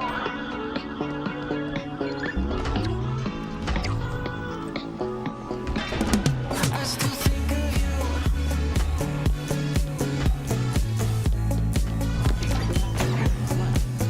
I still think of you.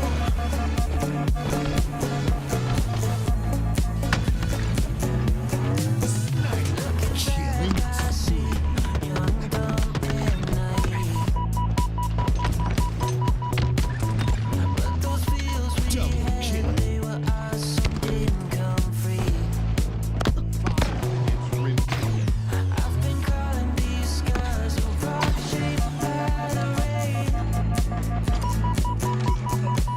And when you look at the stars, do you ever say my name? I still think of you, stuck on me like an old tattoo. I still think of you, those days are gone. I wonder if you still think of me too. perfect.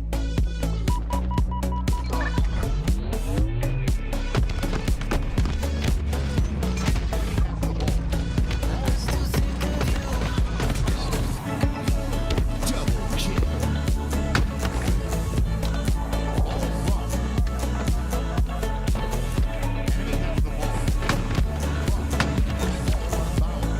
Triple kill. Roller coaster feeling, seasons change and let it go. Double kill. I forget Double the kill. reason, Triple kill. we never know. Enemy. I've been calling these skies a rock shaped Double by kill. the rain. And when you look at the stars, do you Double kill. ever say my name?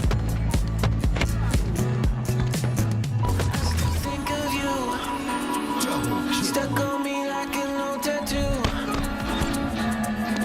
Double I kill. still think of you, those days are gone. I wonder if you still think of me too.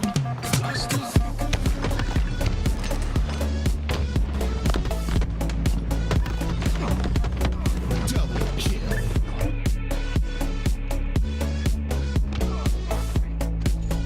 I still think of you. Snipe.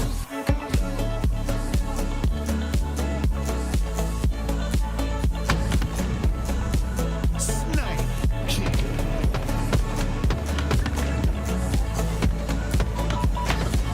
I still think of you, stuck on me like an old tattoo. I still think of you, those days are gone. I wonder Double if you kill. still think of me too.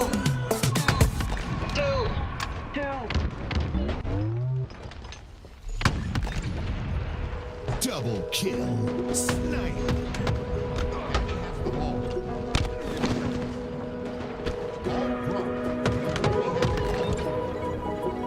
Double kill.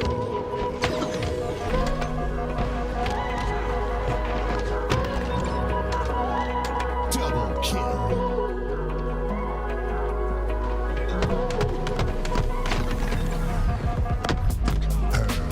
All we had, all we lost. All in time, just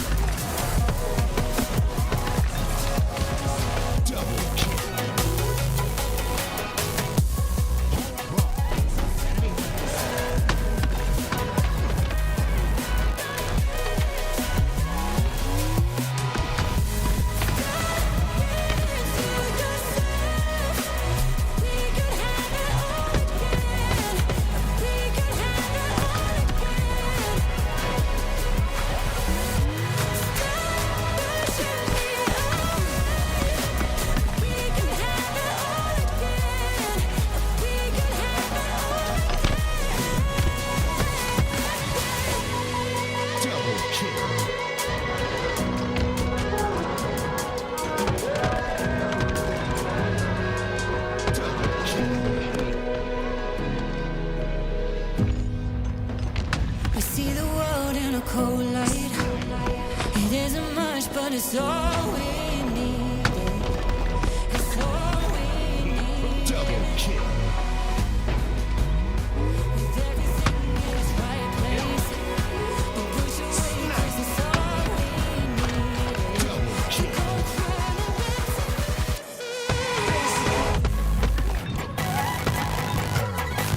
Double kill. Triple kill.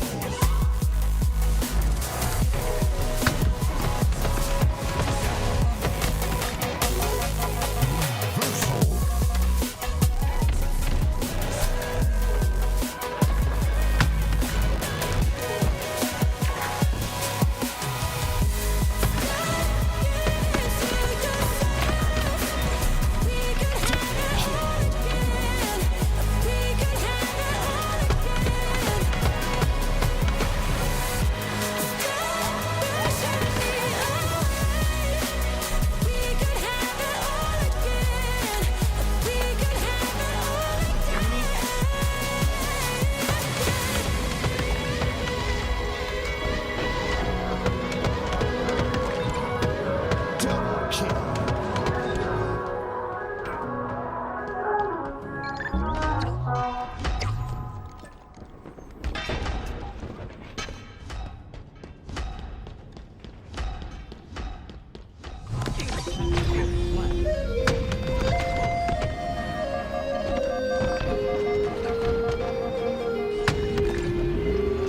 Sniper killing spree.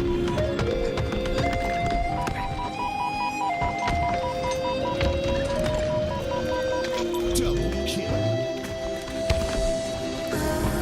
Across the open, one day it's fate alive for you. And when they sing, it's with their breath for names, just a trace. Live again.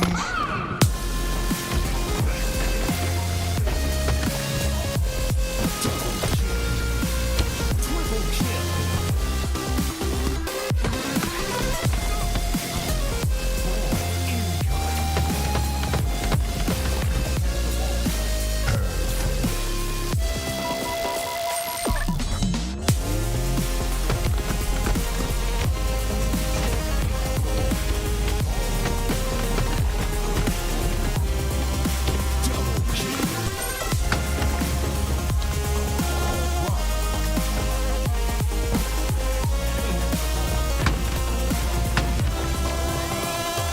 Double kill.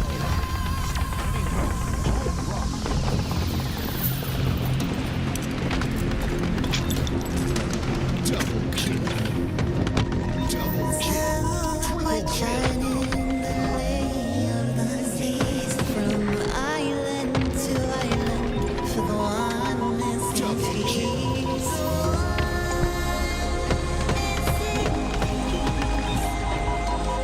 Double kill.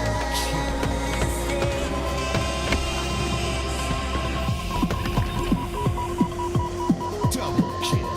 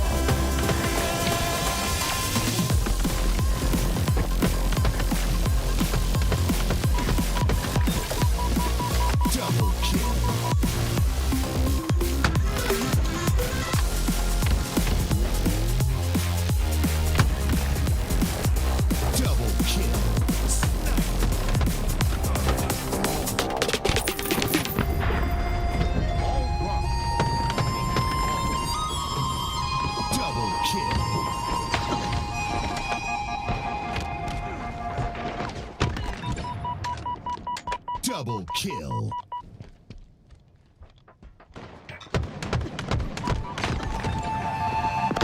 To praise the light, living in the dark. Take your time, we'll meet again. Just speak your truth, hoping it's a lie. You can't sleep, so why not give up? Let me tell you a secret. Just your heart like it's not being hard. So you do it perfect. Good or not, it's still fun to try.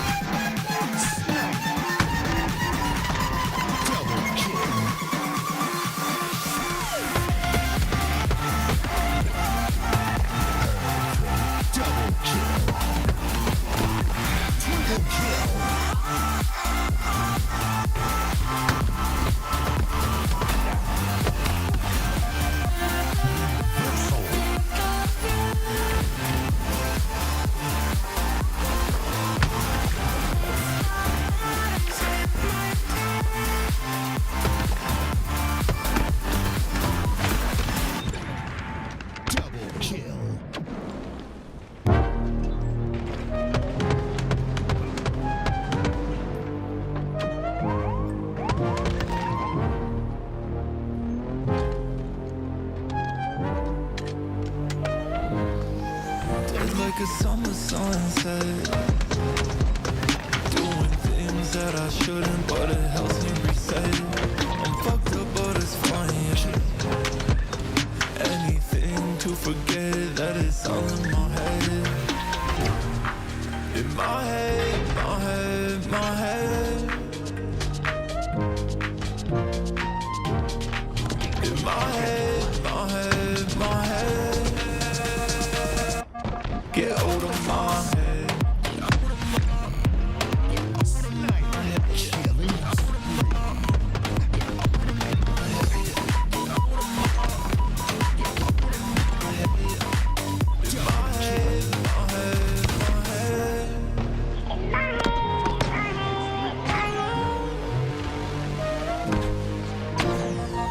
My head don't feel like it used to. I miss my homies, yeah. The thing we had discontinued, but I'm not lonely yet. I don't wanna talk about it anymore. Yeah, I'm drinking cause I'm bored, down by behind locked doors, yeah. In my head, my head, my head. Triple kill. In my head, my head, my head. Get out of my head, get out of my.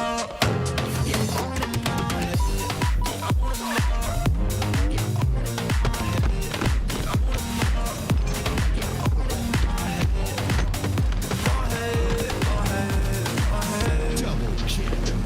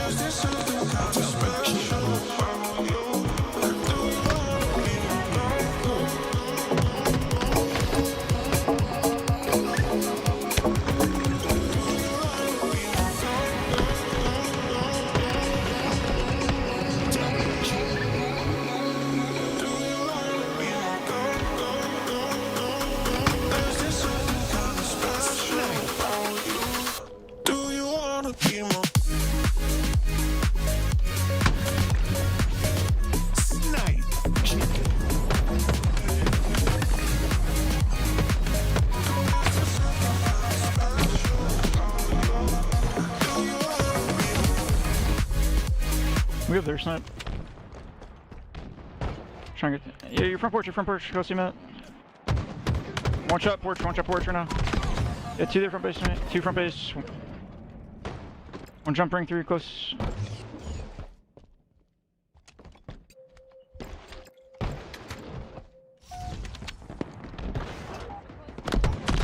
Two are bottom base. Our porch right now, a car, 1 shot.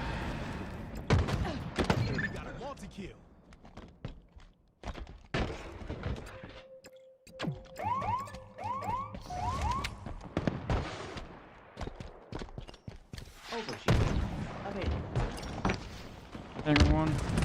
Oh, what's his damage, Alley? Alley's gonna fly me right now. I'm moving. BR lows, they're BR lows. There,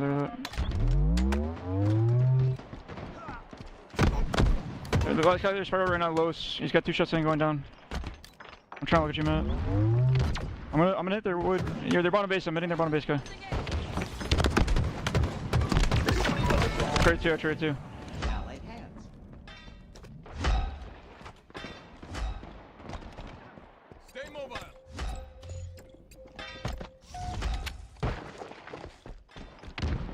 I'm coming. Out no man's right now, and then 1 ring 3. Very good. Flag captured. Victory.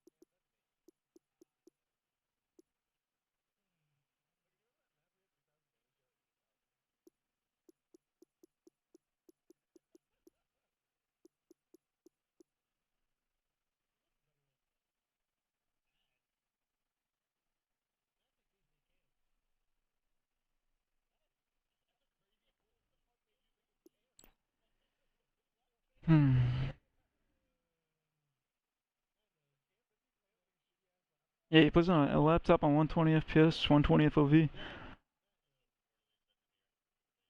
Slayer.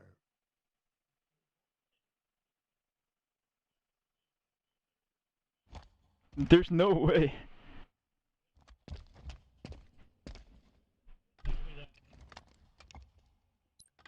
It's funny as fuck.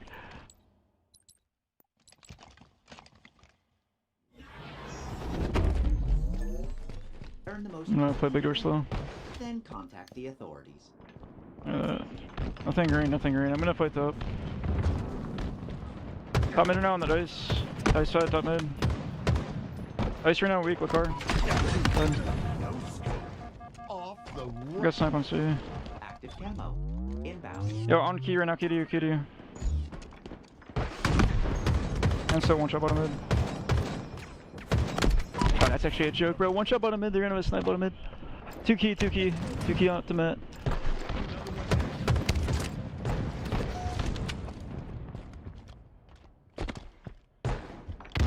One side back slow as well. I'm hitting top of bags, Okay.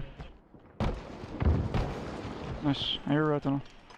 Hitting red, don't go red, I don't think. I'm going watching a pit. One bottom mid, look car.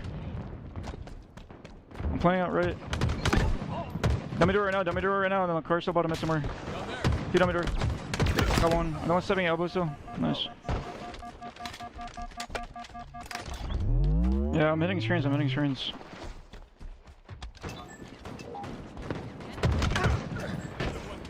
What's this one? 10 dead. No one top A flat. Top A challenging us. No damage. Go A pit, went back A. A flat right now going A bags, look like. A bags not close. Yeah, I spawned dummies, I'm gonna look bottom. I'm repulsing up. I'm behind top mid has damage, 1 shot. Two white wall both one shots. And then another one A bags. A bags and then white wall going. One nest is all hitting behind you guys. Behind you, Rocky, just drop bottom. Nice, spawn screens. Locator requisition confirmed. Going bottom mid right now. I'll make sure now, alley. One shot tires, alley dead. Life expectancy short.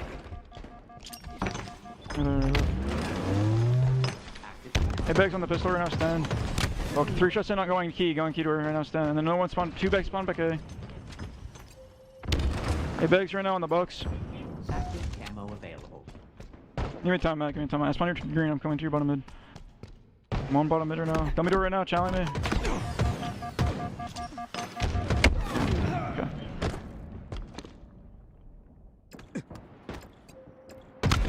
There's 2 back A, they got killed. I spawned dummies, Sniper inbound. Netting nest right now. Nest is front, nest right now. Head nest. Sniper available. You're back in. Dead back in. A bags. Going white wall, 1 shot. Nice, 2 dead. First up now, alley, going from C. Halfway to I spawned out A, Matt. They're gonna be all on you. I'm going top mid. 1 spawn behind me, A.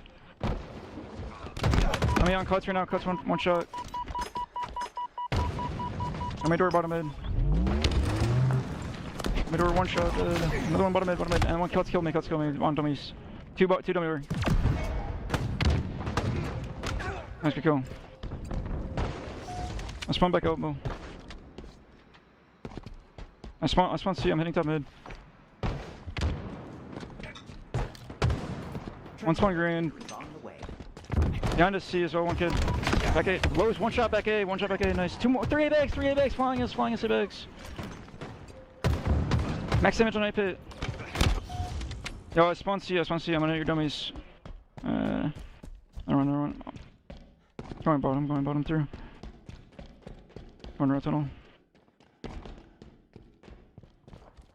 Yeah, small window right now, alley. Dead bags. No one small window, alley. Back drop that screens. I'll trade too.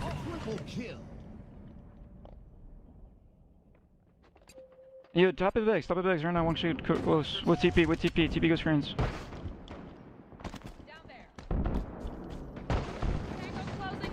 I'm right to you, Matt. Give me time. Nice. Playing bags. Yeah, training right now as well. Training's 1 shot. I'm trying to try your big. I can't see your big. Yeah, jet right now, lows. Headshots. Dead lows. I'm trying to live. Another one behind me, big door now. Big door to A bags, it looks like. Small window and inside big. I spawn green. They probably split out C now, we should just run this. Can I get up bottom mid? Absol bottom mid. And nading me back. Echo 3 bottom.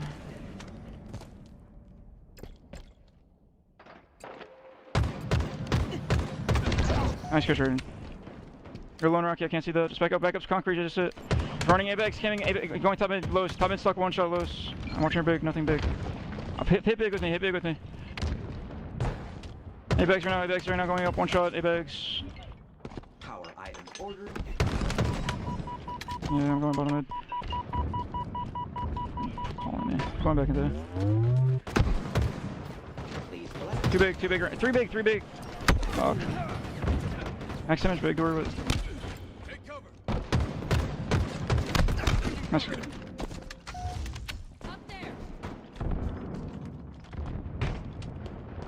Top mid, close. On snipe, top mid, dead.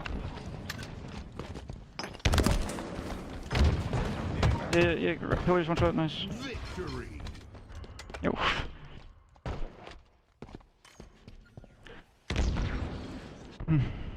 Rocky, you're fucking comedy, man. Holy shit, bro. Like, you're stupid.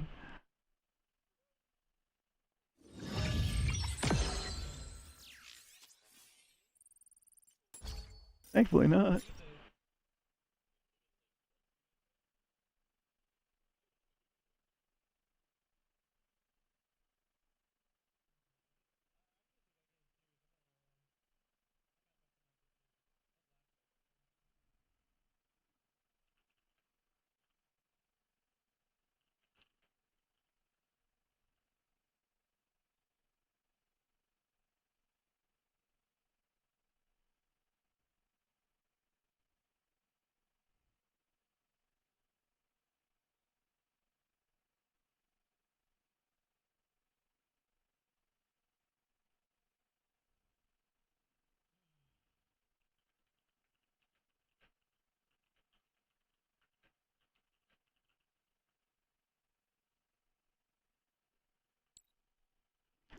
Red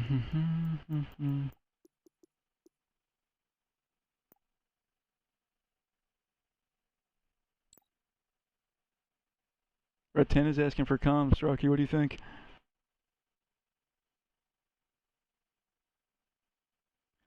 Yo, was I muted? Like, the whole time? Okay, cool. I didn't press the button, that's weird.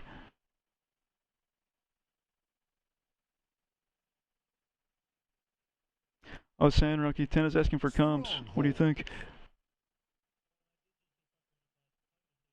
I don't think it's gonna work, 10, unfortunately. Out of my hands.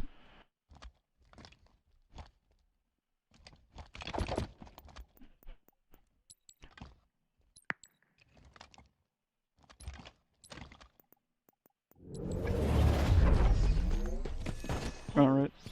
Yo, if we're ever getting trip kept, just make sure we're going past points. Yeah, right side cuts, one shot, one. Cut solo car, one shot, dead. Can't see it. I'll fight it. Dead. QT, I'm just fighting us. Jump away. Oh, they spawn crystal, alley. Yeah, spawn blue too. They spawn blue. Ah, fuck. Out blue pipe, kill me. Now day.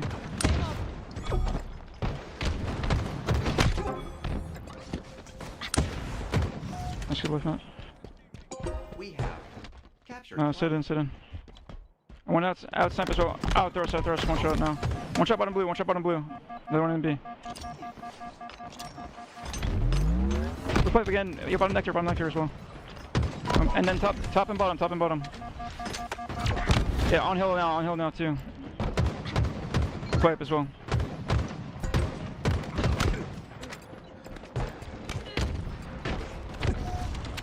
Give me time, Rocky. Don't die, just don't die. Are you gonna spawn from me? I need... Try to look pizza. No one running out of there.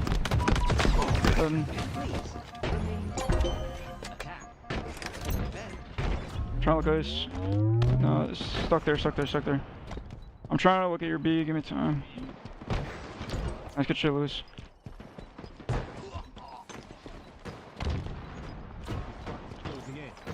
Two bottom blue. Fuck. Nice, I hear that. Oh, bro. One shot bottom blue.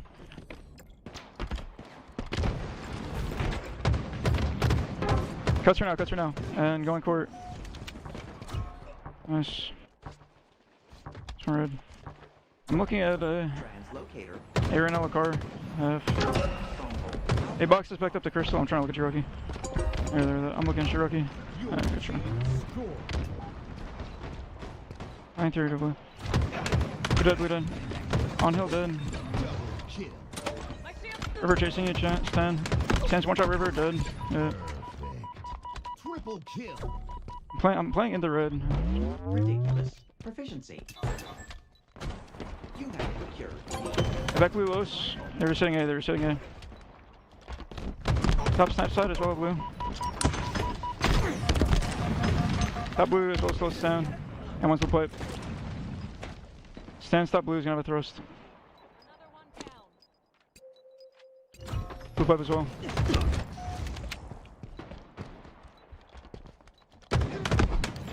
Blue pipe right now, one shot. Another kid went back.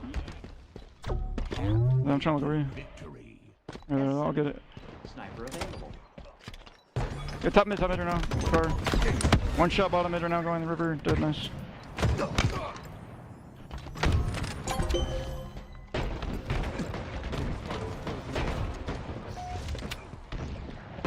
Stronghold.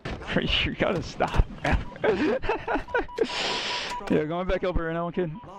Enemy team score. Yeah, screens are now alley and then river. And then from tower, I don't see it. He went back river, probably blue pipe. Yeah, blue pipe now, Los. He's out, Gandhi, dead. Nice. Crystal close to me, Stand, dead. Another one crystal running towards back elbow. Back elbow now. Nice. I spawned out ice.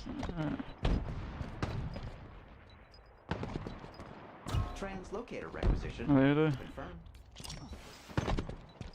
Yeah, they're all spawning crystal to you, man. I'm trying to come. The crystal weak with car. Watch out with car crystal.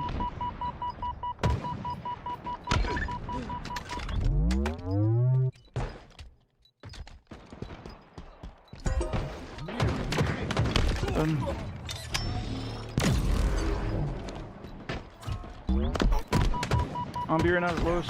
B Los weak. Natural. Going into A right now, one kid as well.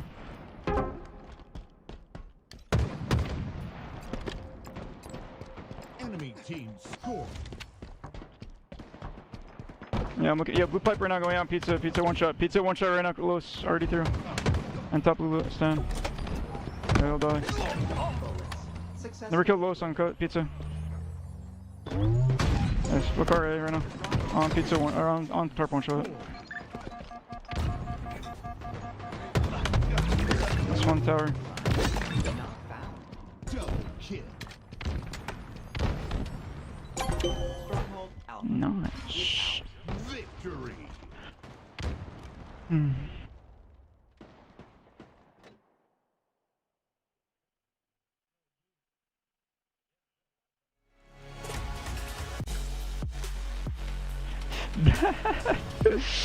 Bro, yes.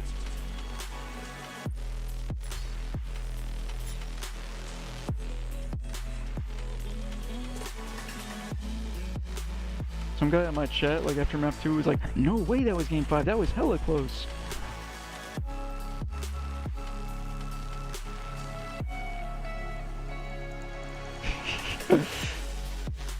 Yeah.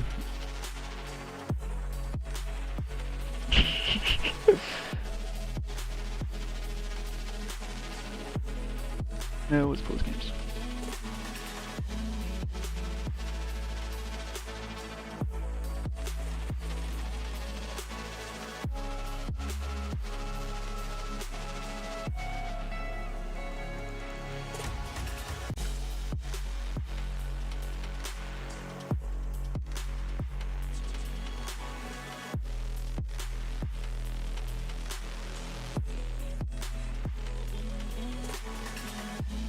That's what I heard.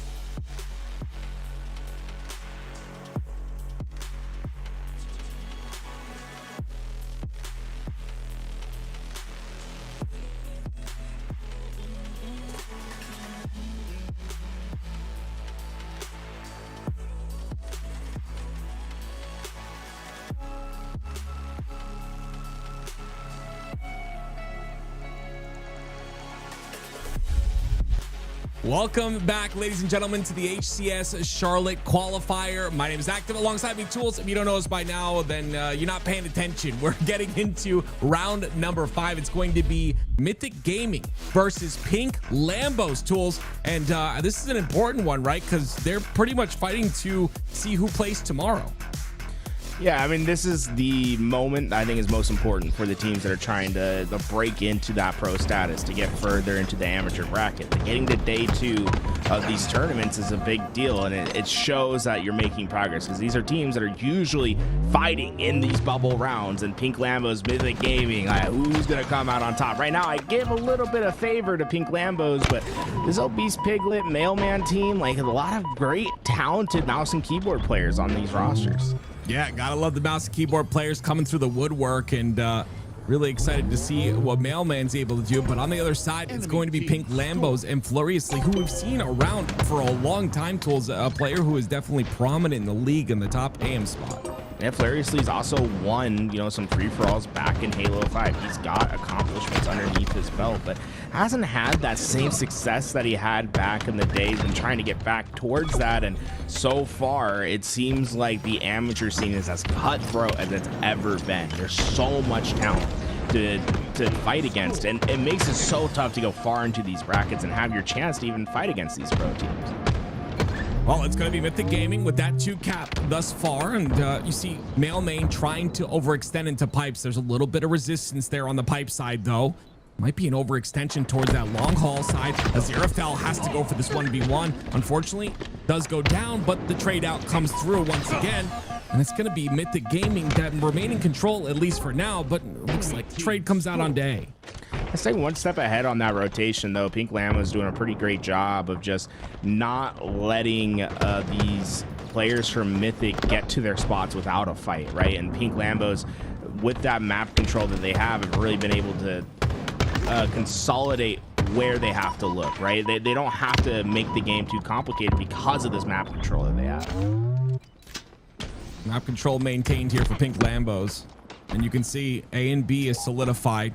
That first break player, Little J, is going to be the one that has to push into the top of glass. And you see maybe taking some cross damage. But Gloriously comes in, has to make something happen. Great patience on that third shot. Gets the double, 4 dead. Great positioning from Floriously, right? He's in isolation, but because he has that shock rifle, that position for him is so strong. As players are trying to push in towards his teammates, he has Izzy Pickens on the rest. And I like how he's even moving that sniper towards the middle of his setup, keeping a teammate to his right and left now, as he wants to be in that front line and trying to stop this camouflage. Oh, Lil J got away. This could be big for Mythic Gaming.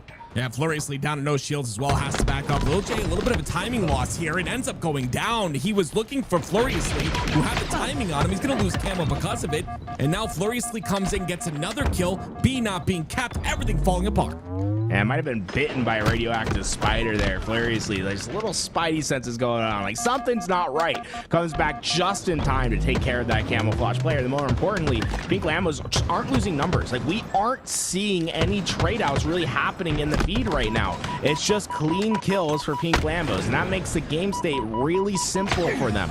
Keep their position, stay strong. They're satisfied with 2 so far because they've been able to really win those opening gunfights. There's no pressure for them to try to do more. Floriously, he's creating pressure on his end, and with this shock rifle, he has been a factor. He has been definitely very influential in keeping B under control. A is going to be taken, though, by Mythic Gaming.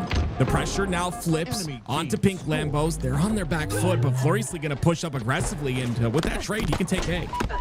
It's tough for Aziraphale because he gets A, but they never actually flip out that A spawn. It's going to make it so Pink Lambos have at least a chance to attack back. Floriously able to do just that, gets the kill, but a lot of damage that went down. It's going to slow down their efforts over at A, but I don't think it's going to stop it. Too many things to deal with for Mythic Gaming. A is going to rotate right back into their hands, and they're pretty satisfied with an AC setup right here. If you win these gunfights, you can start pushing for maybe potentially more. A trip cap could be on the horizon. It looks like it might be. B is locked in. The spawns are going to come out, though, on that long haul side, and Looks like that overextension from Mailmain is gonna benefit them. They end up getting B, stop the bleeding just a bit. The rest of the spawners go towards that C side, so space being taken all around the map. And now Fate looking for maybe an overextender that got through. He's not gonna find anything thus far, so instead he will push forward with his shotgun. This first kill, very important. He gets it. That's the opening that he needed, but 2 of his teammates go down, so now at a numbers disadvantage once again. I think Pink Lambo's maybe putting a little bit too much effort onto this B side right there.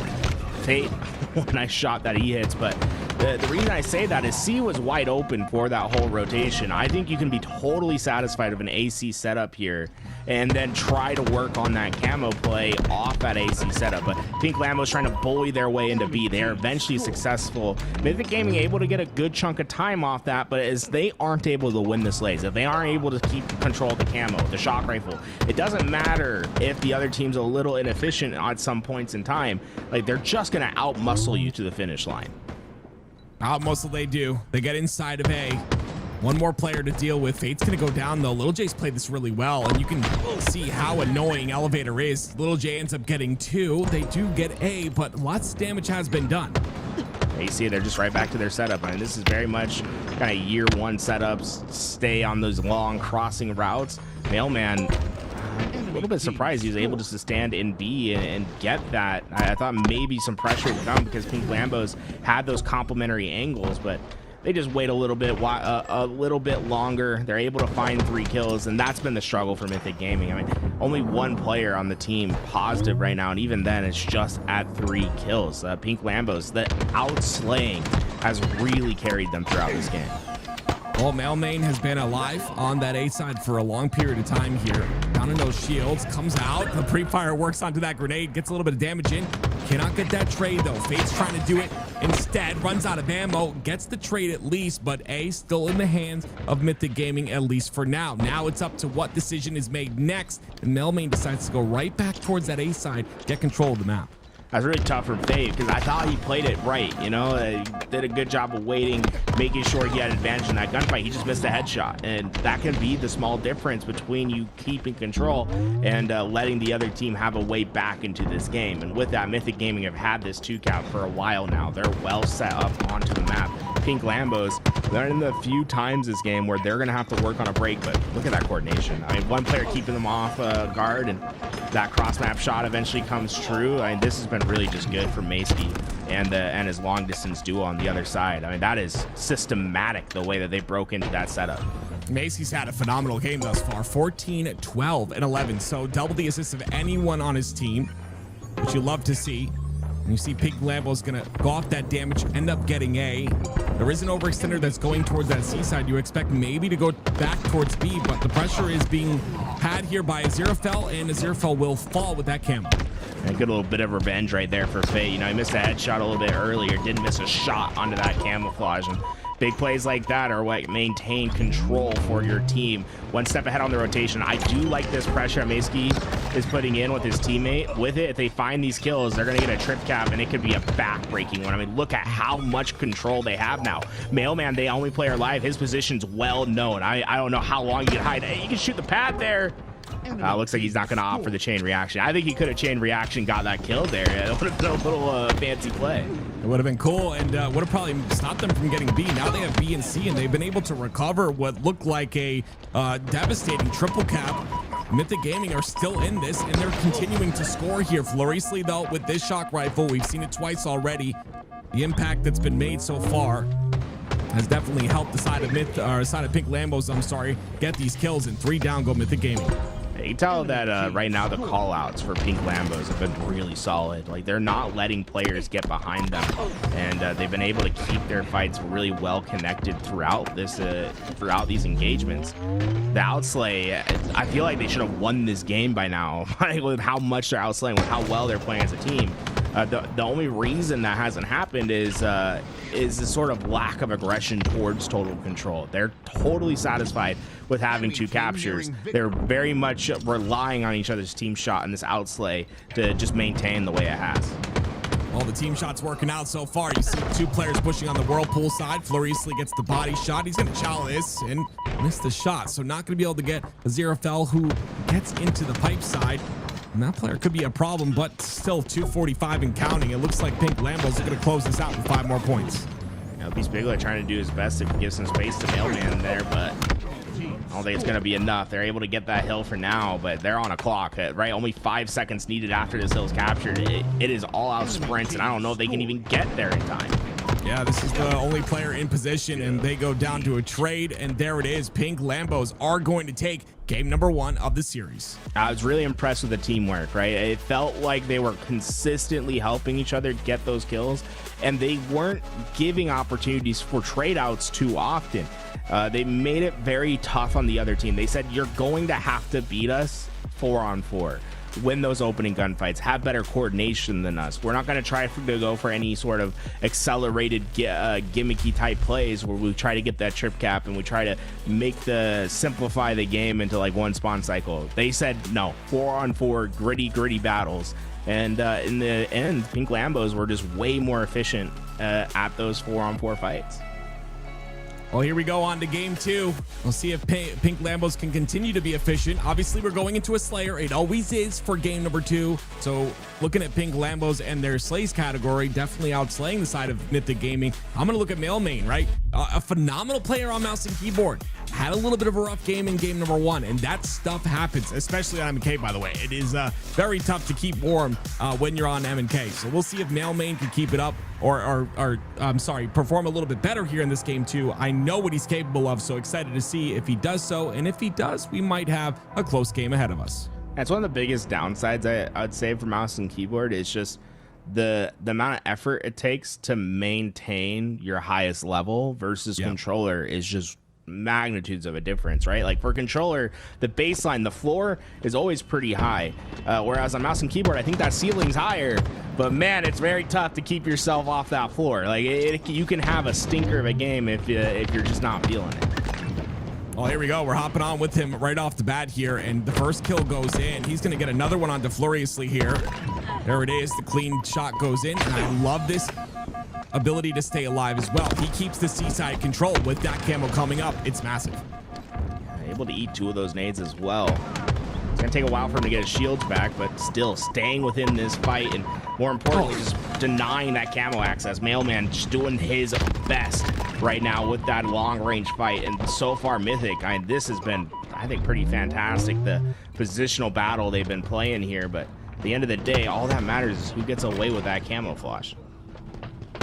Love that start out of Mailman. 2, 4, and 1 out of the man. Gets another assist right there as well. Now that camo, like you said, that's what matters the most. Mythic Gaming gonna go for it. Zerafel ends up falling. Pink Lambos. Oh, I love that play by Fate. Throws it towards his teammate at C. Kels goes in. Mailman's there to stop it, though. They get another kill as well. It's 2 down for the side of Pink Lambos, and Camo is still on the floor. Those mouse and keyboard swaps always get me, man. The 180 flip around was able to get a little bit more damage. Camo has been just an all-out fight so far, but with it looks like Mythic Gaming might have been able to secure it. They do. Mailman right back at it, and with it, I mean, he has had a big bounce back in this game so far. I love his involvement in all these gunfights. Like, he has been a crucial piece for Mythic Gaming thus far. And I love the guy. I called him out at the very start of this game, but because I know what he's capable of. In that last game, he did not look warm whatsoever. He has stepped up here. 4 kills, 5 assists, and only 1 death. And he's got a lot of camo to work with. 3 players of the Pink Lambos stuck on the seaside. He's got a red gun to work with as well. The Stalker rifle in his hands. Can he make something happen here? This is the push that's going to decide if Mythic Gaming get a lead or if Pink Lambos come back. He's looking for someone. It'll be Kel's the first target. They're finally able to get those trades, but Pink Lambos, I think, have had a little bit too much freedom of movement on the map. With what Mythic Gaming had, right, that camouflage, I think it's important to have knowledge. And the positions that they were playing were allowing Pink Lambos to out-rotate their camouflage without him knowing. It really led to a pretty inefficient camouflage. Only 1 kill that is resulted from it. And it felt like they could have gotten way more out of it. Oh, Mythic Gaming had their chance at another camouflage. 2 are down for each side. This time it's going to be Little J with a chance at it. We'll see what he's able to do. It's a 3-kill lead momentarily. Shroud Screen down on the floor along with Repulse. What do you pick in that situation? He's going to go for the Repulse. And they're going to go heavy on to B here, but no one is home. The thing is, they're trapping them in that seaside. Not enough space is being taken by Pink Lambos. Pink Lambos going to put all their resources into looking at these entry points, and unfortunately, the one entry point that they don't keep their eyes on is where Lil J gets through. This could be backbreaking. Look at this. No one looking in his direction. Tons of damage going down, but wow, skills aren't necessarily following. Whoa. Fate just fives the cam. That's the second time this series he's done it. Oh my word, clutching it up on that camo player, making that camo null and void. And you saw Furiously staying up there as well. No kills, so much damage being output, but no kills at all. And now it's a chance for Pink Lambos to come back. The momentum has shifted entirely. It's a tie game. Yeah, it's two camouflages that just have not got that much value for their team. And, you know, there's a lot of resources, a lot of effort being put in between them. And it's like the difference I think you're going to see if the next camouflage goes to Pink Lambos. I wouldn't be surprised if we see a much more aggressive camouflage play. And that could be the difference in this game. Obese Piglet on the bottom side of A to go down for Pink Lambos. Kells gets a trade somehow. Obese Piglet needs to get this kill. They're going to get it, but so much damage again has been done. And now it's Mythic Gaming on their back foot. Aziraphale's got to take some space here, but Pink Lambos are already in position. There is a flank on that C side. We'll see if Mythic Gaming are able to push up. They're getting a couple kills in the feed, and they lead by 2. Players, so you're not going to be able to stay alive any longer. So there's 3 players looking for him, and Pink Lambos, the struggle right now is they're going to get staggered on these spawns. Fate keeps getting big kills, though. He is trapped 1v2 there, able to get 1, and although now he's staggered, he took 1 with him. So instead of it being a 4v3 on the stagger, it's a 3v3, something much easier for Pink Lambos to fight out of, and something they've been pretty effective on the fight so far. They're going to win out some of those trades. Just a 2-kill deficit with camouflage coming up. Pink Lambos is a good opportunity for them. Yep. It's all about Furiously staying alive on this B side. You can relieve a little bit of pressure. There's the camo pickup by Pink Lambos finally. I believe they do have it. Bait's going to try and live on that red room side. There it is. It is in the hands of Mayski now. What is Mayski going to be able to do? We've seen 2 camos go in the hands of Mythic Gaming, and the one that goes into Pink Lambo's hands gets eliminated as well. Good hunt down right there from Mythic Gaming. Someone had a great camo eyes there. Pink Lambo's getting nothing out of it. So that's the 3rd camouflage that we've seen not really have a ton of impact, but Mythic Gaming, off losing that camouflage, had a 4-kill swing. That's a massive play from them. And hey, that's how you close out games, is always winning big moments like that. But Mayski from across the map, huge gunfight win. Yeah, I love that spawn for him and Cafe. He's going to get 2 off that. Hellmane, wait a minute here. Oh, nice kill. The flick to the right. It was clean. 42-36 now. Going to nade the HN. Bait's there. Another kill goes in for Hellmane. 14, 11, and 7 out of the mouse and keyboard player. You'll love to see something like that. Repulse is good. Furiously gets 1, but gets traded out. Ooh, it was actually a teammate that came through and killed him. I felt like if Furiously stays alive there, that could have maybe been the path that they're looking for, but Mythic gets 1 step closer. They are trapped. This isn't over yet. Just a 2-to-1 pace that's needed for Pink Lambos here. Easier said than done, though, but right now they're hitting it. That's 2 kills for 1 death. They need to maintain that. Another trade, 1 for 1 there. 3 down go Mythic Gaming. Only 3 more kills for them if they want to close this out and tie up this series. Let's see if they're able to do that, though. It's Hellmane on the back of A. And again, he's had a phenomenal game. Called him out. He's responded here. But can they close this out? Wait, a couple clean kills once again. 45-47. 2 for 1. That's the pace that they needed, and they're getting it. 47 all. They were able to get 4 clean kills. No trades coming out. Mythic Gaming from such a dominant position now find themselves in a very dangerous spot. All 4 of them spawned on the other side. Pink Lambo's aware of this as they cleared the entirety of back A. Camouflage going to be coming up in 15 seconds. The question is, does it determine it? 4 players going to swing wide. Oh, there's that stick and misses. 49-48. Obese Piglet looking for 1 on the Furiously, and he gets it. Mythic Gaming tie the series at 1 in a clutch fashion.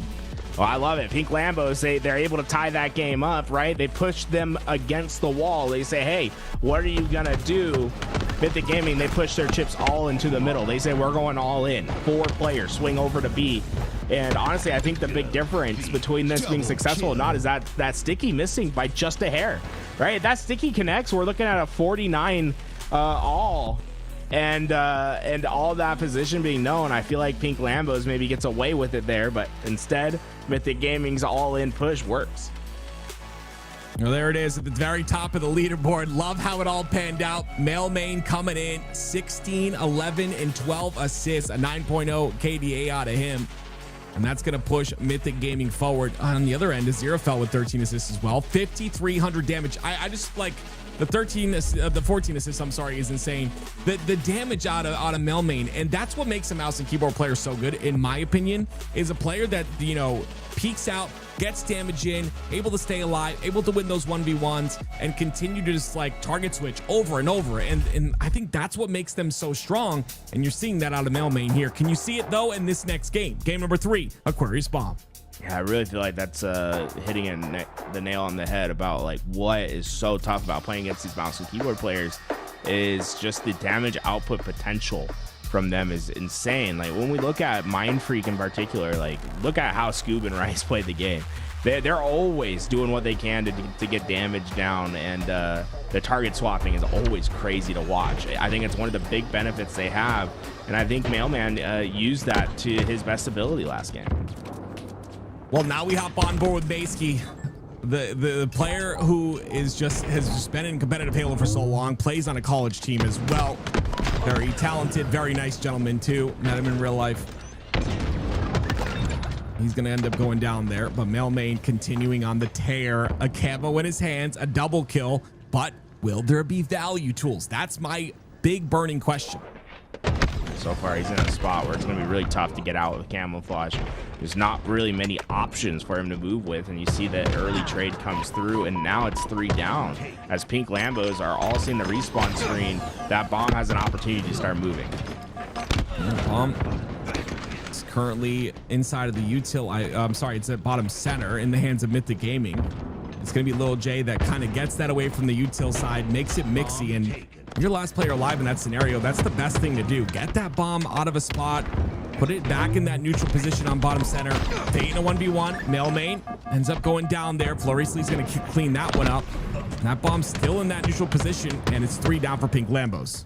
Both teams, I think there would be a lot of success in not being fearful about that bomb, right? Like, you don't need to have everything go perfectly to start moving it. We'd like to see them just move whenever it's possible. Try to get that thing up into the action, because like, if you have that bomb in the base ready to go, and then you get that 3-4 down, the conversion rate on that's much higher. So I think you should be playing for those opportunities whenever possible.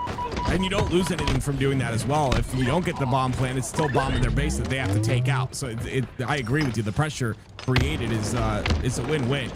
Mythic Gaming, that pressure is created. They get 2 down for Pink Lambos. The bomb plant will start, but Fade is there to stop it if he chooses. Looking for the player, can't find him. The shots come in from top center. That's it. That's the first bomb that goes in. My goodness, I truly expected them to stop that bomb. Yeah, I felt like maybe he gave him a little bit too much freedom in that bomb arm zone. He could have been a bit aggressive on trying to push him out. The help on spawn came over. Someone got to top mid extremely fast and hit crucial shots to get that bomb arm in. But the big thing, right, is just, yeah, last player alive in the base. It's like, why not try to just like make something happen? Well, Beast Piglet just like ran forward, said, hey, kill me, right? And it's like they didn't do it, and with it they punish. I like this. Aziraphale, yeah, just playing that slow play. Just don't even move, right? Like force them to come back towards their side and look for you, and there you go. Fake does it, but that's a lot of time that Fake has to give up on the car side, and by the time he gets the kill, look at that bomb is still in a pretty good spot for an attack. Oh, it looks like they are pushing that back though. Pink Lambos under Male Main's head, push it back to the opposite util, leaving a bit of pressure, and this pressure could turn into a cap here. One go down though. Fluriously goes down. Fake goes down as well. The kills are coming in from Mythic Gaming. Well, that bomb is still a factor. Basically still has bomb. Yeah, he's just sitting somewhere nearby. He has camo. He's sitting right outside the bomb arm zone with camo bomb, just hoping that they would leave the base, but a little bit too wise to that strategy. They stay within. Maesky, though, his job was done, right? Pulled all those players back. The spawners come up. They get that 4 down. Bomb's in a great spot. Now, Pink Lambos just need to get back into the fight and win gunfights. If they're able to do so, they should have their answer. Well, unfortunately, it doesn't look like that's going to happen. Multiple players go down. Aziraphale's going to get the 3, triple kill, and 3 go down for Pink Lambos. That bomb resetting in 17 seconds. Mailmain's going to decide to let it reset with 3 down. They have to find this last player, though. I believe it's on the opposite side. So regardless, though, you don't have that info. You got to move bomb instead, and that's exactly what Mailmain does. Yeah, get the first damage down. Trades do come through, and they pick up that bomb, so they know there's a player bottom mid. Fake gonna take a lot of damage. Mailmain trying to keep his teammate alive will do just that. It's 3 that go down for Pink Lambos. Someone's got to move this bomb. Mailmain doesn't want to give up the space that he has, trusting someone else to get it. They do. Mythic Gaming, I love this charge forward. No fear. And now that this bomb's in a premium spot with that 2 down, this becomes much scarier for Pink Lambos. They need to win these gunfights. Nades come in. Obese Piglet gonna try and go for it anyway. Once again, this time it doesn't pay off the same way, and it's gonna be a bomb thrown out, but still the pressure from top center. Kels has to deal with it. Beautiful double out of him. Camo coming up in 5. Big mistake that Mythic Gaming made there was not having anyone fill in that util side. When the opposing team is spawning, if that utility side is open, it might not be 100% guaranteed spawn, but if they spawn there, it might as well be 100% guaranteed stop. So it's so important to make sure you have someone blocking that or filling towards that position at all times. Kels trying to go for that kill. Ends up going down there. Bomb once again thrown out. It's going to be relayed by Mailmain. As 3 go down, he's looking for the last player alive, I believe, but just, essentially wants to make sure maybe he plays defense. I would expect maybe to move that bomb a bit more forward, but there are players on that ping side to deal with. They're going to play slow off their spawn.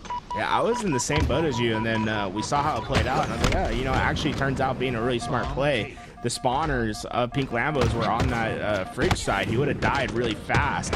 So instead tries to keep his life up, and they're going to try to work on the slays instead, but seems as if Pink Lambos seems to be edging it out so far on the slays. It's up to Furiously to potentially stop Mythic from getting this bomb back into play, but he's too much to handle as Mythic Gaming do a great job. I thought Pink Lambos were going to be able to recover there, but no. Instead, Mythic Gaming clear. 6 minutes left on the neutral clock. Plenty of time to tie this up here for Pink Lambos. These Piglet's going to be the one forward here. Also on mouse and keyboard. Let's see if he's able to do anything. Looks like a player above him. Gets the clean up onto him. Remote detonation. He shot the nade coming out of the dead body of the player next to Furiously. I think if the nade wasn't there, he would have gotten the kill nonetheless. But hey, it's a little flashier that way. It is. Cool kill. Mailmain ends up trying to push through. He ends up going down. Solid game for him though so far. 13-9. Mace gonna look for an opportunity to pull this bomb forward, and with 2 dead, he's got more than enough time to do so, and you see they take space very quickly on the map. Pink Lambos does that time and time again. The space that they take, it happens quick. Well, with that, so they're going to try to coordinate themselves over towards that util side, but there's just too many players here to deal with. Mythic Gaming, all of them spawning on that side. They just overwhelm, and they have a real good chance to counter here if they're fast with that bomb. Oh, Mailmain not able to get that kill quite fast enough, but the help is here. You start to see the pressure coming in as Aziraphale knows there's a 1 shot. He'll get him. 3 down. Bomb in the arm zone. Now they need a player to come to util and help with this fight. Nah. The spawns come out on the util. The spawns come out on the fridge. They're already in the back of base. Nate's gonna nade his teammate, but I believe Mace does stay alive, so no problem there until now. He ends up going down, and it's camo in the hands of Obese Piglet, so this could potentially be a factor here. See what he's able to do. Pressure continues onto Fate. Fate has to stay alive. Gets a trade. I love the slide in. The trade goes in for Fate, but is it gonna be enough? Yeah, this is tough. I mean, Macy's getting a good damage, but there's a lot of work to do here, and I don't know if he can do it. I like the Fate out. Oh, switch. They swapped positions with the bomb after they took a lot of damage, but it's a battle of attrition, and so far, I don't think they're going to win it. Two players from Pink Lambos come up. They're able to get the clean outs, and cool little concept there, but Macy was just too much. Yeah, it doesn't work out at the end of the day, and you see that bomb automatically towards that mid side. Fate gonna win that massive fight onto Aziraphale. Puts damage onto Little J as well. Not able to stay alive though. The pressure a bit too much. Still players from Mythic Gaming in the back of base. But the push is coming in from pink Lambos. Look at the overextension towards the front of base. It's the 2 spawners on the pink side. They do enough damage, but that bomb's still not moving. Kel's got good damage before that play finished, though. And with that, Furiously's going to be able to keep blocking out this spawn. The bomb should start moving. I would have liked to see them like be a little bit more aggressive with that bomb there. They had the 3 down. I think letting Mythic Gaming get their numbers up and coordinate a push into the util is a losing battle because of the way spawns work, right? Like, yeah, Mythic Gaming is always going to be much faster on the spawn battle because they spawn closer to their side. So you have a very limited amount of time where you can make the opportunities happen when you get those 3-4 downs. Like, overslaying to me is rarely the right choice. Well, here we go. That bomb's still on the side of pink Lambos. It's actually in the util, about to be in the util of pink Lambos. Great damage though by Mythic Gaming. You get a couple down here. Mailman's gonna look for an opportunity to pull forward, but there is a player that spawns in the back of base. It's gonna be Kels. And Kels has an opportunity to get this bomb out once again. It just seems like pink Lambos are playing the back foot constantly though. There's only 2.5 minutes left in the game. I just feel like the aggression you talk about needs to be had here, or else it's gonna end up being a Mythic Gaming win. It's been a very reactionary game thus far. Things could change right here. Resmansky gets camouflage. He'll go down to 1 shot, but the only shot that matters is that last bullet of damage. He gets his shields back, and he's got a lot of time to work with. Okay. I think he tried to double back. Yeah. This is good. This is good. Ooh. I think holding that with camo is so risky. There's this big beam of light that follows you everywhere. Basically drops it. Comes the push. That info.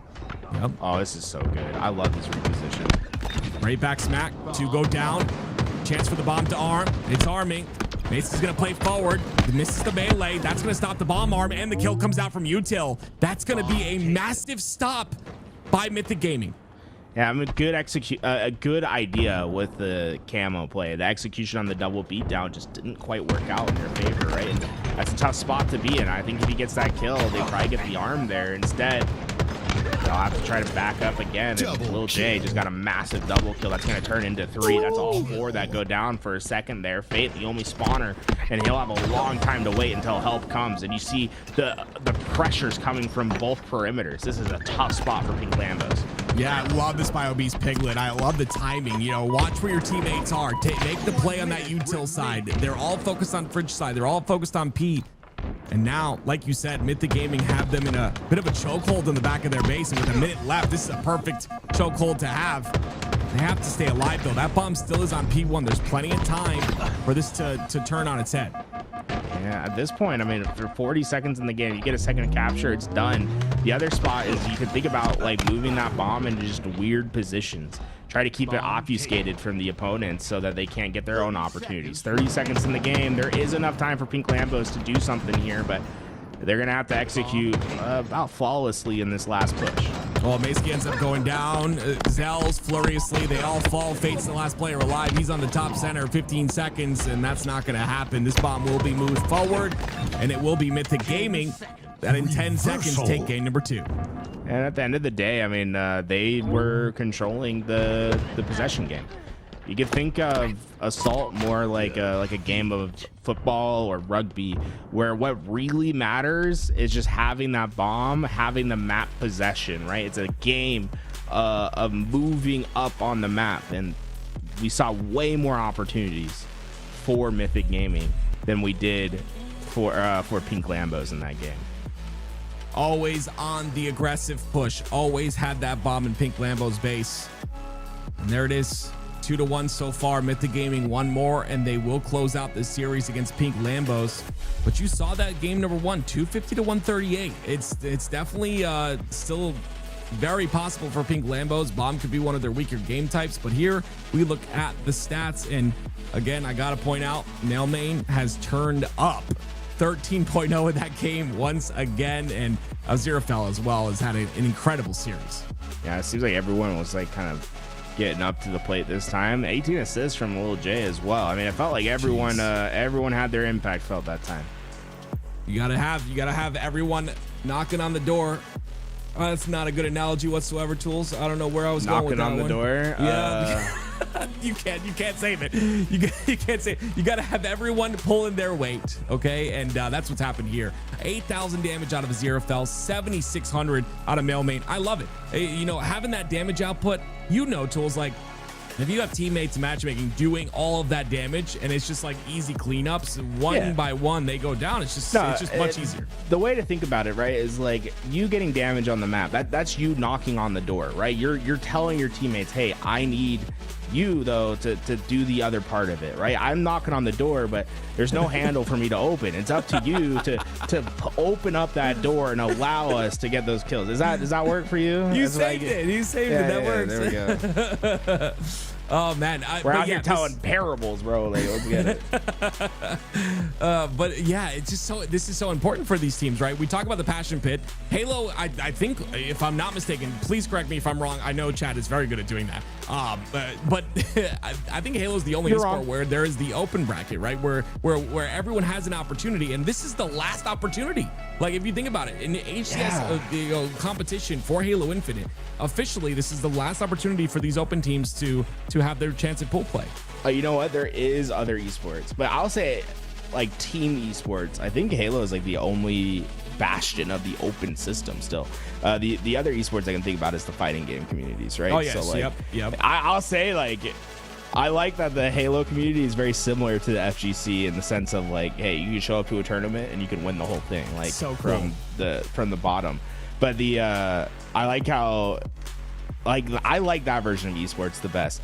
The reality is like it's not a reality to a lot of other esports because the games take too long. It's like you know, Halo's in that perfect spot where it's like, okay, like there's enough time to get this done in 3 days, and it's cool, man. It's cool that we get to have an entire open ecosystem. Absolutely love it, and it gives chances for these players on your screen right here that have been putting a ton of work in. Everyone in this lobby has put a ton of work into this game in the past 4 years, looking for their opportunity to push through and get that pool play.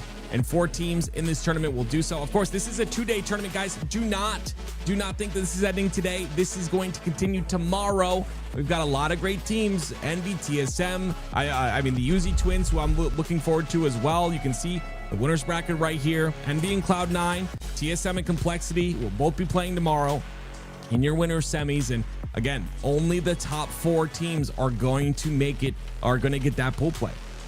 It should be really, really good games as well. Like, very curious as to how those ones are going to finish. Like, it should be TSM Envy, but we have seen, like, in recent times, like, Complexity got a big upset and were able to go far. They got a top 4 finish in the last Open Cup. That was with every team, you know, FaZe, SSG, Optics, Shopify, Rebellion playing. Like, they have a chance to find an upset on TSM, and on the other side, Cloud9 has their chance to try to take down a red-hot Envy. That's going to be tough. Oh, man. I am very, very excited. And I'm sorry, I misspoke. I looked at this again. There's a couple other teams that will make it as well due to points. But for the top 4 will definitely make it. Top 4 in this tournament will definitely make it to pool play. Here we go, ladies and gentlemen. Mythic Gaming have a chance to close this out. They will be in a position to do so here as they're up 2-1. But this is going to be a long, treacherous journey. It's oddball on live fire. We know how long these games can go, and these teams are pretty evenly matched. Yeah, so far, it's the last couple games, though, we've seen Mythic Gaming really get some momentum going behind them. I feel like it's up to Pink Lambos to try to stop momentum from playing a factor. Like, just have a big play, shut it down, like force this to be a neutral game once again. That's where they were really strong in game 1. Ooh, I've made that mistake so many times, but Aziraphale is going to get that camo and lock it in. Kels is on the back of me with this ball. I love the shot, though, by Aziraphale. That's going to be the first domino that falls, and that's a very early play ball. Maybe just wanted to make sure that ball goes off the map. But the spawns are going to be a bit wonky here, Tools, I believe. Yeah, onto A and onto B. A little bit split. Aziraphale with his camo has to do something, and he will. The back smack goes in.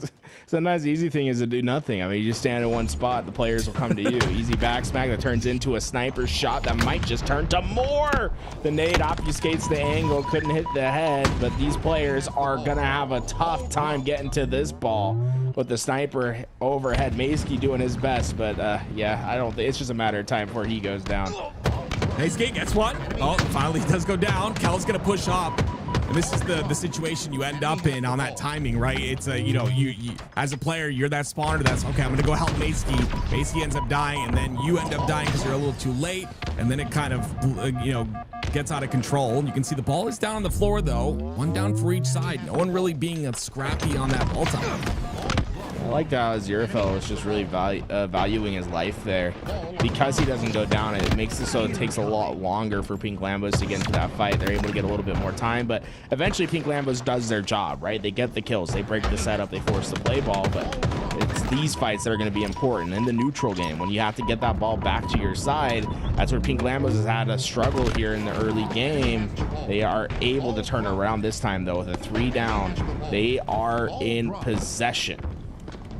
Fate's gonna try and clear it out first. There's one player that he has to take care of, and he does. Little J goes down. This does give a little bit of time, though. That ball still ends up bottom center. Fate's trying to get these kills, but it's a lot of time lost once again with that ball time. So 2 go down from it.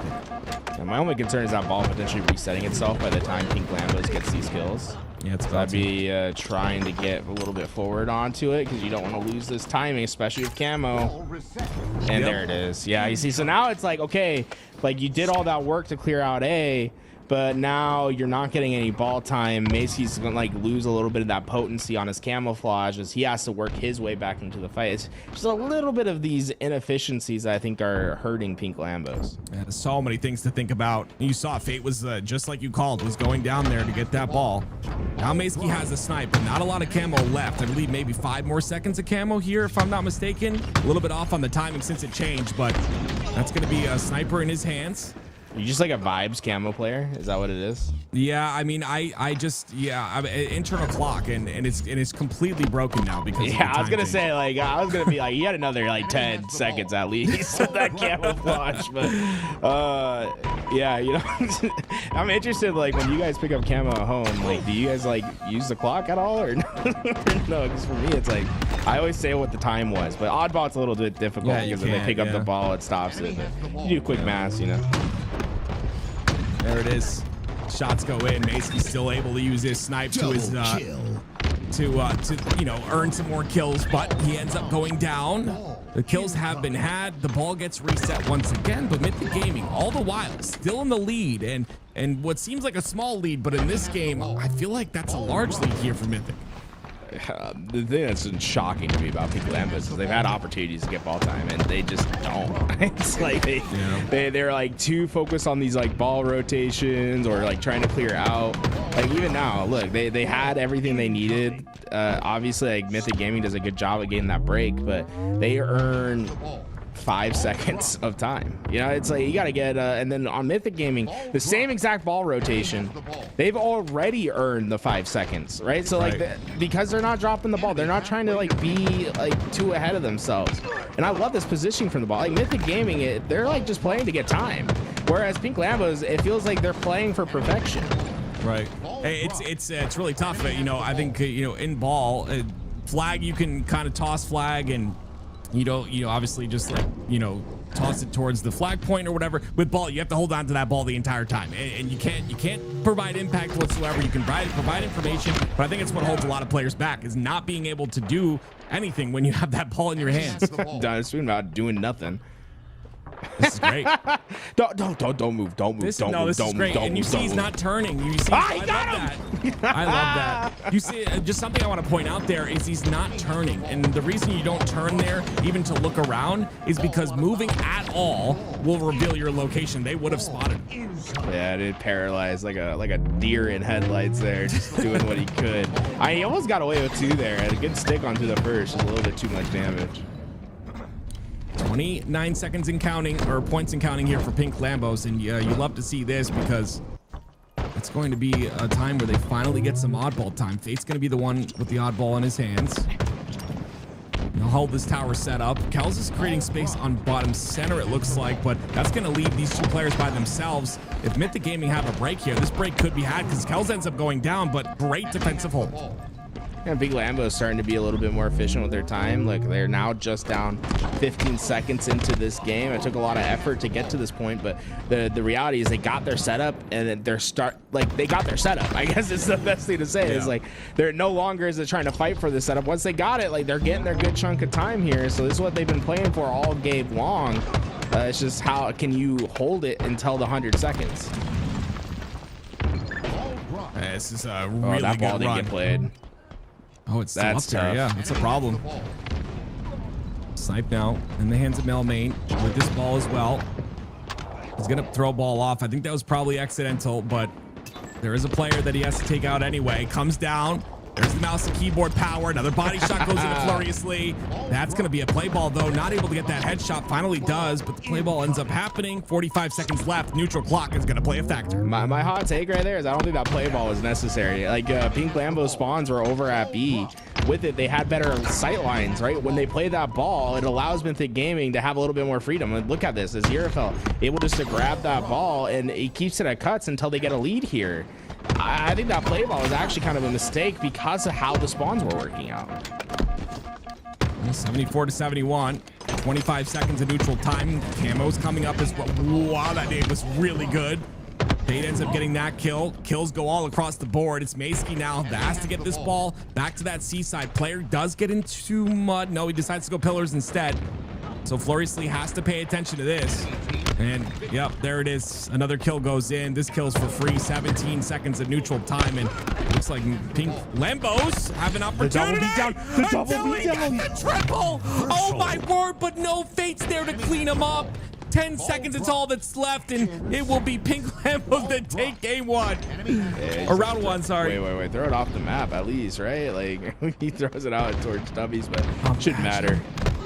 Dude, it was close. They almost got there. I was like, you just gotta wait till a free game at home. If the time gets to 5 seconds, you can just throw it off the map and you win the rounds. Like you can't get to it in time. But this was a big deal. Like such a big triple kill.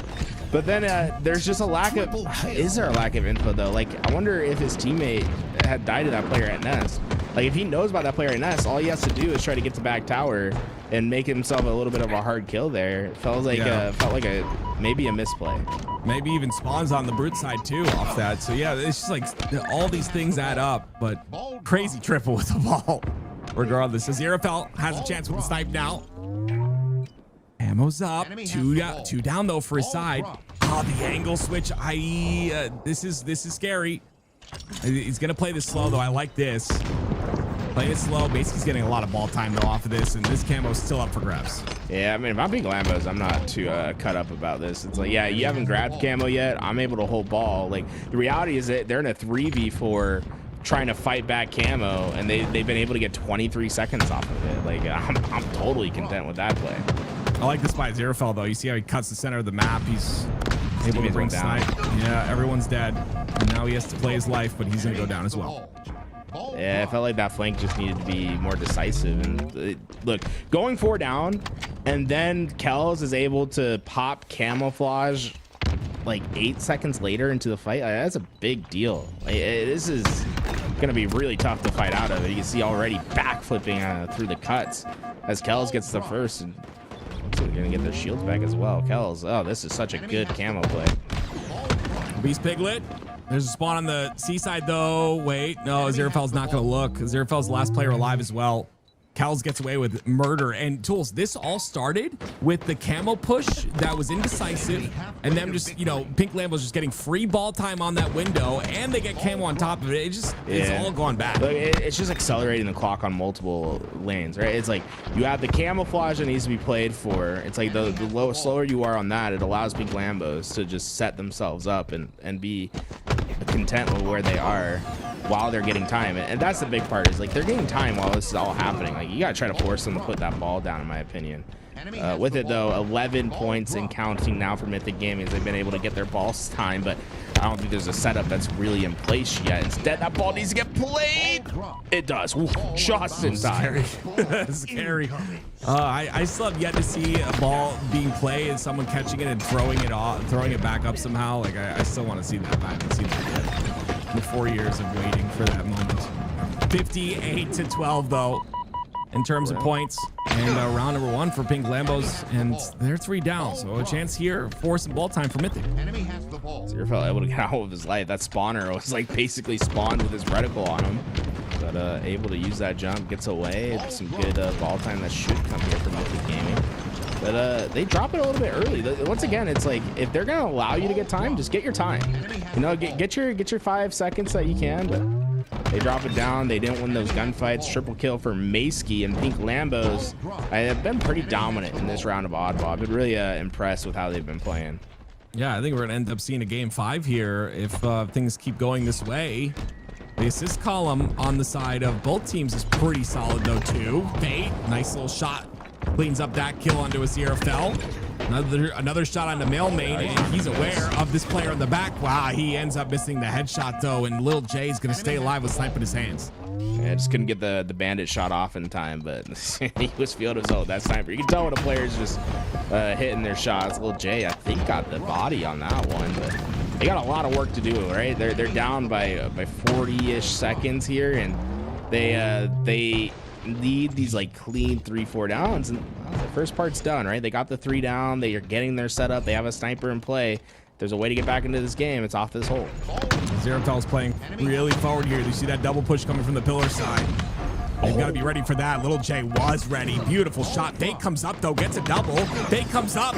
Literally all the way up. 3 dead. The triple repulses as well. Is there any ball time to be had, though? No ball time. No, the important part is, I mean, he got the player off the ball. So it's like the last player could have picked up that ball, tried to rotate towards his teammates. That's not going to happen anytime soon. Mailman, though, able to pick up a double kill. Going to neutralize that play that Fate made. But, man, what a crazy triple kill from Fate. That was such a cool play. But it was awesome. Like you said, I mean, ball time is the only thing that really matters at the end of the day. Pink Lambos aren't able to get any off it. He wants to push up. He's got the damage to do so, but he's looking for an opportunity. Aziraphale gets the kill. He trades out into Aziraphale. He tries to repulse that ball off and the player, but there's a trade instead. And now Fate tries to get away with the camo. It's not burnt though. Mailman's gonna have this camo to work with. Let's see what kind of value he gets out of it. As of course, Mythic Gaming have ball.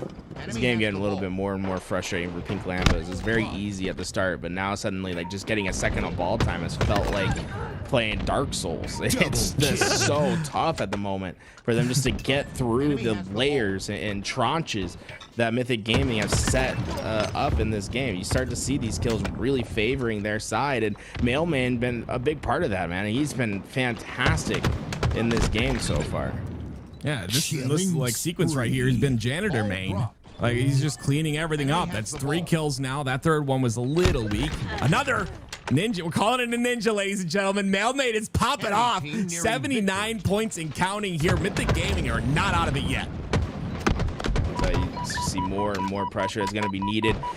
Only 10 more seconds, really, and the sniper's coming into play. This push going to be important. The sniper takes one to the back of the head. Double kill. Male main. Might have just popped them round 3. Oh, this is so good. Another one. He's disgusting. 99, 100, round number 3, and a chance for Pink Lambos if they want to go to bring this to a game 5, or Mythic can close it out because they look phenomenal right now. Yeah, tail 2 halves in that series, that round 2 for sure. Look at this headshot though. Ooh, gosh, this is, I love mouse and keyboard. Switch if you haven't. Controller's boring. Here we go. It is Mailman right directly up towards that sniper. They're ready for him this time, but he's ready for them as well. The no scope goes in, and it will be a battle down bottom center, and all 3 down for Pink Lambos. And look at that. They're going to be able to play a little bit of bully ball as they move that ball into their setup. And the more important part is they got the 3 down at the right time, right? As that camouflage is coming up, Mailman going to have a lot of freedom now to move around with this sniper. Right? Just bad to worse for Pink Lambos at the start here. 2 players did leak out that Mailman could have potentially stopped if he just looked a little bit to his right, but they forced the play ball. Oh, that looks good to me. Observer glitch, maybe 3 down for Pink Lambos though, and Mythic Gaming still have that sniper in their hands. Mailman is 36 and 25. It's actually nuts. Oh my gosh, Little J. Goodness me, this is a snipe fest. I mean, the mouse and keyboards, right, from Mythic Gaming are starting to reveal themselves. Just crazy flicks. And the snipers, man, having a huge impact so far. See what Little J's able to do here. You can tell it's kind of cool, at least to me. All right, this is cool to me. The different styles of MNK, right? You have like the trackers, you have the people the players that like to flick. Kells though, he just likes controller and he likes to get double kills. The double kill comes out. Fate, no, almost had it, but Little J's gonna come out on top of that one. Ends up playing his life, expecting the spawns on the B side and nades, but it's gonna be only one player they have to deal with, and that ball should be in their hands on a C side setup. But the space being given away, Macy's gonna take that. He ends up falling. And you see, I love watching, like you said, the different styles of mouse and keyboard is really fun, right? You can look at a team like Mind Freak where they have two very distinct styles as well. Scoopmeister having that fast, aggressive flicking style, yes. And then Rice, the very slow and methodical, almost controller-like with his mouse. But as we watch through, like I'd love to show you guys more of the differences. And you know, Tim can probably give you a lot more nuance to what some of this is. But like, look at that Mailman, quick, decisive flicks out with his mouse and keyboard so far, and this is such a dominant round right now. Yeah, Lil J is he strikes me as an arm aimer from what I'm seeing. So he's using his entire arm to aim instead of his wrist. But when he needs to turn, you see that arm will swipe, and when he needs to be accurate, he'll get a triple. 4 dead for Pink Lambos. And this is what a dominant round this has been for Mythic Gaming. Yeah, it really has been the tag team of Mailman and Lil J this round. I mean, 40 for Mailman, 39 for, oh, let's make it 40, huh? There we go. Double 40 balls, 80 kills between the two MNK players. This is insane. I love to see it. Oh, you see, so that's the other strategy right there. So you see this sometimes. Let's see if he does it again. No. So that's the active style where you just kind of miss a little bit to the right with your aim with the mouse and keyboard. That's the Timmy. We call that the Timmy here. Okay, all right. Hey, I love that by Macy. You got 2 mouse and keyboard players. One of them has a snipe. You make them waste that ammo or you're going to pay for it. And this is exactly what he did. Now it's Fate though on the side of Pink Lambos. That's a nice little flick there. Gets that body shot off. Wants the other one onto a Beast Piglet. And my goodness, the aggression. I love this. Understands that he has free space on this side of the map. Knows where the push is coming and almost gets out with his life. But Obese Piglet cuts him down. He's ball back up for grabs. It looks like Obese Piglet gonna be there early. He's got 27 assists. The assists going crazy as well in this lobby. It's just long games of oddball be like this, but it's gonna come down to this last stretch for Pink Lambos. They need to get aggressive and they just don't have numbers. It's a foot race. 12 seconds to get to this ball. Can they get there or will they be cut down? Lil J able to find that shot. Fate not able to hit the reach. It's over. he's like, I'm out of here. Mythic Gaming 3-1 in the series. They will move on, and my goodness, what a beautiful. I absolutely love the performances out of the MNK players. Absolutely incredible. You guys, I mean, I know Mailman. I played against Mailman many times. He's been around since the very beginning. I will say, like, so much respect for the guy. Not only one of the nicest people in the Halo community, but also his growth throughout these 4 years has been insane. 42, 31, and 20. And Lil J, a little bit of the same. I don't know enough about that man's game, but I do now. 43, 27 with 9 assists. Just beautiful out of the two.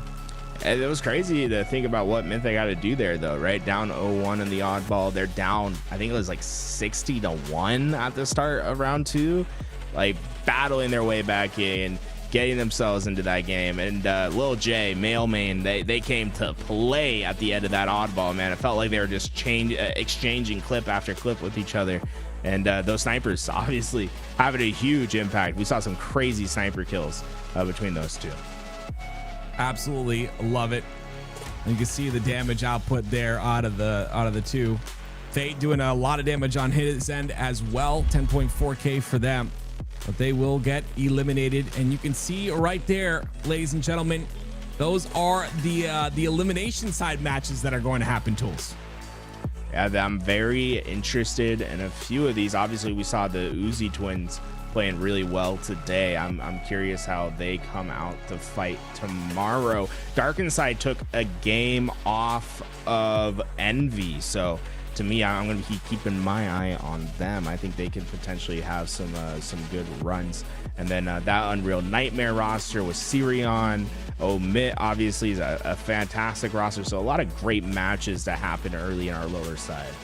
I'm really excited for the Uzi Twins and to see what they're capable of. I truly think that they could definitely get into that top 4 without question. They look so good. And I've talked about it before. I know there's Gunny and Little Gators. I feel like that team just works out, and I absolutely love that the Uzi Twins are taking the charge, and they are like the leaders. And I think it's great. It's a great dynamic in that roster. Watch them scrim, watch them listen to their communication. I absolutely love the dynamic there, and I'm excited to see what they can do. It's crazy how different some of the rosters are this week versus like last week. I mean, it's like, for those that don't know, there was a big roster last week that was like that Mirror Force team, which was like Mortally, Ice Kid, Looney, Suspector. That's all gone now. It's like everyone's like in different places. So like Dark Inside picked up Suspector and Looney. We seen Mortally playing for, I believe, that 6-7 squad.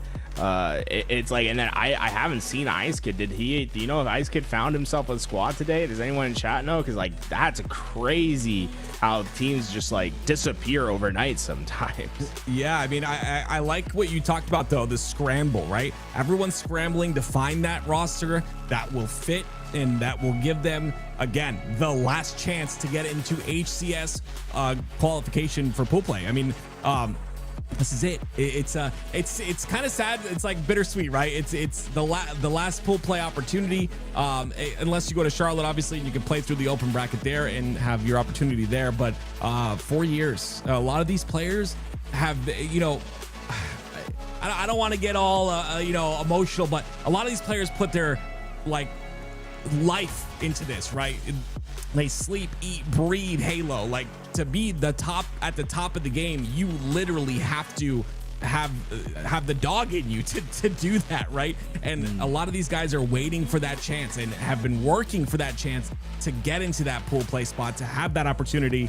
And it's all come down to this. This is your last chance. This is it. It's this, and then if you go to the event, you have a chance there. But I mean, gosh, you can tell these teams are coming to fight. Yeah, you see all these matches, they start tomorrow, except we still have one more that needs to happen before we know who the Uzi Twins are going to be matching up. That's Luminon versus Clutch Academy that still needs to take place. So, it's always fun to see the first day, see how everything's sort of shaken out. On the winner side, it looks like the professional teams made their way through. It's TSM going to be going up against Complexity, and then Envy that'll be matching up against Cloud9 on that upper side of the bracket. So there's so many good matches to come here in this tournament, and there's a lot of implications on the line, right? Like where you go into pool play, if you make it to pool play, there's a lot of questions for a lot of these teams competing here. Looks like we are going to be getting into that Luminon matchup. It's either Luminon or Clutch Academy that will make it through. We're going to get into that match for you guys. So it's not over just yet, ladies and gentlemen. We still have one more match to go to find out who ends up playing the Uzi Twins. And I'm excited to see how that one goes. And of course, day 2 is tomorrow, and all these teams will be playing on day 2. But still, one more matchup today to find out who plays the Uzi Twins. And some great talent still to be seen on the stream today. I saw that earlier we had that Luminon team playing on stream. They looked great, but weren't quite able to get the job done. That's the Troxin, Facty, Zoom, and Glitchy. They'll be going up against Clutch Academy, which is Slavonic, Chills, Stefano, Biscuit, and Jukes. It'll be fun to see the Facty versus Slavonic matchup, because those two teamed for so long together.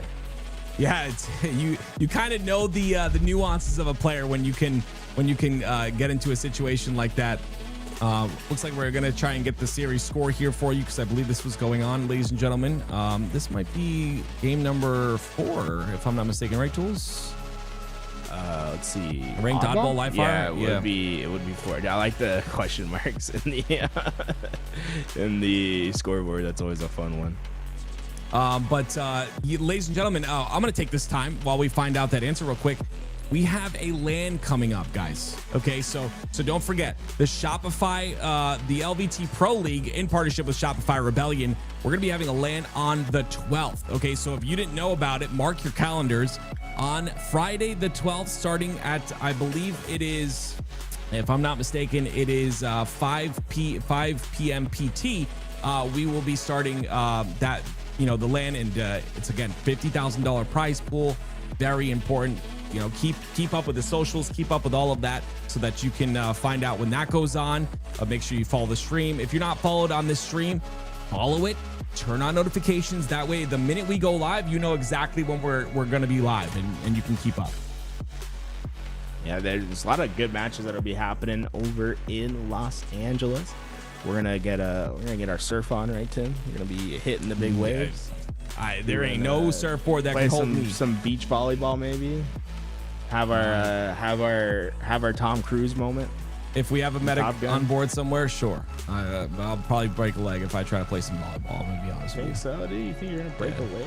I mean, my hip has been hurting just walking up the stairs. We gotta, I gotta get moving a little bit. Anyway, what's gotta get moving is this series. Okay, Luminon 2-1. They lead against Clutch Academy, and they have a chance right here to close it out. But Clutch Academy can bring us to a game 5. Potentially. Live fire oddball, everything's at stake. This is where, teams are tested. The duration of this match is where teams can really find their stride. We saw it in the last series in that round 3. Mythic Gaming on fire in that round 3. Sometimes it takes a little bit. So I went and did some research, some sleuthing. It's a 2-1 lead right now for Luminon Gaming. They were able to win the Strongholds 250-22. And they won the Slayer 50-47. But last game of Neutral Bomb 2-1 going in the favor of Clutch Academy. So could be seeing a game 5 here. It's going to come down to the oddball. Here we go. What are you looking for? I'm excited to see. I feel like in these AM teams, there's always like a pop off player. We had 2 of them in the last matchup. I'm looking for a pop off player, a player to really kind of take over. I think that's kind of it's what you need in situations like this. For me, I mean, honestly, I got to go with Nitroxen. I think Nitroxen's a great player. He's not a flashy player. He's not gonna like go out and get 50 kills. But I think he's like a dirty work player. He does whatever needs to be done, and I really respect a player like that. Now, what would you describe my play style, Tim? I'm curious. Am I the Rager? Okay, well, chill. Okay. No, I'm kidding. I think because I hear people say like dirty work. I'm like, you know what? It's like like you ever watch the NFL and they're like, yeah, that guy's he's a real gym rat. He gets up early. He's first into the office. He's a little white. It's like, bro, just say he's white. It's fine. It's like is that like sort of the same thing as like as the old dirty work player? I feel like dirty work player to me is it disrespectful to be called a dirty work player? I guess. No, not at all. I don't look at it like that whatsoever. A dirty work player to me is someone who it doesn't really play for, doesn't really play for like playing their life as much. Instead, they kind of like go in, do max damage, get oddball time, trade out, put their life on the line to make sure someone important lives. That's a dirty work player to me. Like doing it all, doing what needs to be done, no matter how it needs to be done. That's I will say I'm a big fan of those players that are just like, yeah, I just do like what needs to be done to win. Like I don't really care about anything else. It's like, okay, I'm in this situation. Like someone needs to go pick up ball. Someone needs to go get damage in this spot. I'ma die here. It's like I respect players like that. I think those personally are like kind of my favorite players. Yeah, just like the stuff that doesn't show up on the stat sheet is it's just everything. You know, there's so many players like that. I talk about Legend, for instance, in matchmaking. Like that guy, he don't care. Like he throws himself in front of me. I'm nobody, and just to help me get a kill. Like he don't care. Like he's the player that does it all. I absolutely love players like that. And for me, it's Neutroxin. We'll see what he's able to do here as we get into live fire oddball. Curious to see how this pans out. It looks like they've been having a little bit of a struggle getting it started, but we're getting right back into oddball live fire. The sniper, the last time we were on this map in our previous series was crazy impactful. We'll see if that has that same impact this time around. Yeah, it's always if someone heats up with that thing, man, it can completely change the game. It's crazy. Like if you go watch like season 1, the snipers is so different. I feel like people have really leveled up with this thing. Like when Halo Infinite first started, and yeah, honestly, it'd be like a really cool content piece to go back. You know what I mean? To see how things have changed. When this weapon first came to us, like everyone was like, "Oh, this is really hard to use, man. The reticle's so tiny. Oh my gosh, like how do we shoot with this?" And now you're just seeing the most disgusting plays ever with this thing. So really just cool. As we get into the last, open event of Halo Infinite, obviously Worlds is directly after, but really cool to look back and see what has changed and how things have changed since the game started. The big shining moment for me was, of course, the drop weapon meta. You were something. like abusing the hell out of it on your mouse and keyboard. Are you ways. kidding me? Oh man, like, it's just a button press, bro. Like, what's your problem? Oh man, it's Meanwhile, cool. It's all the cool. controller players are like trying to hit a D-pad button, and it's like, bro, this is hard. You have 26 keys. We got 2 sticks and a button. It's like, yeah, I'm gonna be honest. chill. I feel like I've degraded over time. Like I was watching some of my early clips. I'm like, wow, I used to shoot straight. Nowadays, it's like, nah. Like, Chat, what's your favorite meta so far? Like, I feel like we have like different eras of Halo Infinite. Like, what's been your favorite meta time? Like, or you've been a couple months where like something comes in. The sword on recharge. Sword on recharge, dude. We're going all the way back. I'm Year kidding, 1. yeah. It's fun, dude. Oh man, I don't know. Yeah, definitely say your metas in the chat, ladies and gentlemen. We're gonna get in here. It looks like we're gonna be starting up Luminon, a chance to close out this series and move on to play the Uzi Twins tomorrow. One of these teams is gonna have to face the monster of the Uzi Twins. And again, I might be a little biased. I love the Twins. Love Gunny. I don't really know Gators that well, but I'm sure he's a nice guy too. I have a little bias, but they're just really good. I think they're like honestly really a solid roster, and either one of these teams, they can put up a fight, but they've got to get through each other first. Put me back in the jiggle peek meta, you know what I'm saying? Yeah, I'm jiggling. Nah. Before the change, ooh, I was going left, right, boom. Left, right, boom. Well, while you go left, right, boom, we're going to take a quick break, ladies and gentlemen. There's some ping things going on, so we'll take a quick break. When we come back, we'll have this match ready for you. Don't go anywhere.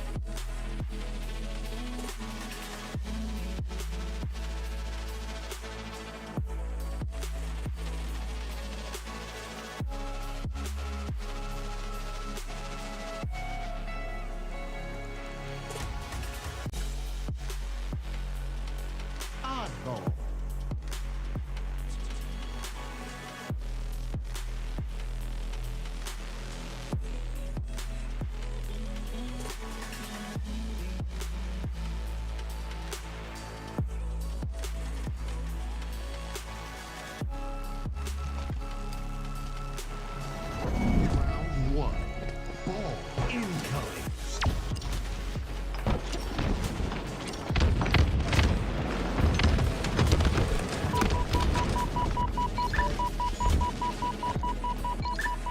Ladies and gentlemen, we have finally made it into the game. Clutch Academy off the start, gonna go 3 down, and this is an opportunity for Nitroxin and the rest of Luminon to get towards the top of tower here. And you see the kills are still continuing, Tools. It's kind of spiraling already.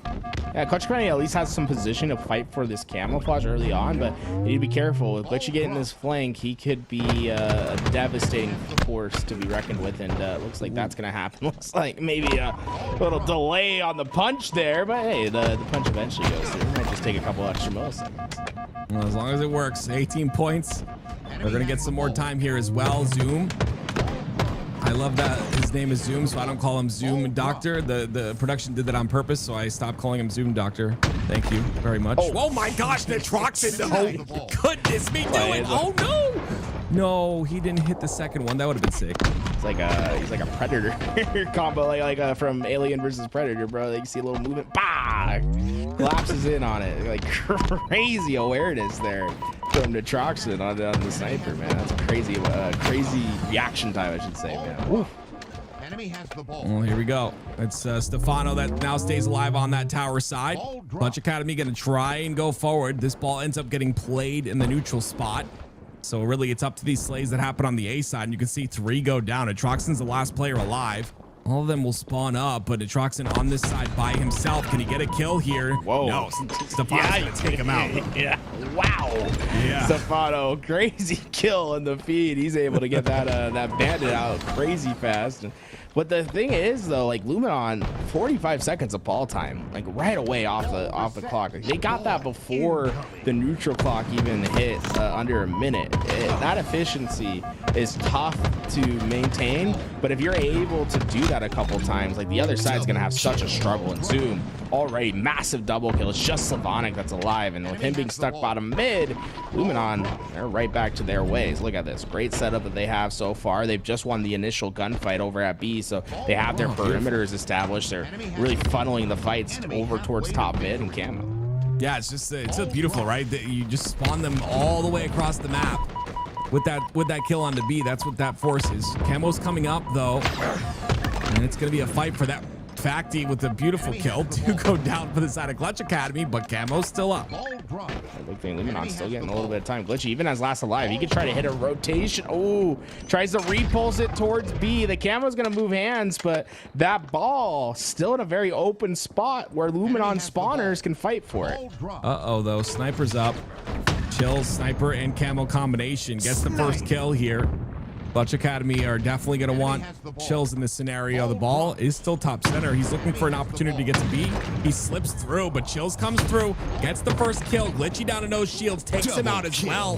This has been a massive sequence by Chills. Can he get the last player? They do.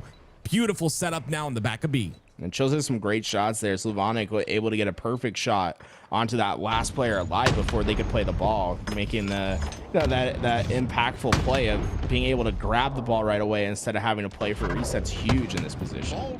Ooh, Chills unfortunately is going to lose that camo at the worst time. Zoom's going to stay alive there. Oh my gosh. Oh yeah. Guys, the observer's on a little bit of a high ping right now, so he might see some crazy things, but that was a crazy looking shot. Dude, that sniper's connected though. Hey, you know, high ping don't matter, bro. We're gonna be getting some crazy shots. Good shots by Nitroxin, gets a clean up on another. All the while, it's Luminon getting all that ball time, 30 more points, and they'll close out round number 1. That play ball does come out. Zoom's going to stay alive too, which is huge for him. I would assume he uses its repulse to get towards the top of C, and it's exactly what he's going to not do. Sylvanik will cut him down. Yeah, unfortunately, just could not use that directional input fast enough to block that angle from Sylvanik. Skills goes to Sylvanik, but they still got a lot more work to do to get some ball time here with only 2 players alive, both their positions being known. Luminon looking to be aggressive onto Sylvanik here and just able to get away with his life. But look at Luminon, I love this. They just grab ball. They say, well, if you're going to sit at scoreboard and want us to come fight you, we just won't, right? Like, we're just going to go get some ball time real fast. Zoom, though, ends up going down. Stefano in a very big position here. He ends up falling as well, so it's going to be Facty of Luminon. It's going to get all this ball time here. I like this positioning. I like this play too. Push it towards that open side. They can rotate it out. Get all that ball time. Zoom's got to get inside of cuts, though. He missed the jump. And because of that, that's going to be a stop. They would have probably killed him anyway. But regardless, it's only 12 points. Uh-oh. They didn't get enough throw on that ball, but the Troxon. Boom. Great patience. Oh, not able to get the second, though. Jukes comes in. 3-shot melee's not going to count. Oh, double kills. Or 2 kills coming from the feed, I should say. As Jukes needing to do the most as last alive on that front line, was able to at least get 1 kill. And surprisingly, Luminon, no one close enough to get that ball. Instead, Clutch Academy off their spawns are able to get there and at least keep that ball away from Luminon. Oh, great job by Facty here staying alive. Then they did it again, right? It's like they're like, okay, if you want to go fight on the other side of the map, we're just gonna go pick up the ball and move it. And they did it effectively once again. Just no one there to stop the ball at all. Double beat down to celebrate at the end screen. That's even the meta now, like in general though, especially on this map. You just see constant like rotations while a crazy mess is going down, and it's just because like the you know, it's not the biggest map in the game, but the distance from C to A is large, right? So if you can get that ball over to C and force the spawns on the opposite side on A or whatever, or you know, on the opposite side, you end up just getting a whole bunch of ball time, and then you can get spawns to your teammates. We're seeing tons of teams doing this a lot more now than they used to. Zoom getting aggressive towards his tower side. See multiple kills going for Clutch Academy at the start. I'd like to see them be a little bit more efficient. I think that was their big struggle last time, and looks like they're not necessarily too worried about getting some of this early ball time. Instead, wanted to fight back for the camo, which they did get. But if you get everything off the start but don't get any ball time, is it worth it? That's the big question. All Jukes is gonna have this camo. I love the fact that he stayed alive that long, but Zoom with the beautiful nade takes him out. And that QT player, not effective whatsoever. They QT back towards B. Oh, I love the idea to shoot that nade. It's not going to work out, though. Stefano ends up going down regardless. And that's going to be a snipe into Facty's hands. Yeah, see, that's the situation right there for Luminon. I was like, take that ball, just get away. Right? You don't have to help with that fight. Like, let Facty get his shield back. He's got a sniper to try to hold it off, but instead they go for those fights. Luminon eventually go 3 down. Clutch Academy, just too many players in too many different spots as they're able to collapse in on both of those perimeters. Early break on that ball, and finally a little bit of ball time going to them, but looks like Luminon off their spawn, playing very aggressive. They're going to try to force something, but with the 2 kills coming into the feed, doesn't look like anything's going to be forced. Did he just stick him from across the map? He did. Oh, crazy stuff happening. 2 go down for Clutch Academy here. Luminon going to try and withstand the pressure on the A side. Ball is down with 2 dead. The idea to pick this up is a good idea. They'll milk a little bit of this ball time. Sylvanic, he's going to end up going down as well. Some great pressure by Nitroxon. Nitroxon's going to end up falling, though. Nitroxon, in fact, he's looking like LeBron and D Wade right now. It's just like 22 and 21 apiece. Definitely been picking up the main slaying responsibilities this game, as the ball holding has been for Glitchy and Zoom, as they've been on top of those rotations. But it feels like Facty and Nitroxon are just not losing their gunfights. 21 and 11 for Nitroxon so far. Oh, another one. Shot, dude. Crazy perfect. He's hitting everything. Right as he called it. Camo's up, though. Stefano all alone on that side. Glitchy's going to get away with it, but he'll not burn it. It's going to be in the hands of Jukes now. This is the second camo in Clutch Academy's hands in a row. Jukes, and once they get his shields back, that first camo didn't really do much. It's in danger of not doing much once again. Just a nice bait switch there from Luminon. Too many players to deal with. That camo neutralized, and camo has just like not been a factor in this game so far. That was 3 down for Clutch Academy. They're going to get those B spawns, I believe, though. Yeah, so Glitchy's going to have to worry about that. Oh, goodness. You didn't have to put him down like that in the middle of the slide. Goes back up the top center. Still with the sniper to work with. Almost takes his teammate's head off. 4 dead for Clutch Academy. Oh, he is running at Sylvanic's Don't do it again. spawn. Okay, yeah. I was like, if Sylvanic gets backflipped there, it's like, okay, what are you supposed to do? You know, it's like you're coming off spawn, like snipers in your face. Like, the fact that Luminon gets away with the sniper is a pretty big deal right now. Zoom just trying to stay alive so far, but Player's gonna start pushing in. Good damage. Zoom stays alive. More importantly, that sniper's still in their possession. Yeah, you saw the X on top of Chill's head. The game already knew he was gonna die. He ends up going down. He can catch someone on spawn here. See, no, game decides not to. Okay, I was like, the game could give someone a filthy spawn there. Well, he's gonna lose that expansion onto B though, just to go and help onto A. Gets the snipe off. Zoom doing work with his sniper. B spawn comes out again. All this time being had though. Look how much ball time is being acquired here. This is really good. Chill's in a 1v1 versus Facti. He's gonna go down in no shield. So Vonic will find an opening to get into a big door, but they're reading this play so well. He's gonna force the QT. Right now, they're going to try to force their way and break the setup completely at A, which they should be successful at. Just too many players around. Luminon, if those first 2 players that went down were able to be successfully trade out at least one of those kills, you feel like they could have maybe been able to stave off that push, but just too many players from Clutch Academy to deal with. Another player from Clutch Academy. Wow, that was great strafe out of Jukes there. He's going to end up going down, though. It'll be 3 down for the side. Makes that 4 down for the side of Clutch Academy. Facti will scoop up this ball, and only 20 points is needed for Luminon to move on. Yeah, he does know that the B spawn is going towards his team, so there should be players here to fight. And he just wants to burn that camouflage, I think, is the main idea. Knew that he wasn't going to be able to get too far with that ball, and didn't want to give up the setup with ball and the camouflage. So they're going to decide, hey, we'll give up the ball rotation for now. More importantly, you can keep that camo out of play. Great double by Jukes there. It's going to be 4 dead for Luminon.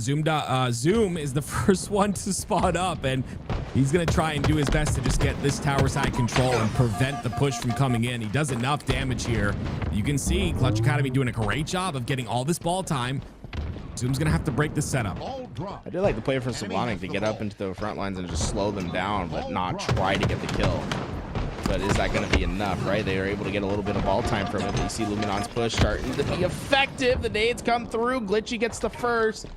There's one more player to deal with. They're able to get that. And now the clock is racing. You only have 15 seconds to get into this fight. It's not a lot of time. Look how long they have to run. So Venix got that sniper, though. Don't peek your head, Glitchy. Glitchy's got the information. Look at the way he just rotates the ball already. Trying to get that rotation off. Stefano's going to get the first kill. Glitchy stays alive for a moment, but it's 3 down. Make that 4 dead. Clutch Academy with a beautiful break. Yeah, wow. Break when they needed it most. Just 9 seconds left for Luminon to take this game, but a 6-bullet sniper in the hands of Slavonic could be enough to secure this round. Will he do it? Will he hit the shots that he needs to? 80 points and counting for Clutch Academy now. They've crossed that 80-point threshold. Someone did make it through, though. Sylvanik doesn't know where he is. He still gets the body shot off. Facti has to win this fight. Massive fight here for both sides until Venick throws a nade, but he's the last player alive. Gets a double. What the third? Gets that as well. Glitchy has to get something done here. Sylvanik pushing forward, and the kill comes through from the camo side. That was filthy from Slavonic. What a crazy snipe. Able to do, he was last alive. He won this round for his team. The crazy plays. He's been there, done that, and because of it, Clutch Academy go to a round number 3. Oh my word. I love hits the first, knew that second player is there, have to hit the shot. Boom. Hits it. That's for the triple. Hey, Glitchy not trying to give him the over, I guess. Like, come on, you gotta give him the challenge there. Let him get the overkill. That was round winning. Can they play off that momentum, though, is the question, right?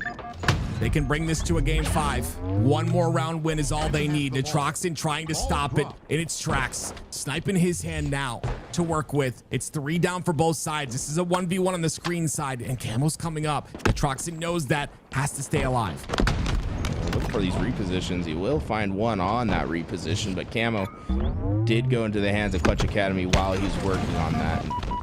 See, it's chaotic out there, but I believe that's a Camo player that's just taken out. So Luminon really effective on this first push. They should be able to get a good chunk of time here.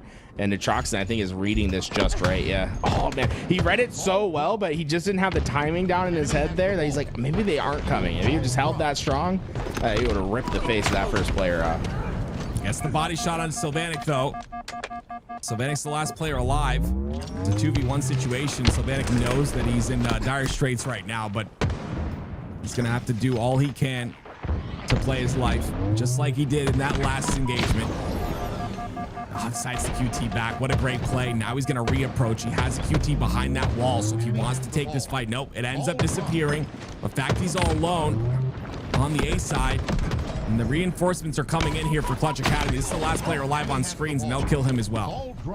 And Slavonic has the option to try to hit this rotation as he sees that teammate spawn in front of him. He has a lot of information about what's happening on the other side of the map, right? Now he knows he has a little bit of a safety network to play around on this tower side. Oh, great fights there. 2 go down for Luminon, which he knows it has to reapproach the angle. He is going to double up with Zoom, but he ends up falling. So now Zoom has to wait for the spawners to come out. 2 of them come out on that B side. Sylvanic cutting the spawn on the A side. Zoom is ready for it. Here comes the 2v1. Zoom's going to take that fight and end up going down. This is going to be a great stretch of time for Clutch Academy. You see Sylvanic able to get a lot of damage down, but with it, it's still Luminon that have been able to break through. And more importantly, right, you saw that Sylvanic, he was on the other side of the map. When you're that spread out, to me, it's mission critical to make sure you play that ball. Like, you just cannot let that ball sit down, because you know your next spawns are never going to be close to that ball with how much space you have on the map. Camo in the hands of Clutch Academy once again. The kill comes out as well, so Zoom's going to fall. Glitchy ends up playing that ball, and he stays alive. This is insane. Chills is down bottom on the mud side. Glitchy has to make a play happen, and he does. He's been alive this entire time. He almost gets the kill on the Chills, but they'll get that trade out. Yeah, it's a good stick. I mean, it gets rid of the camo off the map, right? And now it's just Sniper that you have to worry about. Stefano, he's going to be the first player into this action, but there are 3 from Luminon that are there. And yeah, I think he can feel that, but it doesn't matter if you feel it. They had about 18 million nades to throw in your position. The top tower player is important here, and Troxon is much more important, though. Has that sniper in his hands, but he's playing very forward and aggressive. They know there's only 1 player to deal with. It was Chills. Stefano's going to be the first one to spawn. He's already cutting the bottom center of the map. This is, if he goes down here early, this could be a really big stretch of time for Luminon. Where'd he go? He went towards the mud side, I think. There it is. He gets a kill. They take care of him pretty quickly, and this ball is dropped because of all the pressure. Now it's up to Nitroxon to make something happen with Sniper. I love these like reaction quick scope snipes that we've been seeing all game long. They're crazy to watch. As Nitroxon, it's another body. So far, Luminon, they've had some great slaying, and oh, it's going to continue as the headshot comes true. That play ball's there, but Zoom's going to be able to double up in the kill feed. 41 for Facty. You got 30 for Nitroxon, and Zoom is coming at a blistering pace with some of the multi-kills that he's been getting. I mean, the slays of Luminon have been fierce. Oh, is it the timing situation again? It's unfortunate, but they get the trades at least. On both ends, it's a 1v1 situation once again. Chills versus Facty. Facty goes towards the left side, decides to slide in. Chills makes him pay. That's a massive win. Just able to get that win, but Luminon, they spawn closer to the ball, and once again, they're in that strategy of like, we're not gonna just like give up free time if it's on the table, right? If you're gonna be that far away, we'll get a little bit of time here and there. They have that small lead, and you start to see the spawners from the other side able to get in. With Jukes just being the last alive, this could turn into a massive swing, as Luminon should be able to get a good chunk of time here. Pivotal kill by Glitchy. Look at this B rotation. If they get like a player out towards Nest and Mud, like they could have a really strong setup at B with those spawns that Clutch Academy just got. Especially if camo in the play, you want to make sure that camo has to work for any sort of value here. So get that play position, just force Clutch Academy to really overextend into your spot. They're playing this methodically here, Clutch Academy. The play ball comes out. Now all weapons up. Stefano gets 2 though. Chills still with that camo. Eats a nade. Gonna be down to no shields. Almost red barred as well. That ball will still go in the Clutch Academy's hands. They're gonna try and rotate that towards the C side. Lots of damage being taken.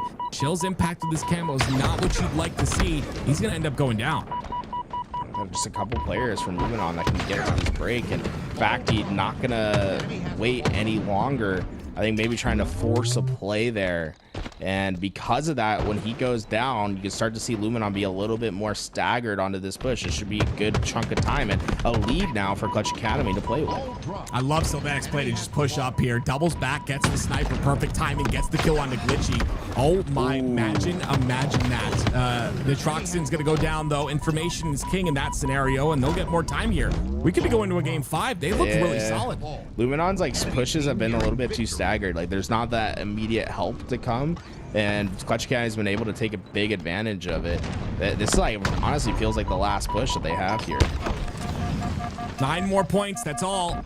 2 go down for Luminon. It looks like it's going to be over. No one able to really get there in time. Stefano's going to cut them down. And there it is. Ladies and gentlemen, Clutch Academy, clutch it up. And we'll be going to a game 5. Yeah, just like everyone on Clutch Academy kind of doing equal parts there. Everyone putting in 25%. Slay's about even, the ball time about even across the board, and they had to go to war though to get that job done. And you got to think about the end of round 2.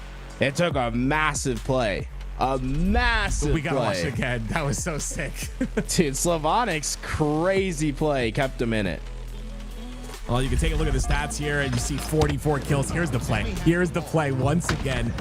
Last player alive, by the way. Gets the first kill, gets the second with a beatdown, and clean on the jump to the right. He would have got this as well. It was close, that last shot, but wow. I mean, that saved the entire game. That was the big play. And then, of course, the 44 kills on the other side wasn't enough. I mean, Facti with 44, and you're not able to close out the match. And that's just, it's unfortunate.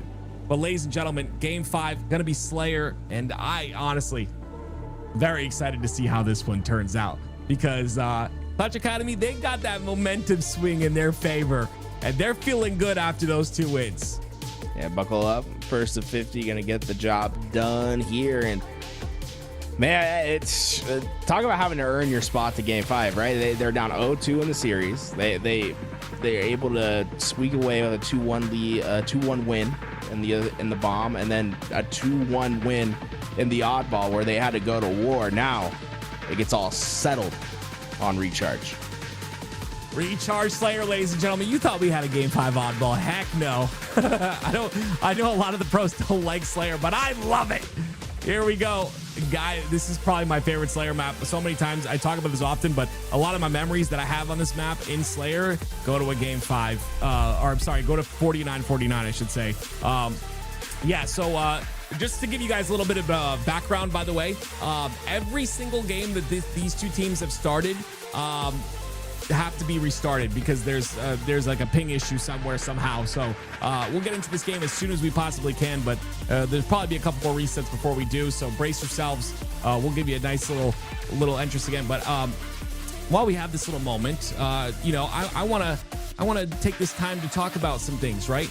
I think it's very important. If you're on that YouTube, I believe 50% of you, maybe 55% of you are not subscribed. Make sure you hit the sub button on the YouTube. Even if you're on the Twitch, go to the YouTube, hit the sub button. Tool's right here. He'll be humble and tell you no, but great content on that channel. Go check it out.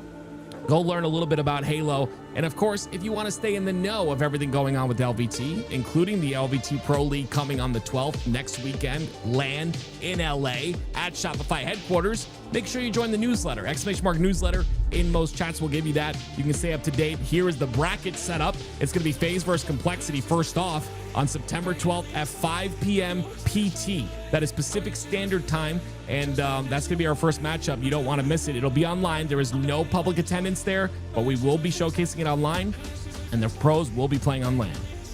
Okay, chat, I want to know, when was the first time you played Halo? I want to know what age you were. So Tim, for you, how old were you when you first played Halo? I don't know. I don't remember my. It was at my friend's house. We didn't have an Xbox, so like my friend had an Xbox. Do you remember the year? I don't. I'd have to really like think. 2002. So that's 1 second. It's probably around 2000. So you're like 30. Yeah. Like so you're like around like 31, right? So because it was like 2001. You were born in 76, right? 88. 80. Oh, my bad. Okay. Wow, Tools. I'm not that old, Tools. I don't know why you keep thinking I am old. I am not old. I have white in my hair because I have 4 kids that stress me out. Okay, that is why. But I am not old.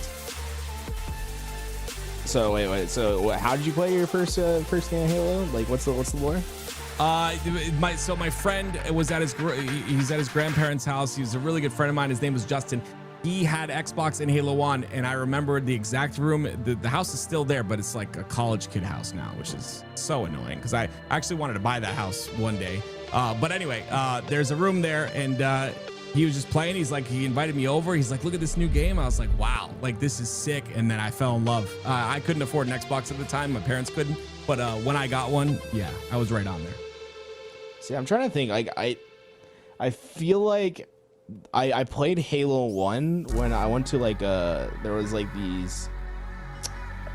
It was like a festival that took place at the high school, local high school, where they would put up like tents and stuff, and you'd like raise cancer awareness money. And there was a guy that just had like a setup of Xboxes, and you'd play Halo 1. And it was like win and you stay, and you like pay a certain amount of money to play. So that was like the first time I played. I think that had to be like 2003, 2004. Okay. So I've been like 6, 7. So you're like what, 45 years old or something? Yeah, I think that math adds up. Yeah, I figured it would. Yeah, ladies and gentlemen, listen, if you think you're old in this chat, okay, you're not, all right? I know someone who watches me every day that is 77 years old. I'm not going to say his name, but there are a lot of fans that are older in the game of Halo. We love Halo, and it is a franchise that has kept us around for years. Who's our oldest viewer right now? If you think you're the oldest viewer, let us know. If you want to say you said if you want, dude. Yeah. That's crazy. Well, I don't want people to feel forced. You know what I mean? Like, well, is anyone older than you? I guess because you're 88, right? No, dude. You said you were born in 88. Juicebox says he's 69. Okay, Juicebox. I believe that's not true. 1992. That's pretty old. That's older than my sister. That's crazy. 35 September 1995, 1980. Okay. All right. Do we have any of the anyone in the 70s? I was gonna say I was gonna look to see if we had any of the Zoomers. Do we have any Fortnite kids that play Halo? Do we have anyone that's like under? Hey, Tim, why you tried to ask if we got people that are under 18? What's up with that? Okay. I'm just kidding. I'm kidding. Don't let us know if you're young. We just want to know about the old people. 1984. There we go. 1800. Okay, man. I'm 1 million. Okay, anyway, enough of chat for the day. Let's go into game number. I'm just kidding. I love you, chat. I do. I love you guys. I think we're ending again. Yay, it's a tie. Yeah, like I said, I'll believe it when we get in. That's why I'm just talking to chat right now because none of these games are going to start up until they have like some specific ping or something. So. Does anyone have a Twitch Prime available? Like, you should use it here because LVT, next year there is no longer any official tournaments, and LVT will be around, if you know what I'm saying. So maybe a Twitch Prime here or there to help out.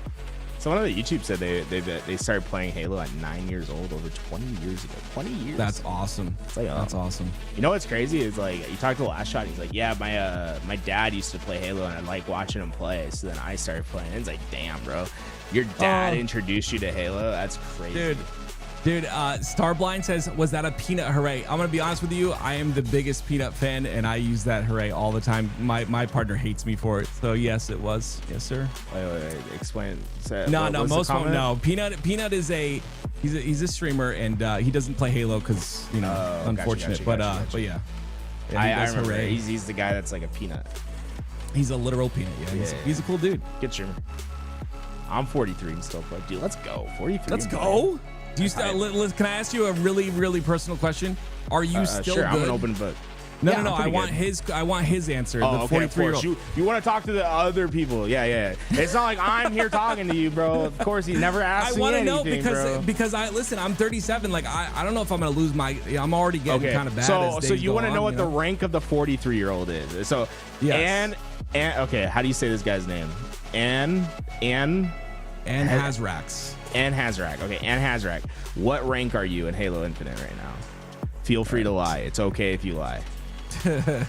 I don't play ranks. Okay, I love that. You know, I love that, dude. I love that. Don't do it. Don't play. Age and rank draw. Dude, it would be so crazy if someone like charted the age and ranks of people, and it's like what is like the optimal age to get yourself ranked? Well, we just talked about this earlier, Tools. There is a Street Fighter professional, the oldest player to ever sign a contract, 46 years old, Gamer B. So that is the age right now. So get it twisted. Hey, professional. if you want to go pro, get it twisted. Quit your job now. It doesn't matter how old you are. Goodness. You can start right now. If they quit their job, they can't gift subs to the channel though. You know what I mean? That's true. You gotta keep them. You gotta keep your. As long as you can maintain your tier 1 sub, you're fine. Yeah. 42-year-old D3. Yeah, that's pretty. Okay, dude, I tip it. I tip it. That means That's like cool. because at 43, you gotta have like a real man job. Probably have kids. Wait, what do you mean a real man? What do you mean by that, Tools? Well, it's like 43. It's like you gotta be supporting a family usually. So yeah, I hear you. WCAT. See, I like this chat today. What's going on? Everyone in chat's being nice to us today. it's because we're gassing up the old people, bro. It's That's 67 Onyx 18. No. Wait, I kind of believe you. Maybe you show proof. You show your work. Show your work would be crazy. It's like he sends in the birth certificate. He's like, I am this age. You guys, we've had a phenomenal 4 years, haven't we? It's been a great 4 years, man. I'm kind of, it's not over. I hate to say it's over, but like I'm excited for Worlds is what I'll say. I'm excited to see what happens. You know what I mean? Like we have been through the trenches as a Halo community, haven't we? The trenches is the way to say it. Would you agree, Tools? Yeah, I mean, there's always the ups and downs, the peaks and valleys. You know, LVT started in a goalie when there was no broadcast happening. So, you know, we've been there before. We'll be keeping on Halo. We love Halo, and you know, I'm actually pretty positive to what can come. You know, I'm not a doomer of the situation at all. Yeah, no doomers needed. There's a lot to like about what's going on. Okay, so what else can we ask our chat? I want to see what the number of resets we're gonna have is over or under. You know, it's maybe because I think we're on number 4.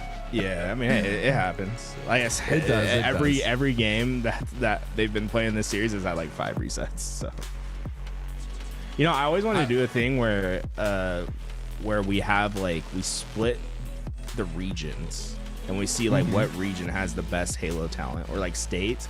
I feel like it'd be too hard to get like 50 states, like if 50 teams of 4 from each of the states would be like pretty hard.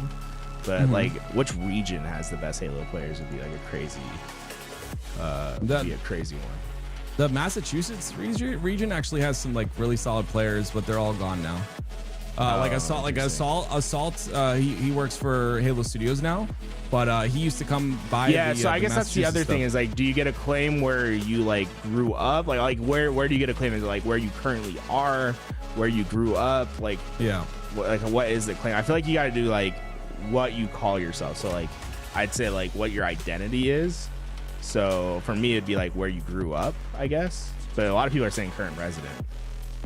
I'd say like grow up, you know, because I'd be like, dude, how crazy is like the Wyoming team? You know what I'm saying? Like is Wyoming putting up numbers? I don't know. I think we might be in this one. Wait, did it end? You just get so confident. You're like, let's go. This one's gonna be the one that counts, and it looks like you might be right. I'm always right. Ladies and gentlemen, let me do my little hype thing, Tools. Hold on. Ladies and gentlemen, it is game number 5, Luminon Clutch Academy. The winner of this game right here will move on to play the Uzi Twins tomorrow. I'm not going to do that. I can't. Okay. Lock it up. No, don't. No, you can't do that, man. Ladies and gentlemen, here we go. This has been a fun time. Halo community, I love you guys. Thank you for supporting LVT. Let's get into this. Can Clutch Academy build off that momentum?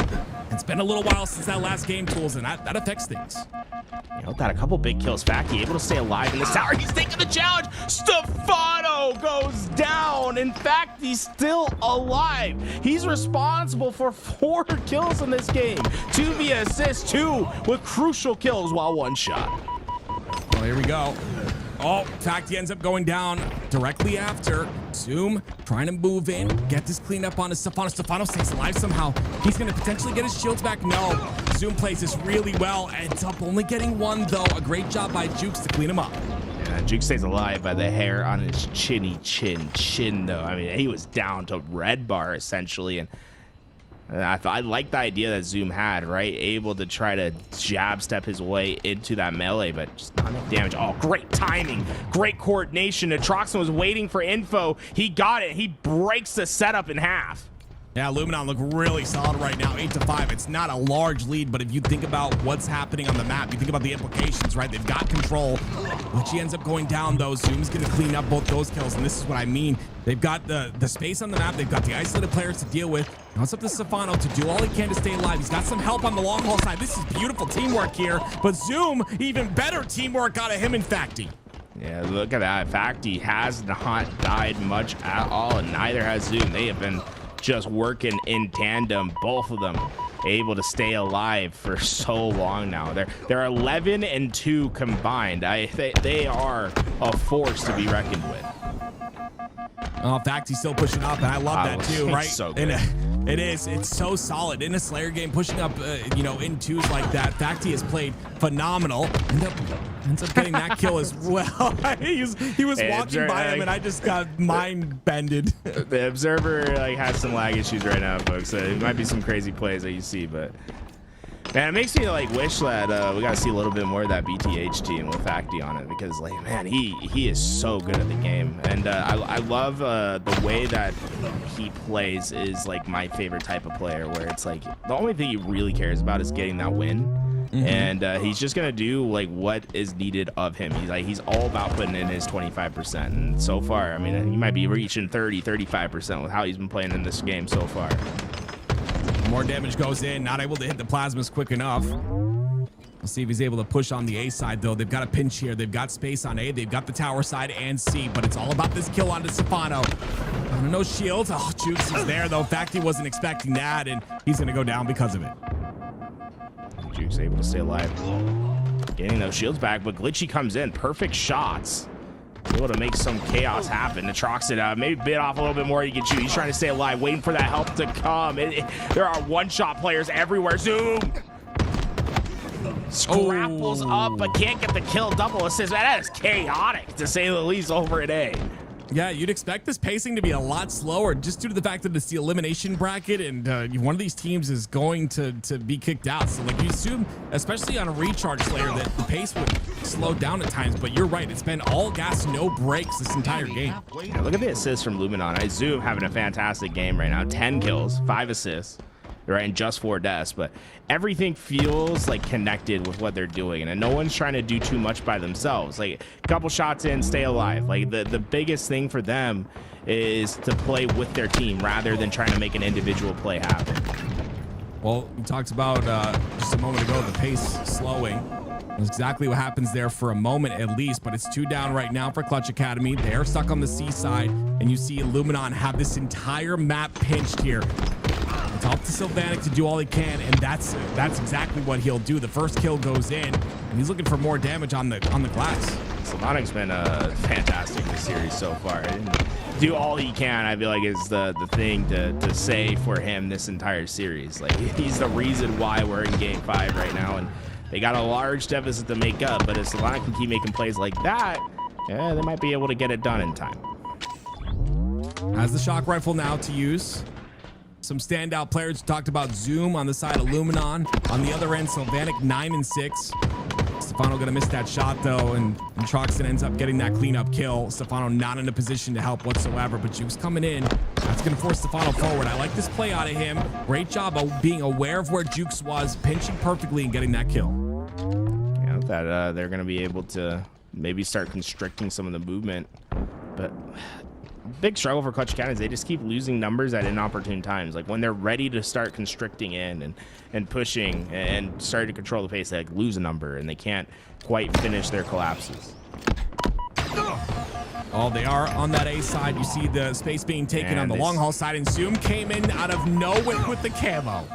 Hey, look, if he gets if he stays alive here, okay, Slavonic hunts him down. Big kill by Slavonic, but the damage might have already been done, right? Just being able to break open setups like that is worth its weight in gold in these Slayers, especially when you have a lead like this.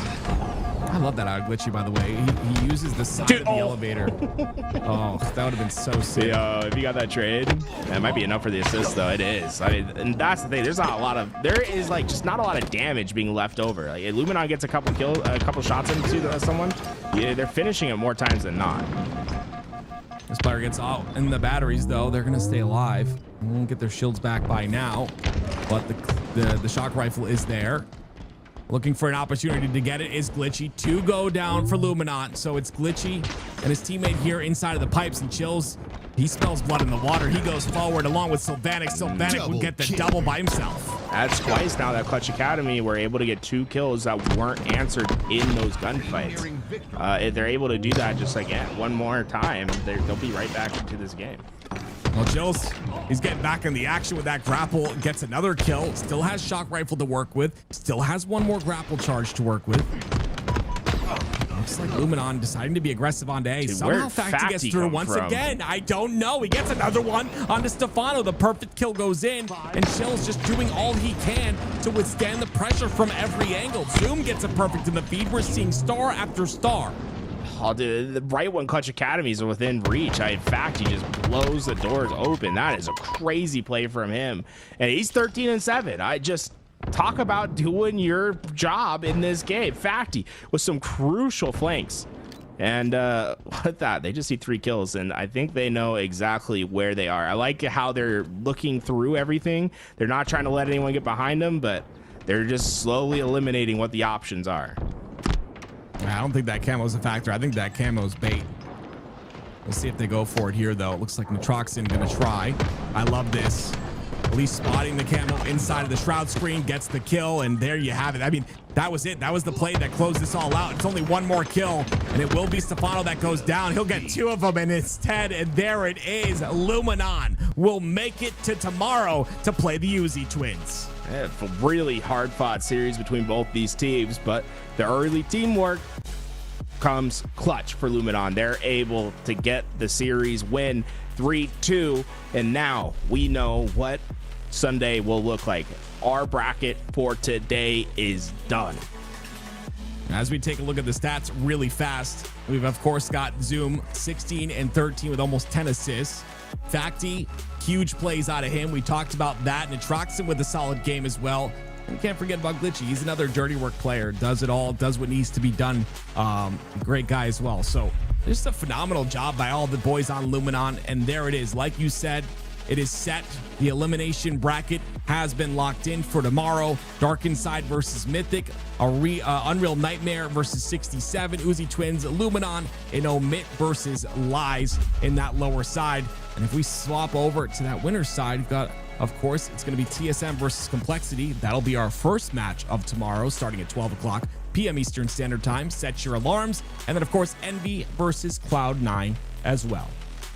Yeah, I'm excited for both those matchups.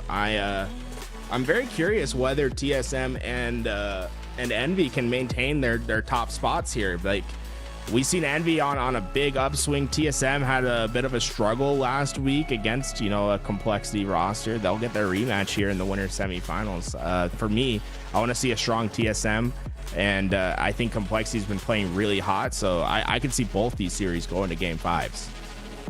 Well, Tools, looks like we're gonna close it up here. Do you have any final words for the people before we go? Hey, obviously watch tomorrow, sub to the channel if you can. Hey, shout out. But Friday next week, we're in Los Angeles, sunny California, playing some professional Halo. We got some great matchups coming up, so just mark the calendar, get yourself ready, have a good time. That's all I gotta say, baby. The LVT Halo Pro League Final, $50,000 on the line next week.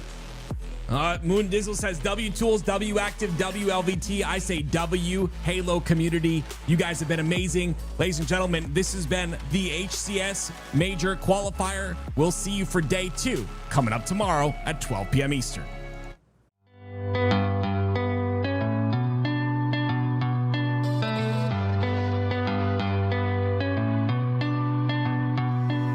Sitting under moonlight, checking your physique. I don't think I could want you anymore.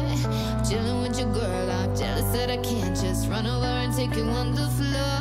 And I don't wanna cross nobody. I know it's never worth the pain, but I can feel your eyes run down me, and all my sense just floats away. You got me in that dilemma. Oh, oh, oh. 'Cause boy, you a fine looking fella, and you know, no, the grass here is green. I like what you see, thinking of how you could get with me. Yeah. Or maybe we don't have to tell her. Hey, I'm in a dilemma.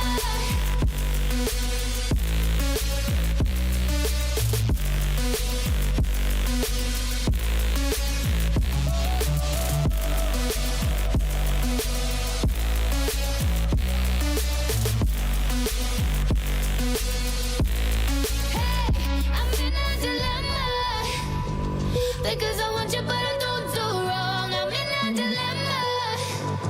You've been looking over here for far too long, yeah. The more I look in your wicked eyes, the more you're leaving me hypnotized. No, I'm in a dilemma.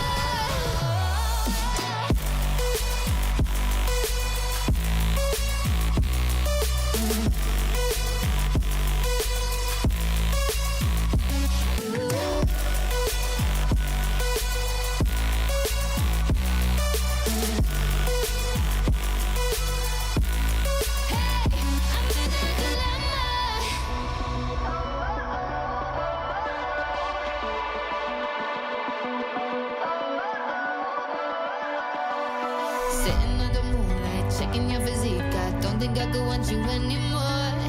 Chilling with your girl, I'm jealous that I can't just run over and take you on the floor. And I don't wanna cross nobody. I know it's never worth the pain, but I can feel your eyes run down me, and all my sense just floats away. You got me in that dilemma. Oh, oh. 'Cause boy, you a fine looking fella, and you know, the grass here is green. I like what you see, thinking of how you could get with me. Yeah. Or maybe we don't have to tell her.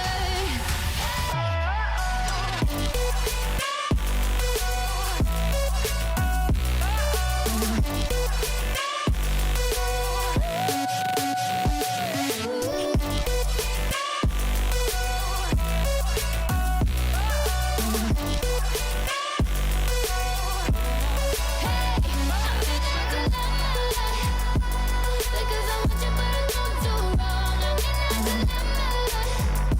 You've been looking over here for far too long, yeah. The more I look in your wicked eyes, the more you're leaving me hypnotized. No, I'm in a dilemma. Ooh. So far away from it all, can't feel my face anymore. Want someone to numb all the pain, 'cause I can't take it away. So far away from it all, can't say I've been here before. So empty, I hate it. I'm sick and I feel